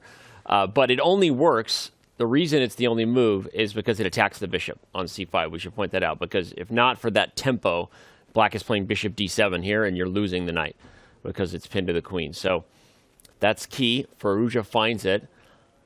But I wonder if Firouzja also is feeling like this position got away from him. He had to be so excited when he played rook a3, right? Fabiano was excited in the studio, but when he didn't go for rook g3 and played knight c6, which...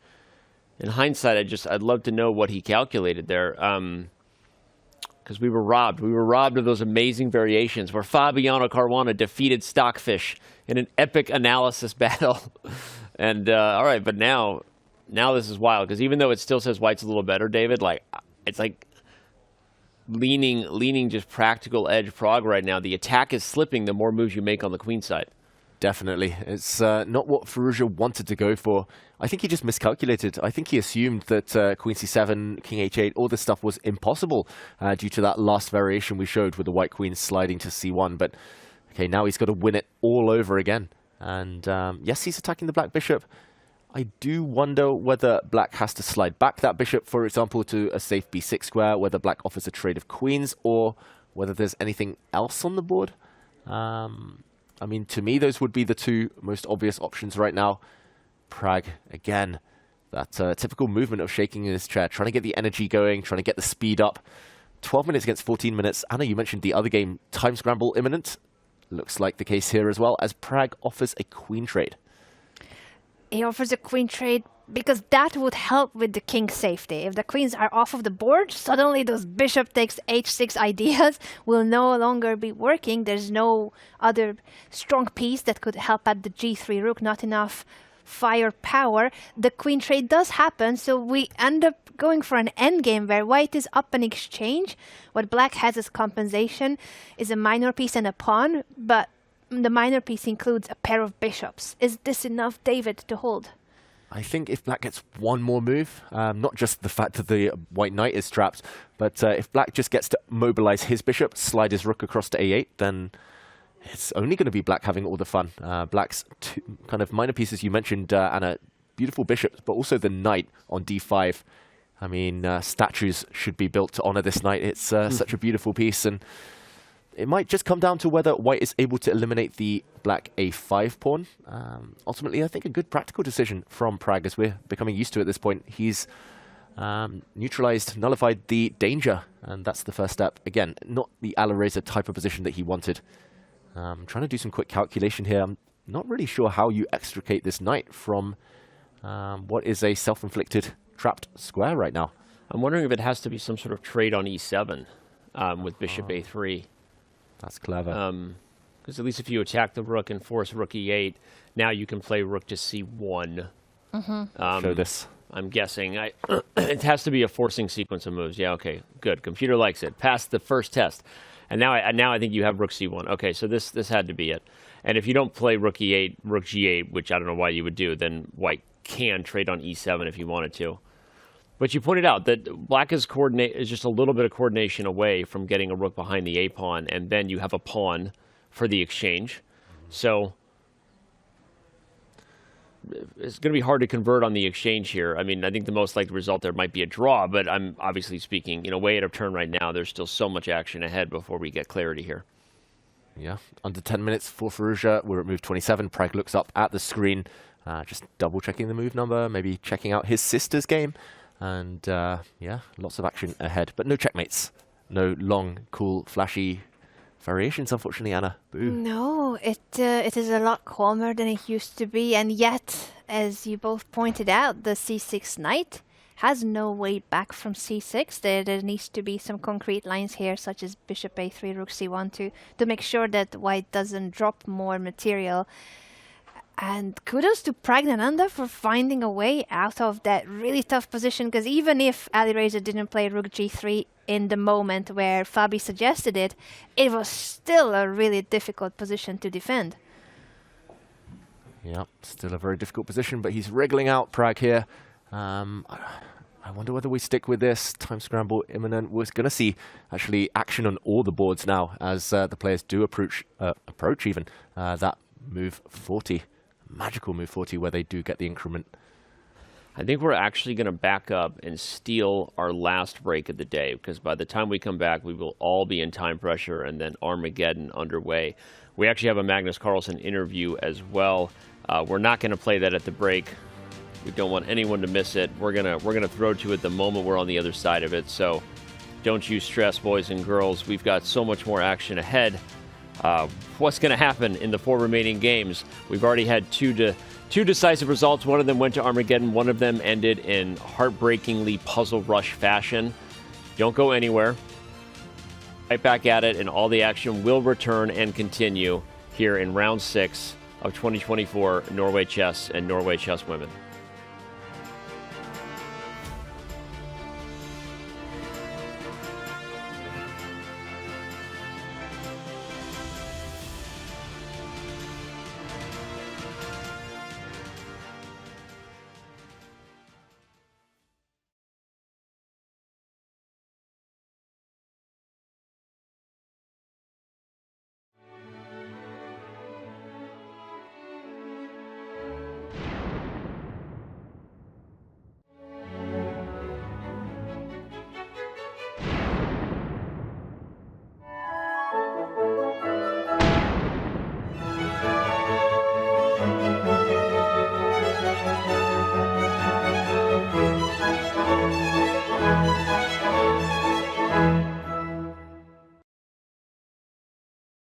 I'm Levi Rosman, and I'm joined by the one and only Vaishali. Vaishali, thank you so much for chatting with me today. Did you have a moment when you crossed 2,500 mentally where you were like, I did it, that's it? You're completely right. That's what I felt. Okay. Like after my second round win, I crossed 2,500, which I knew, and I was like, okay, I finally done this, yeah, because it become Grandmaster.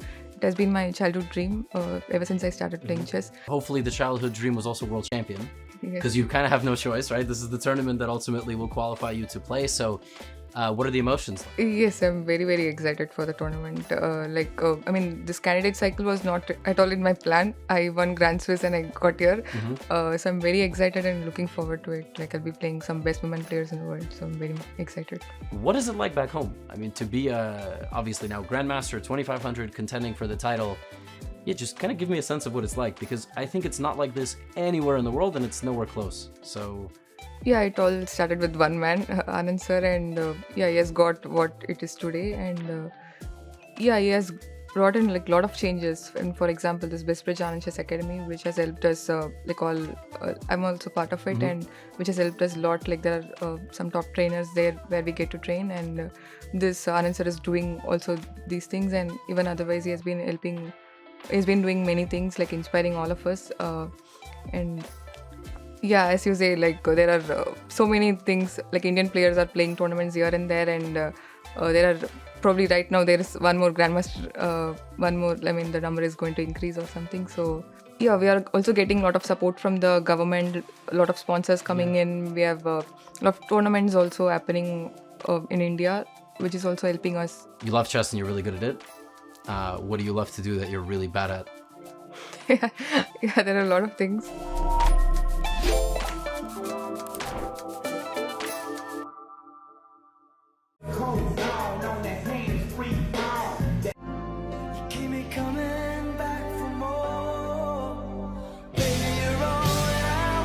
Obviously, don't go and do that. Now, you do whatever you like.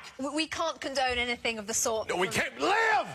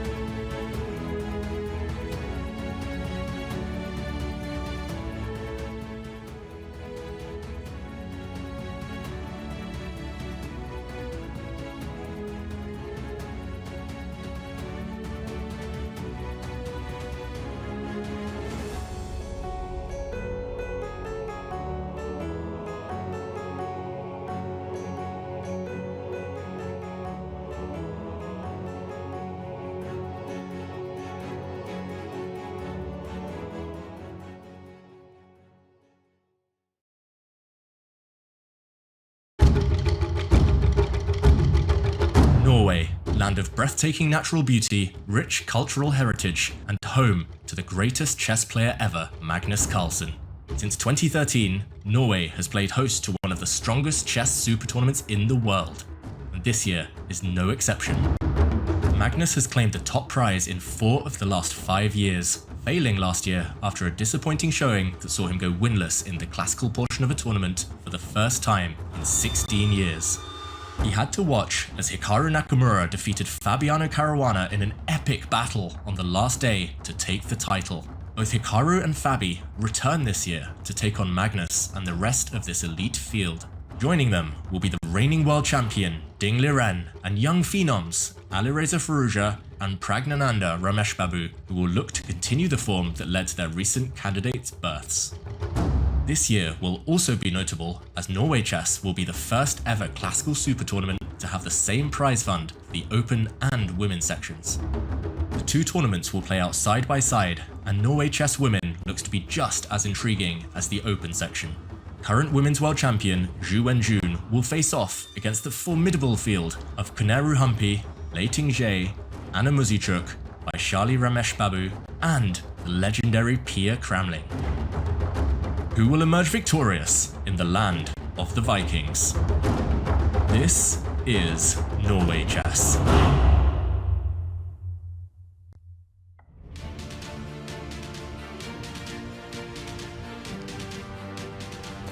This is Norway Chess, and this is round 6. Coverage continues here. We welcome you back. Thanks for taking that break with us. We are ready to dive in. We had a result while we were away, which means we have another Armageddon battle coming around the corner. International Master Anna Rudolph, Grandmaster David Howell, and International Master Danny Wrench right here. All right, let's jump back in. We'll head to the bird's eye view first. Show everybody that we had a draw between Leiting Jie and Anna Muzichuk. So Armageddon shall commence. The second one of the day. Hikaru Nakamura already lost to Fabiano Caruana in the tiebreaker.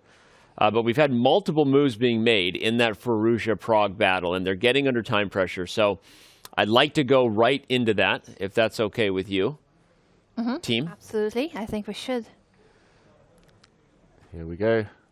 Firouzja down now to around under the 4-minute mark with still 9 moves to make before getting any increment whatsoever. He's tracking down the black pawn on a4.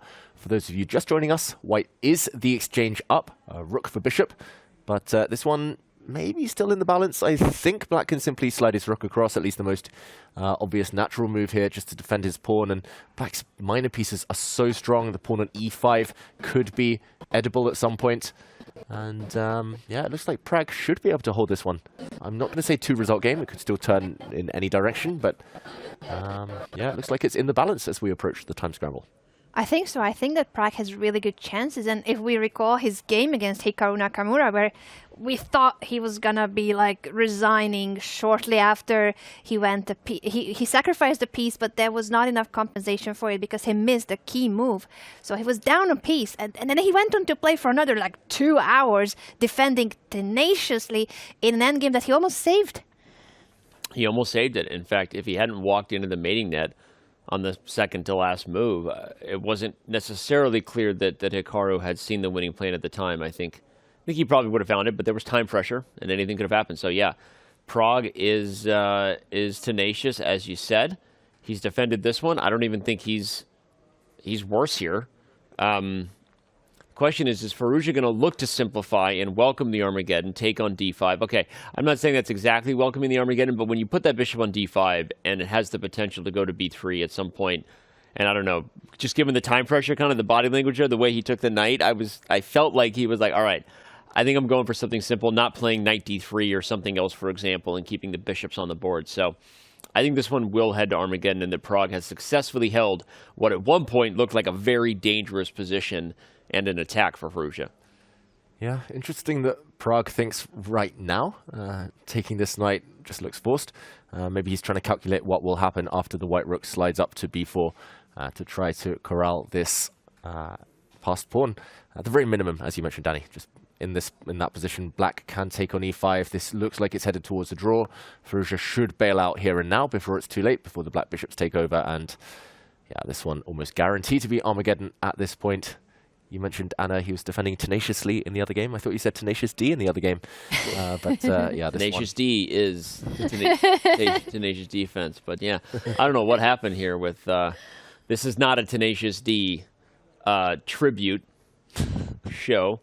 It is a tribute to the greatest Tenacious D show. No, I don't know. But we've got Tenacious D on the brain here for some reason. But yeah, he's pragmatic. He's practical.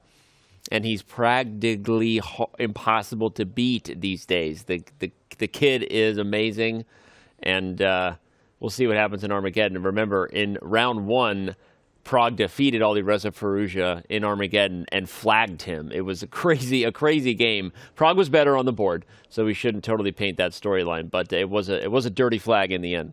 That's true. One of the craziest Armageddon games we've seen this entire tournament. So a lot to look forward to there for all of our viewers.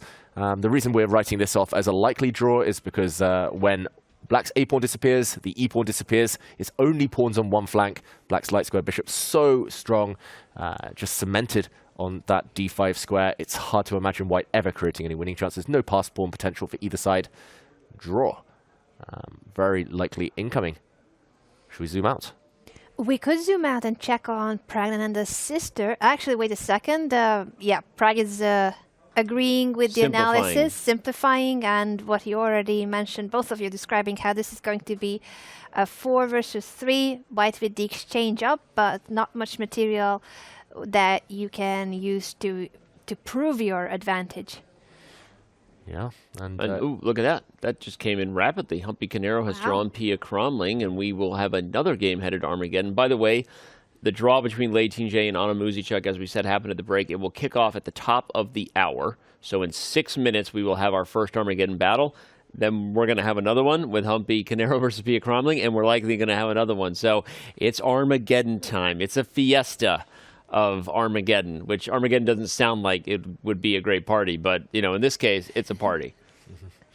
It is party time, and will it be party time between Vaishali and Wenjun, or will there be a decisive result there in classical chess? That is probably right now the most promising for a decisive result, or has it shut down too much? I think there were some pawn pushes we missed. The black pawn is suddenly on g5, and I don't know how it happened. Yeah. It looks like it's just 2 blocked now. Anna, I don't think Black's bishop pair, due to the block structure, is really able to exert any influence. I would still take Zhu Wenjun's position because the White King looks potentially more vulnerable than its counterpart. Maybe she also has some interesting maneuvers up her sleeve for later, but... Really? I mean, I feel like b5 is going to happen. Yeah. Let's try. Let's go there. Let's go there. Let's jump to that game. I feel like she's in control of if any tension can be added to this board, it is Zhu Wenjun's to decide. She giveth and taketh away if we're going to keep playing on. And at some point, b5 would create open lines for the light square bishop. Obviously, there are risks, right? The a5 pawn is being spied currently by the white dark squared bishop on d2. But Black can solve that. You can play queen to b7. You can maybe play the bishop to d8 and play b5. One thing for Vaishali, she'd love to have a knight on c2, so that if that dark square bishop isn't spying a3, then she can pop the knight in there and kind of keep all of the potential breakthroughs at bay. But I'm not ready to write this off yet, that Zhu Wenjun doesn't find a way to orchestrate open lines. Yeah, I mean, the only one who can win or should win is Black if things open up. But it is a big if right now. I thought she was actually going to try and go the long way around with this light square bishop, maybe zigzag it long term back around to h7 after playing the move h6, but hard to achieve, hard to set up. So it's very much about whether the black bishops ever come to life. For now, Vaishali has what looks like a fortress. A lot of maneuvering ahead. The players still aren't at move 40, but soon will get their increment. I think they're just shuffling for now, biding time. Yeah, shuffling to make it to move 40, but a reminder that the increment is only 10 seconds per move, which for classical chess is actually very little time. It would normally be 30 seconds, the increment, at other tournaments, and you oftentimes even get like half an hour extra and the increment, so much less time than what they're used to, meaning that they're going to spend the rest of the game playing a blitz game in an endgame where b5 could happen at some point. Could it happen now? I'm waiting I'm being very patient, but if I play b5 after the king touches down to e2 and a takes b5 and then queen to b6, what am I missing, David? Nothing. I just got distracted. Armageddon confirmed between Alireza Firouzja and Pragg. By the way, you mentioned a bishop remaneuvering itself to a diagonal. There's also bishop going to c8 and going to a6. If you really can't orchestrate a5, it's not completely out of the question. Ooh, but he's coming. Oh, here it goes. I think she's pushing, and so here comes b5. And again, from a practical perspective, this is a dangerous spot to be in, I think, if you're Vaishali. She's up on the clock, which helps. But the position is going to open up a little bit. And there will be tactics on the light squares. So we've got more Armageddon coming. You just confirmed it. Firouzja and Pragg draw. And that means we have at least 3 Armageddons coming. Depending on what happens here, we could have 4. Interesting how we are repeating day one. The players are facing the same opponents, just with colors reversed. And day one was 6 Armageddons. Then the last couple of days we had more classical decisive games than anything in any other super tournament. And now we are back to the more solid draws and Armageddon battles. The only decisive game today so far in classical chess is Magnus Carlsen beating Liren. By the way, she needed to not take that pawn. She needed to defend a4 to not allow what's about to happen, which is major access to the light squares. Bishop takes b5 will be played, and there's not only is there a4, but if I was Zhu Wenjun, I wouldn't even do that right away. I would keep white in an awkward spot. Okay, you can open up lines. Okay, she decides it's the most forcing way. But my point was that pawn's on a light square. You could have poked and prodded in bishop f1, but I'm sticking with my prediction that I think this was a very mature and kind of like showing, why she's the top dog to beat. This was a grinded out victory for Zhu Wenjun as black. Should she get this done? And I'm liking her chances. Yeah, we said it, the French defense, as soon as that light squared bishop comes to life, the light squared bishop that now is checking the white king, it starts to turn. Anna. Yeah, your 8-year-old student was right. All the wisdom we needed coming from an 8-year-old chess expert. Thank you so much, David, for sharing it with us. I think it's true. I think Zhu Wenjun could get her first classical win. Obviously, Vaishali has been doing extremely well and also played this game well. She didn't make any big mistakes. It was just a really, really complex middle game where she had her pieces slightly miscoordinated, and that was enough for Zhu Wenjun to start getting something out of the position. Still not decisive advantage, but it is black who is in the driver's seat. And we now have the double driver's seat going. Lei Ting-Jie and Anna Muzychuk will kick off in just a moment. Our first Armageddon battle of multiple to come. So buckle in, everybody. We're not going to be going anywhere until we have a decisive result in every single match. Like we like to say, they put a big chain on the door. You're not allowed to go anywhere until someone wins. Here goes Lei Ting-Jie and Anna Muzychuk. We have an English.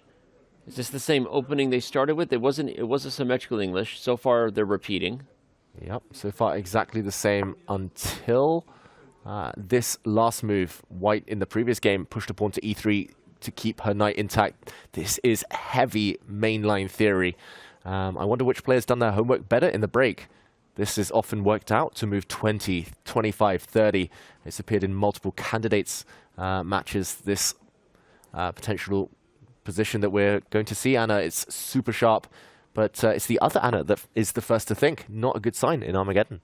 Not a good sign when you start 3 minutes down, but then she goes for a6 and queen a4, immediately played by Lei Ting-Jie, pinning that a-pawn so that the knight on b5 is untouchable. Danny? But speaking of time to think, Vaishali is running out of time to think over there on the left side. She's about to get down to under 30 seconds. She does play knight to c2. They are on move 40, so officially getting 10 seconds a move. Watch out, checkmate was threatened there for one move. Queen to f1. Any check is going to be deadly towards the white king. Black just needs to add the dark squared bishop into the mix somehow. I think that will overwhelm White's army, but for now she's keeping her fortress intact, holding everything together. It's yeah, really scary stuff for Vaishali fans right now. On the defensive. On the defensive and with not much time on the clock. good thing for Vaishali that also Wenjun is below a minute, and this is for the rest of the game. They are living off of the 10-second increment that they receive per move. That's all the time they have, and this is classical chess. 3 points for a victory in classical chess. And remember, this is the battle of the tournament leader with 10 points in Vaishali. She's the youngest player in the field, going up against women's world champion in Wenjun, who is not in second place. That place belongs to the lady on the right, playing black versus Leitin J on a Muzichuk. But a victory here by Wenjun could propel her potentially into clear first place, depending on what happens there if Anna Muzichuk was to lose the Armageddon. So a ton at stake here in round 6, the start of the back half delivering. I'm excited. Yeah, this is really heating up now. Anna Muzichuk, though, look at her clock. This is Armageddon. She's now over 5 minutes down. This is still a very well-known theoretical position, so it looks like she's just been caught off guard. It looks like she hasn't adapted to the changed kind of extra speedy time format here. She trades off a set of pieces that Armageddon will heat up. Still well-known positions there. White with a pawn sacrifice, but Vaishali in the meantime suddenly ahead on the clock. Can she hold key for the tournament standings? I'm as excited as you, Danny. This one promises a lot. Just these next few minutes could decide everything. It could indeed decide everything, and any mistake could happen with such little time on the clock. Wenjun could also make a big mistake with such little time on the clock. For sure. It's super hard to be white here. If Wenjun can get pressure on the d4 pawn with the dark squared bishop, then tactics start to become a problem. Now all of a sudden that knight on c2 gets vulnerable. Right now she's just sort of playing tickle with the position, massaging a little bit to see if she can catch Vaishali off guard. Maybe Vaishali blunders under time pressure. Down to 15 seconds. Wow, rook sacrificing the Armageddon on the right side of your screens. Leitin J throws away her rook to undermine Black's knight in the center of the board. That is a proper sacrifice. She's going right on the attack. I wonder whether this is preparation. She's spent 25 seconds this whole game. Oh my gosh, wow. Her lead on the clock is huge. Absolutely huge. Lead on the clock and going to be a great position on the board. Not a winning one, but from a practical perspective, you'd much rather be white. All right. Down to 10 seconds is Wenjun. Remember, they get 10 seconds added back on every move, as Anna said. If you keep repeating with the queen there, you're going to accidentally repeat a position 3 times as Wenjun. Look at that move by Leitin J. Rook D8. What in the bleep? Just hanging her rook because the B8 rook is also hanging. What a move, by the way. Wow. Rook D8? Are you kidding me? Giving away a piece on an empty square is one of the rarest tactics. By the way, meantime. look at Vaishali. What a knight. It gets free. It's attacking, and maybe this goes completely the other way. Like Vaishali goes queen a5 and the black king gets mated. I don't know. Crazier things have happened. Wow. Is Vaishali going to go on the counterattack? She ultimately drops her knight back, but she has to be careful. If she trades her knight for Black's light squared bishop, it will create a monster pass pawn. She has to evaluate that one really carefully. 5 seconds. Vaishali. 2 seconds. You got to move. She does. With 3 seconds on the clock. She panics. Is she dropping a pawn now? A queen bishop trade. Queen trade and then bishop b2, and the pawn is hanging. Yeah, and after knight c6, bishop b5, Black is going to win the pawn, but she doesn't see it. She played bishop b5 first. Wenjun needed to trade queens, and then bishop b2, and then bishop b5. Yeah, the bishop was coming in and winning a pawn. Now it can happen again. Does she see it? She does. Sees it now. She takes the queen, goes to b2, and I think with that, the result for the first time is becoming clear. Because once the d4 pawn drops, the e5 pawn drops as well. The house of cards crumbles the moment that d4 pawn goes. Although, how do you win this? Bishop c1 will be white's reply to any hit on the white knight. Oh, wait a second. How does the black dark squared bishop save itself? Holy moly. Oh. Wow. That's hilarious, actually. We what did is not the idea? consider that. I'm not sure. I thought that was it. I thought... Runs away with her bishop. Maybe the idea was actually to allow a trade of bishops, and well, we'll try and dig deeper a bit later maybe, but this is just a time scramble. White's only move is bishop c1 to hold this game. What a hold by Vaishali, finding knight to b3, bishop c1. That's a perpetual that would have happened. We'll back it up and show it because it's instructive AF, as the kids like to say. That's As Fabi when he joins you in studio. Instructive AF. Let's jump in. Let's quickly show it. What was that? We'll keep it on the live board, but they're getting time. How was that winning? Yeah, this is crazy. It looks like in this position, I mean, this is very human chess. I just turned on the engine. Bishop A4 apparently is the winning move. Bishop C1. The black dark square bishop cannot really stay on the board, but you do trade it off, and you actually simply, in this position, paralyze White's army. Bishop C2. Oh my god. The white knight is caged, the white king is caged, and black's king simply walks itself into the position. No way. That is one of the most instructive things I've ever seen. I'm not kidding. Wow. Look at the bishop's dominance over the knight, and the pawn on f4 and the bishop on c2 corral the white king, and black just wins with an epic king walk. Holy moly artichoke. I could go for some guacamole after this. We should talk about what we're doing for dinner. Okay, back up to the live position. This is the live position. White's still holding, but it's always going to be close. If the black king ever gets in, then Zhu Wenjun should be a favorite here. But Vaishali, I mean, that chance, that opportunity was so difficult, even with an hour on the clock. And Exactly. Zhu Wenjun's been grinding this. I keep waiting for her to put away the younger leader of the tournament, but Vaishali just goes nowhere. Yeah, she's so tenacious. Another word of the day, king to e7 right now. The black king's still coming. It's still going to be tough for Vaishali, but she's done everything right in her attempts to hold this position. Those black bishops now a bit sidelined, both of them trapped pretty much. So it looks like it's going to be tough for Zhu Wenjun to win this game, but still clock playing a huge factor right now. Huge role.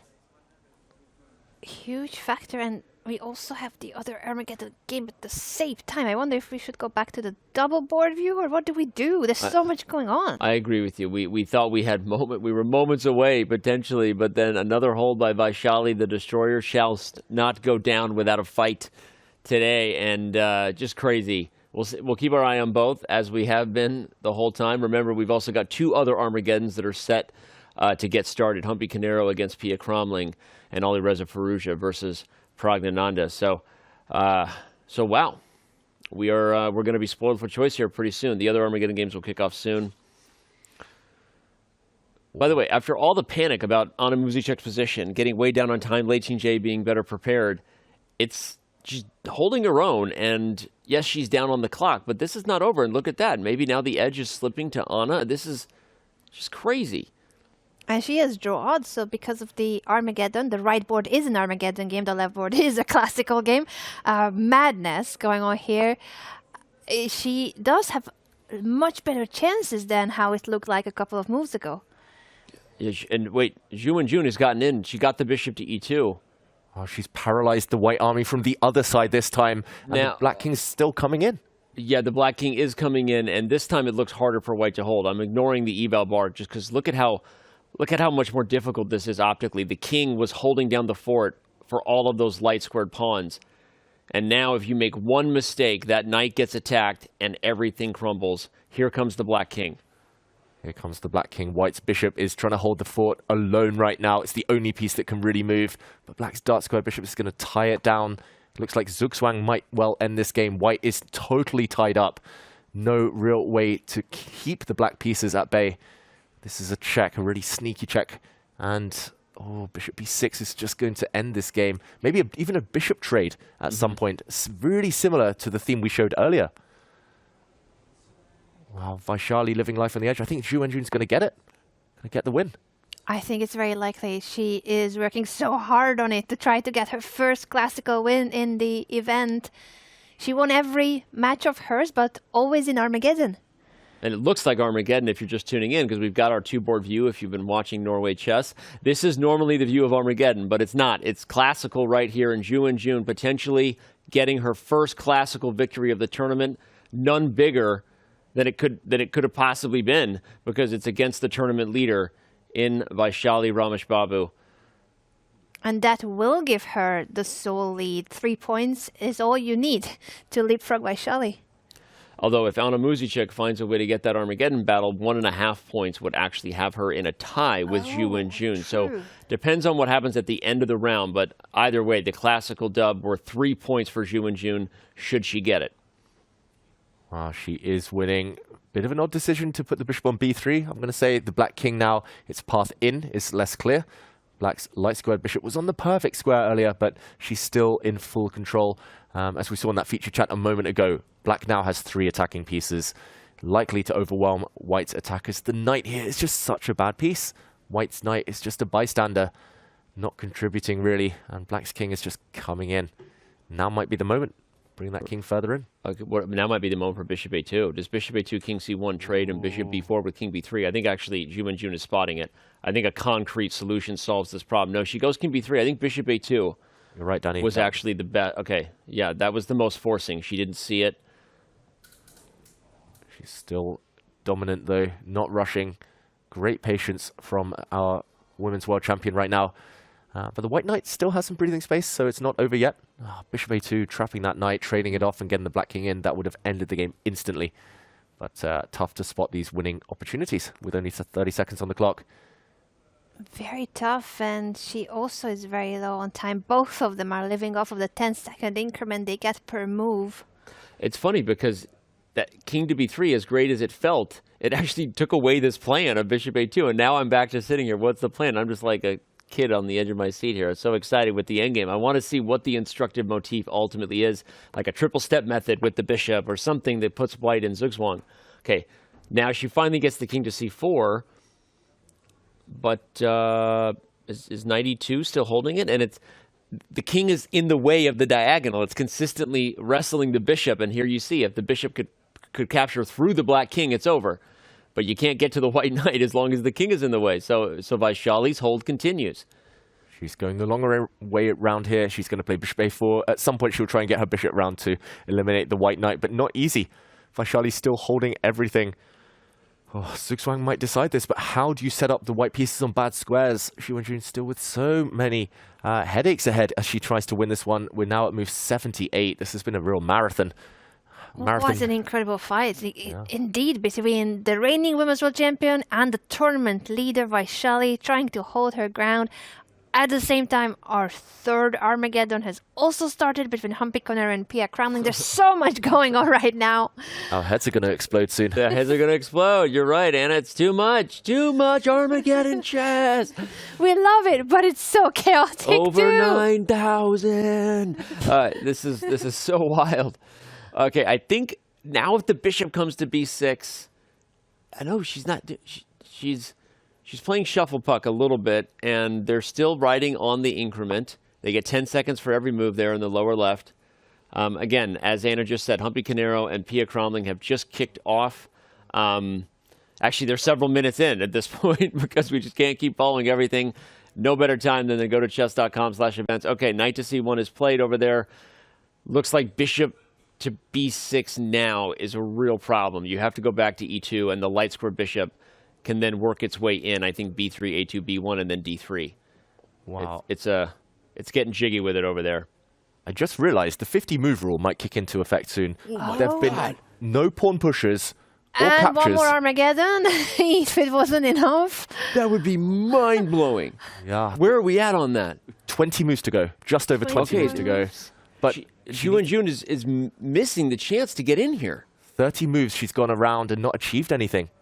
I think actually Vaishali, now with her knight active, with knight coming into c5, I think she might hold. She missed bishop a2, did Wenjun, just a few moves ago. And now, and again, she's backing up. For some reason, that idea of the bishop going in that diagonal is escaping her right now. Sometimes like you have a concept that if it doesn't pop in, you don't see it because it's too awkward. And look at Vaishali's progress is real. She's in a better defensive spot than she was before. We're going to get a 50 move rule. It could very well happen. So 50 moves without a pawn push or without an exchange of pieces.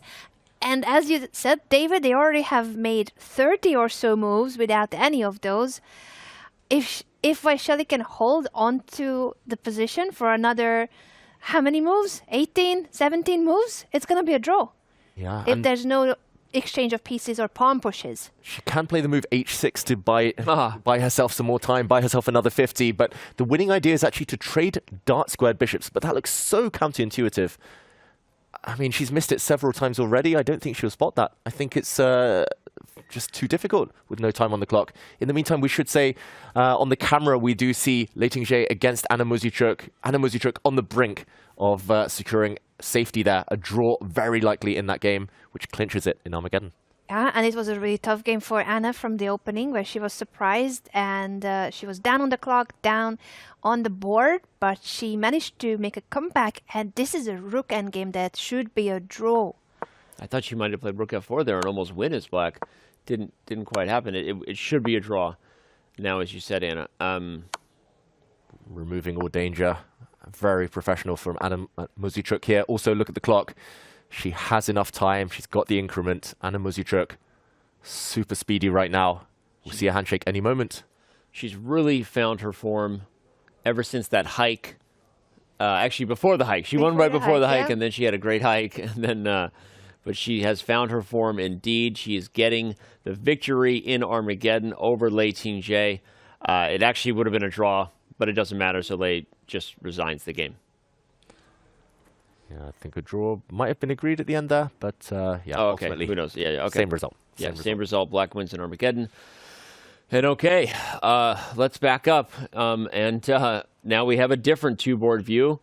A switcheroo, as they say. Vaishali, Zhu, and June now on the right side. We're getting closer to a 50-move draw. How crazy would that be? Will Zhu and June have the presence of mind to play h6 and give herself a reset on that rule? Wow. She will have to, unless she finds a way to trade the bishops. I just wonder if she'll think about it, if she'll even think about the 50-move rule. That's a good question, and will Vaishali think about it and claim it, if it will be the case? 11 moves away now from 50 moves without any progress. No captures. 11 moves away. Only 11 moves, and it's a draw. 11 moves, yep. Zhu Wenjun, it's going to be hard for her to know. This is why we say score sheets are so important in classical chess, but at this point, it's pretty much bullet. And yeah, making zero progress right now. Vaishali holding the fortress. I think that game might well end in a draw now. They're closing in. The countdown begins. Under 10 moves. And that game will be declared drawn. Meanwhile, a level position, Firouzja against Pragg. I'm pretty sure we'll have time to cover all of that. But it's his sister, Pragg's sister right now, who's playing the starring role, aiming to keep her lead. Incredible defense by Vaishali for what she has been going through, how tough this endgame has been. And she's holding on. She might be able to claim the draw in just a few moves if there is no pawn push or exchange of pieces. Well, now does she have bishop before again? No, she doesn't. At some point, Zhu Wenjun just needs to play h6 to get the reset. If she doesn't, even if there's a winning tempo move, she might get a winning idea, David, but when she enters, it's claimed to draw. You could get a winning position in this game as Zhu Wenjun, and Vaishali could be claiming a draw. That's the crazy thing about it, because unless you take a pawn or a piece is traded or a pawn is pushed, you have not made progress according to the rules of chess in 50 moves. And that's crazy. She might, like, the eval bar might be saying black is winning and the game ends in a draw in this. She's claiming. She's claiming. Oh my gosh.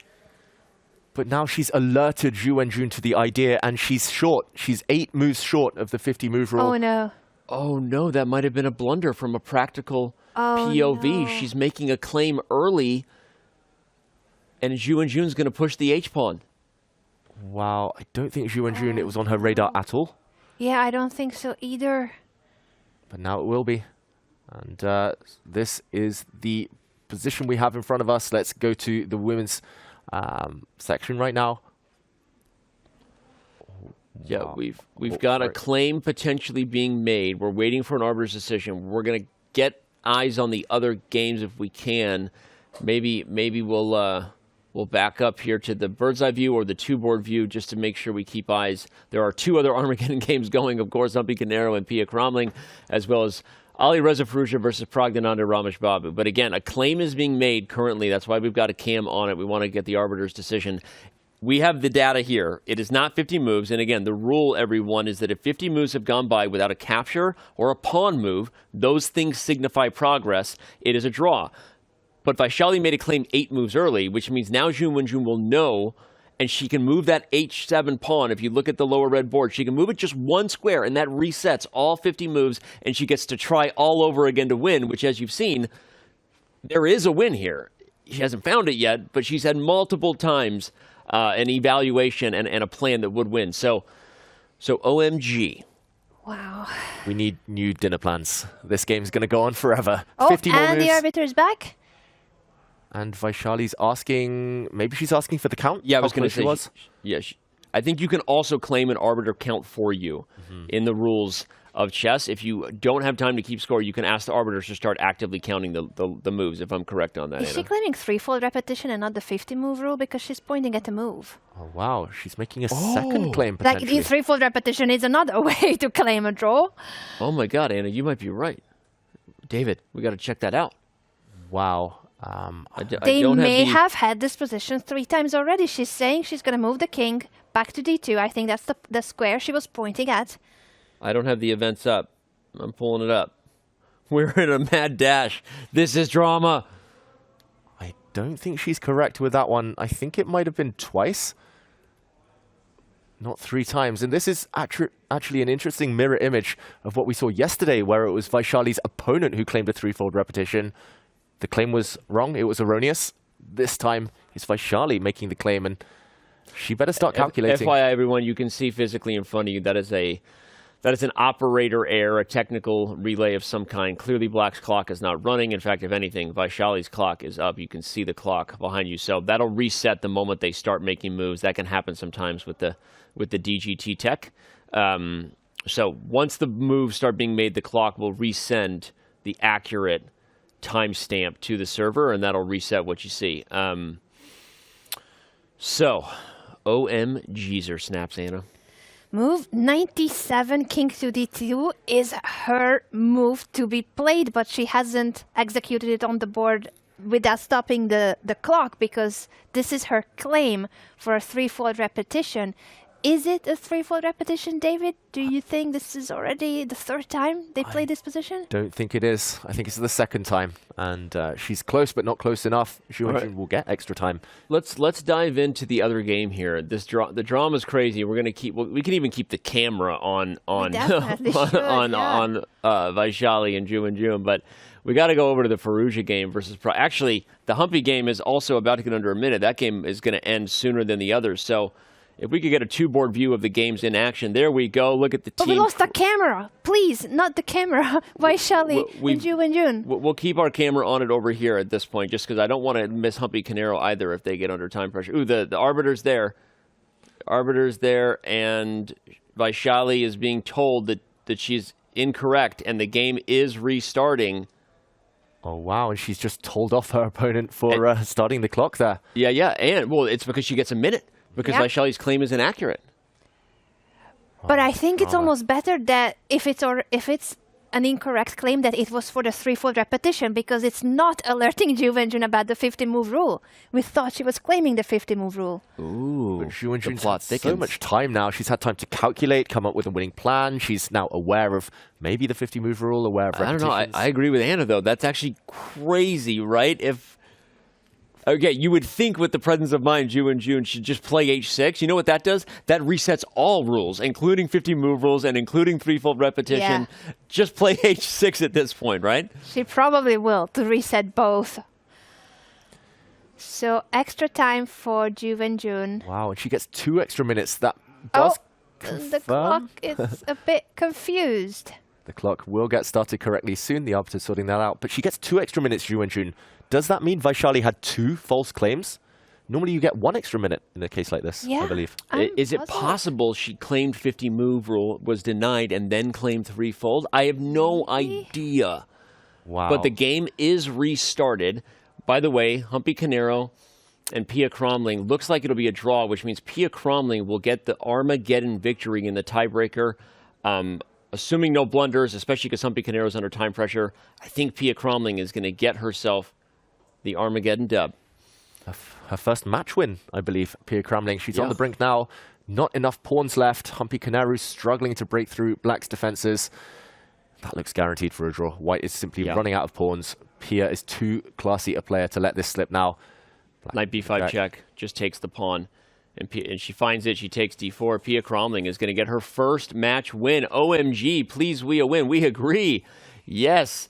Not that we're rooting against Humpy Canero, big fans, but Pia Cramling getting a win. She's also a big fan favorite.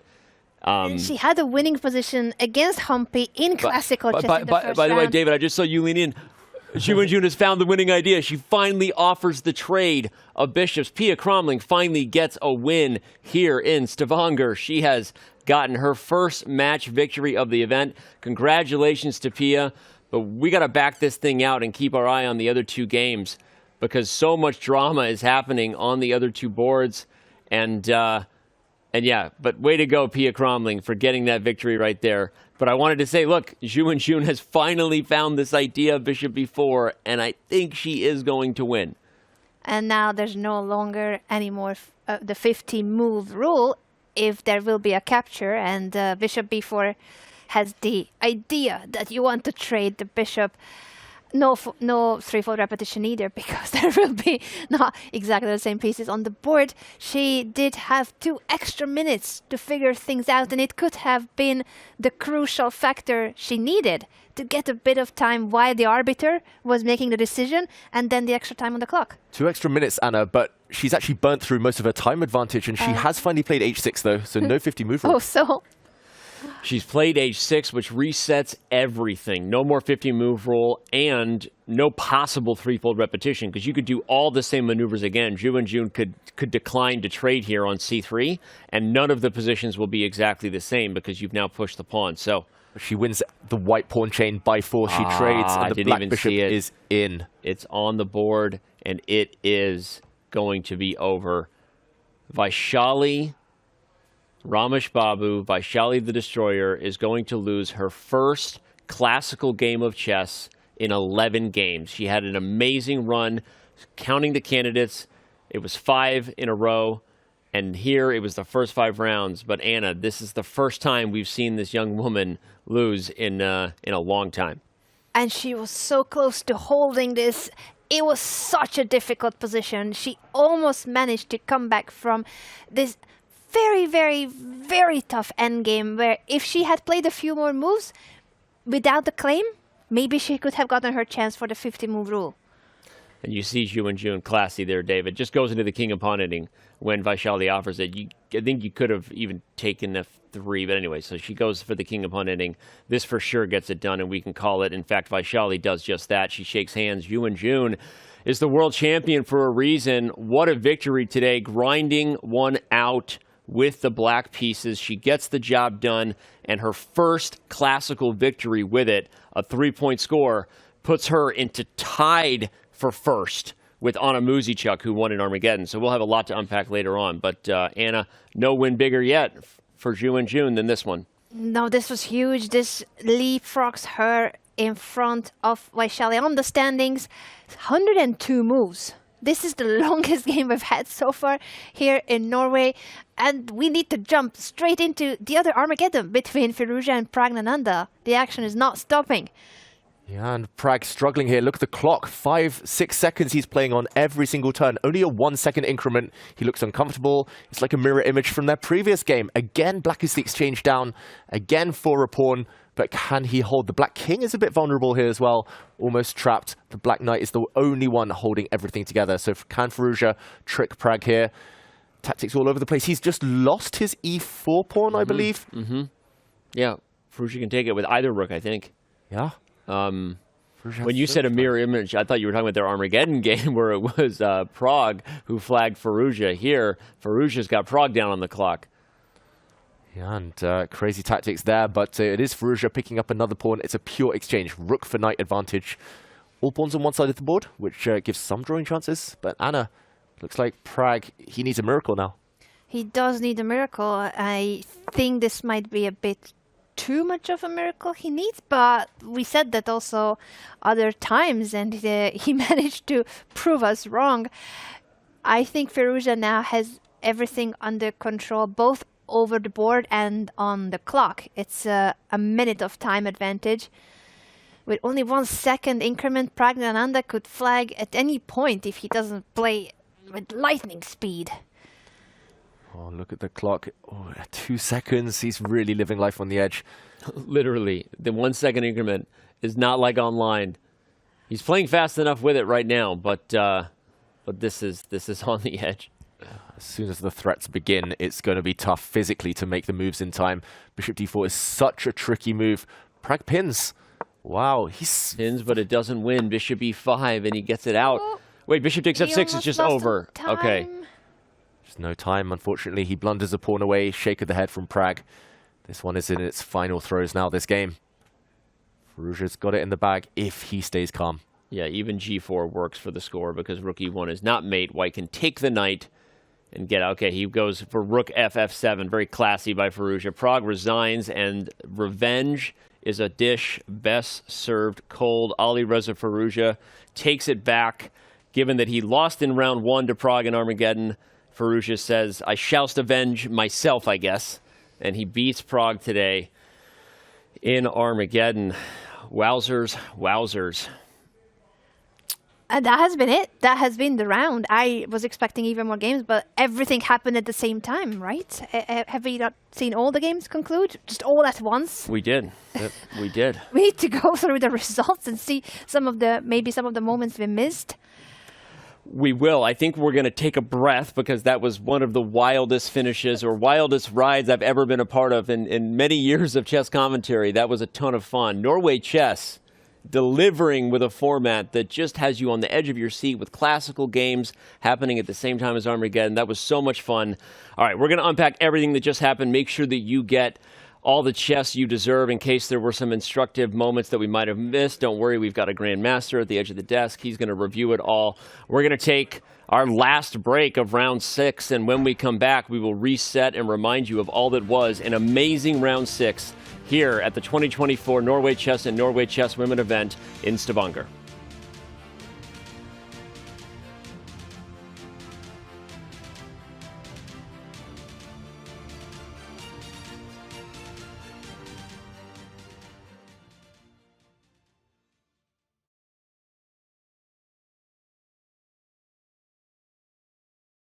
I'm Levi Rosman, and I have the privilege of being joined by world number 6, the youngest ever player to cross 2800 ELO, playing in his second candidates tournament, Alireza Firouzja. Alireza, my man, first of all, good to meet you.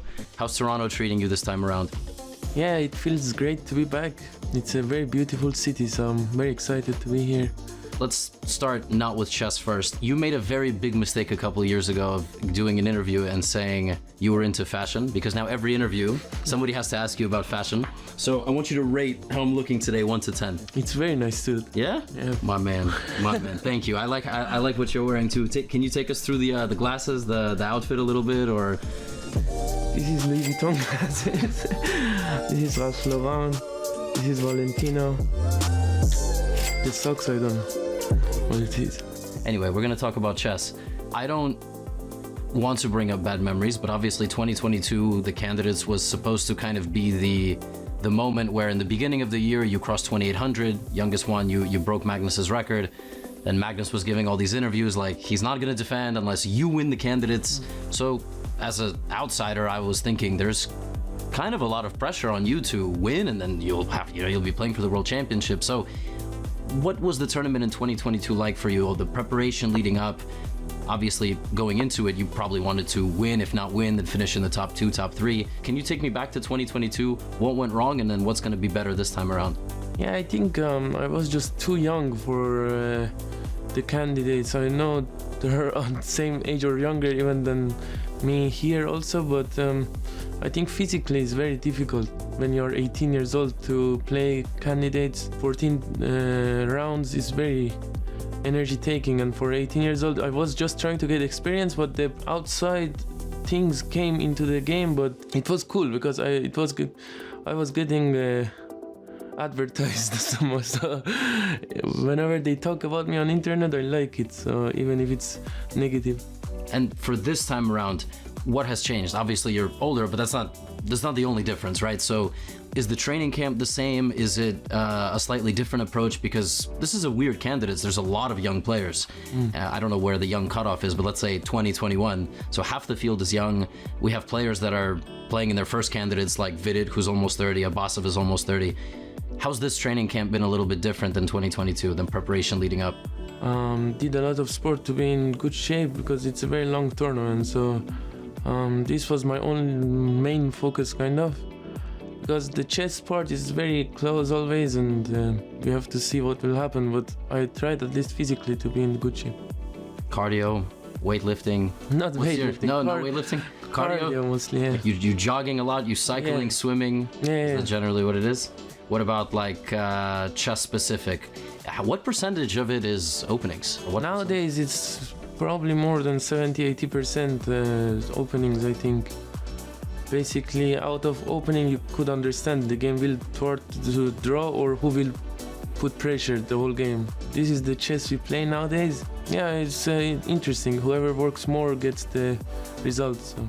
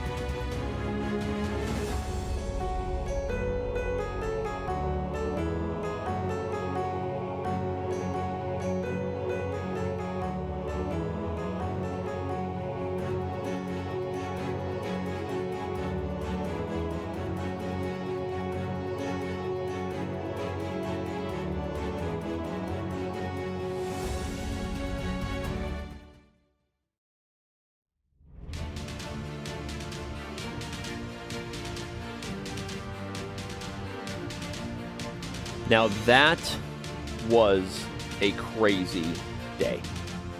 Absolutely crazy. And it all happened at the same time. I think we're going to need to rewind a little bit and explain some of the key moments of the games that were going on at the same time.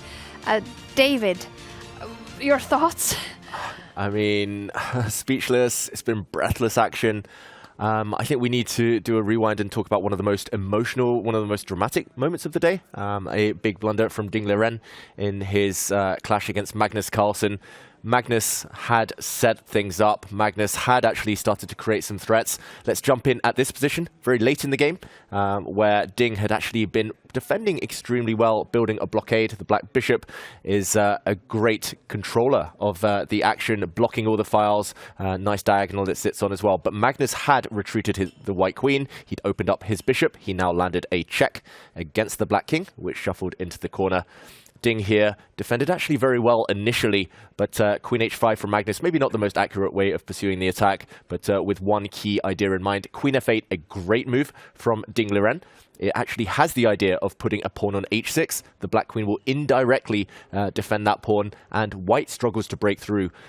Black's knight also now has a clear c5 square to jump to. Rook e4 from Magnus Carlsen set up what we see in a moment. Ding, however, didn't sense the danger, didn't smell what was incoming here. Black, as we see with the blue arrow, needed to play the move h6, and actually it's anyone's game. The black rook will come to the second rank, and this could have seen a real turnaround. Suddenly normally, Magnus would need to come up with a whole new plan, but unfortunately for Ding Liren, he took his eye off the ball. He had over 30 minutes on the clock here. He didn't spot the threat. Rook to b2, and he walked into checkmate in 2 moves. Queen takes h7. This is why we look at forcing moves first. The Black King lured out, and a checkmate on the h-file. Expect that to happen at this level. You just don't expect We analyzed it as a puzzle rush moment, but we would have never thought that something would happen on the board, anything like this, in classical chess with half an hour on the clock for the reigning world champion. It's just... And it happened so fast that we literally missed it in real time, because normally when there's a potential checkmate coming, we're very aware of what's happening because someone is corralling the other. It's in an endgame, and in the time scramble has your attention, but that's not a checkmate that you expect to happen at this level. I know that Magnus Carlsen didn't expect it to happen, and he did indeed give us an interview, but in all the hype and all the chaos of all the other amazing stuff that we're going to remind you that you just saw, we still have not had a time to play it. But here was Magnus Carlsen moments after that surprising victory over Ding Liren.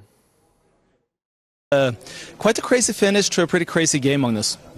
Yeah, obviously missing mate in 2 like that can only happen if you're completely out of sorts, as Ding is, and I feel bad for him because he looks miserable while playing.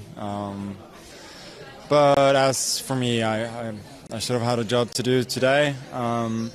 Needed to win the game, especially the way that he's been playing. So I'm happy I managed to do that. I think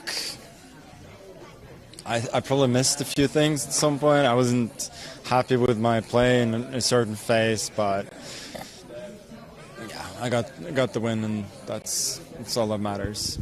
It's been interesting to hear the players who's gotten back from their games with Ding previously, because as you mentioned as well, it seems like something is physically very wrong. Is this a very different feeling than you've had from in the past when you played against Ding? Yeah, this is kind of similar to when he played in Germany in February, that he just seems to be off, and you can see it both from sort of his demeanor, but also from the way that he often makes like critical decisions quickly, like he doesn't think when he needs to think, and just generally plays without any sort of confidence. So yeah, I mean, I wish him well. I hope sort of he gets better, but yeah, for now it's just sad to see. Your chess, is it good these days, you feel? It's all right. Can be better, but it's all right. Well, looking forward to tomorrow morning. Thank you for taking the time. Thanks.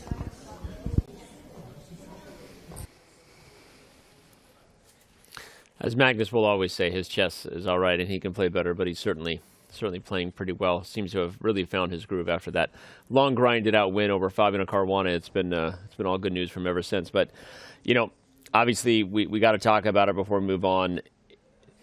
The specific angle I want to break down here is what Magnus said there is really reflective of kind of the other symptoms of what a chess player is experiencing, not just the ones we see, the obvious blunders by Ding Liren, but the other sort of indicators that someone's not in form. A lot of that reminds me of the Mikhail Tal-Botvinnik match in that book, where he talked about recognizing that you just knew he wasn't in as good a form because of how he was managing his time, not thinking in critical moments or overthinking in positions that are obvious. Those are things that when a player is well-oiled, the machine that they normally are, a top player just doesn't do, David, and then it gets you in trouble and you're all out of sorts. Yeah, experienced opponents will always kind of sense these things. I mean, Magnus has played Ding many, many times. He knows how strong Ding is, and he knows Ding's mannerisms, his preferences. I mean, ultimately, it's a tough situation. We've all been there. We've all been in bad form. We've all lost several games on the bounce, but yeah, it's telling that Magnus said it. I mean, Hikaru in previous days, Firouzja in previous days. We all love Ding. We support him. He's world champion for a reason. We just want to see him happy, and yeah, it's just tough. It's tough to watch. Yeah, it's how Magnus put it. He seems that he's miserable at the board. Hikaru said it's a different person that he was facing. Alireza felt bad for winning a game against someone that is clearly not feeling well. There's like so many ways of highlighting the same thing, that poor Ding Liren is not only not doing well chess-wise, there's something really off, there's something not okay with him ever since he won the World Championship, and ever since it feels like it's been a curse for him to win the title. Maybe he does need to start streaming. We joked about it, but saying it not as a joke, though Hikaru took it as a joke, like what could Ding do to start enjoying the game again? Sometimes you just literally have to find a way to get yourself back into what got you in to the thing that you've made a profession of, a thing that you've had a very successful career in, playing the game of chess at an extremely high level. And if you're not enjoying it, it's hard to get the best out of it. So what would it be? A streamer, like give him like, hey, go play a bunch of bullet chess, anything from Ding Liren to avoid moments like this is what we're hoping will happen in the future. And this is a very big deal in chess, because this is the world champion. This is the guy holding the crown, right? And no one wants to see this. Even those rooting for Gukesh to become the youngest world champion in the history of our game, no one wants to see this. So, okay, I will not make a House Delegate or group back reference and say that maybe he needs to go hang out with Taye Diggs. This will be the last time ever. No, jokes aside, we all just want him to enjoy the game, and it's not happening right now. So, all right, well, another player had the first game she hasn't enjoyed in Classical in a very long time. Vaishali Rameshbabu loses in Classical chess for the first time in 11 games. She goes down to Wenjun. I guess it's a good person to lose to if you're going to lose to someone, because Wenjun is the world champion for a reason. But before we talk any more about that game, David, that was a wild one. So instructive in the end. Some crazy controversy that happened right at the end with a false claim. We're going to unpack maybe the practical factors that maybe hurt Vaishali in that. But David, give us a breakdown of the chess before we unpack this one. Yeah, it all fell apart so quickly for Vaishali. Just within the space of 5 minutes, both herself and her brother fell to defeat. But we were talking about the endgame. She defended so well, built what was almost a fortress here for white. It's tough to imagine the black pieces coming in. There's actually only one winning idea, but Wenjun had consistently missed it. Here, if white, for example, played the move she did, king to d2, and hadn't said anything, who knows what would have happened, but this is the moment Vaishali claimed. She made a false claim. She gave time to her opponent, both in terms of a time penalty and the time that all that drama was going on, to come up with a winning plan. If she'd stayed silent, who knows? But king to d2 was the move she ended up playing, and Wenjun, after several minutes of thought, played the winning concept, bishop to b4. Let's talk about that while we're here. We'll keep the board up and go around the horn. Do you think making that claim actually maybe cost her the game there? Because we were talking about the extra time that gave Wenjun to think about the position. What are your thoughts on that? I think it was crucial. I think it probably was the key factor for Wenjun to win the game, because earlier on she was going around in circles. They spent over 30 moves in the same position, going back and forth. There was never a repetition of threefold repetition that Vaishali could have claimed, but there was no progress. And in chess, if there is no push, no pawn push, or no capture made within 50 moves, you can and should claim a draw. Because in the rules of chess, that is the definition of there's no progress happening, this is a draw. And I think this is what Vaishali wanted. She, at some point, must have realized that they have been playing on for so long and there's no change in the position, nothing is happening, the pieces are being shuffled around. But she didn't have time to check how many moves. She literally is living off of seconds of increment on the clock. So she couldn't actually verify that information. I think the problem is she had like 11 seconds on the clock when she decides to make the claim. So what do? You kind of like gamble. Have I reached 50 moves? It was close. It was 39 moves that they were on. Well, and in the end, we actually learned she was making the threefold repetition claim. We thought maybe she made both claims. No, we actually ended up, I never shared that. I should have. We got confirmation from the arbiter that it was a threefold. Although, again, I think that was on her radar, so your point still stands. And I think it obviously reset Wenjun, not just in terms of giving her time on the clock, but making Wenjun think about the whole thing. And then she obviously did play h6, but go ahead. Yeah, that's the thing. That because of the claim, whether it was 50-move rule or threefold repetition, but because it was a false claim, Wenjun got extra time on the clock. But it's not only the extra 2 minutes she got. She had the time to think about the position while the arbiter was checking whether the claim was correct. So sadly for Vaishali, that gave her opponent a couple of minutes of thinking about what is the winning plan and alerted her about that there's a potential claim coming in. So she pushed her pawn to h6 just 2 moves later to reset everything. No 50-move rule, no threefold repetition, and the game goes on with extra time for Wenjun. Well said, and I think the practical factors, you laid them out well. David, do we want to show the moves real quick while we have it? Yeah, let's. My apologies. I thought we could ride through that while breaking it down, but we'll let you finish telling the story of this one as Anna just laid it out. Yeah, ultimately, in my opinion, she could have waited until, for example, a move like Bishop B4 were played when the capture is about to happen, then make the 50-move rule claim if it was on her radar. Just wait until progress is about to be made, but perhaps scared of h6.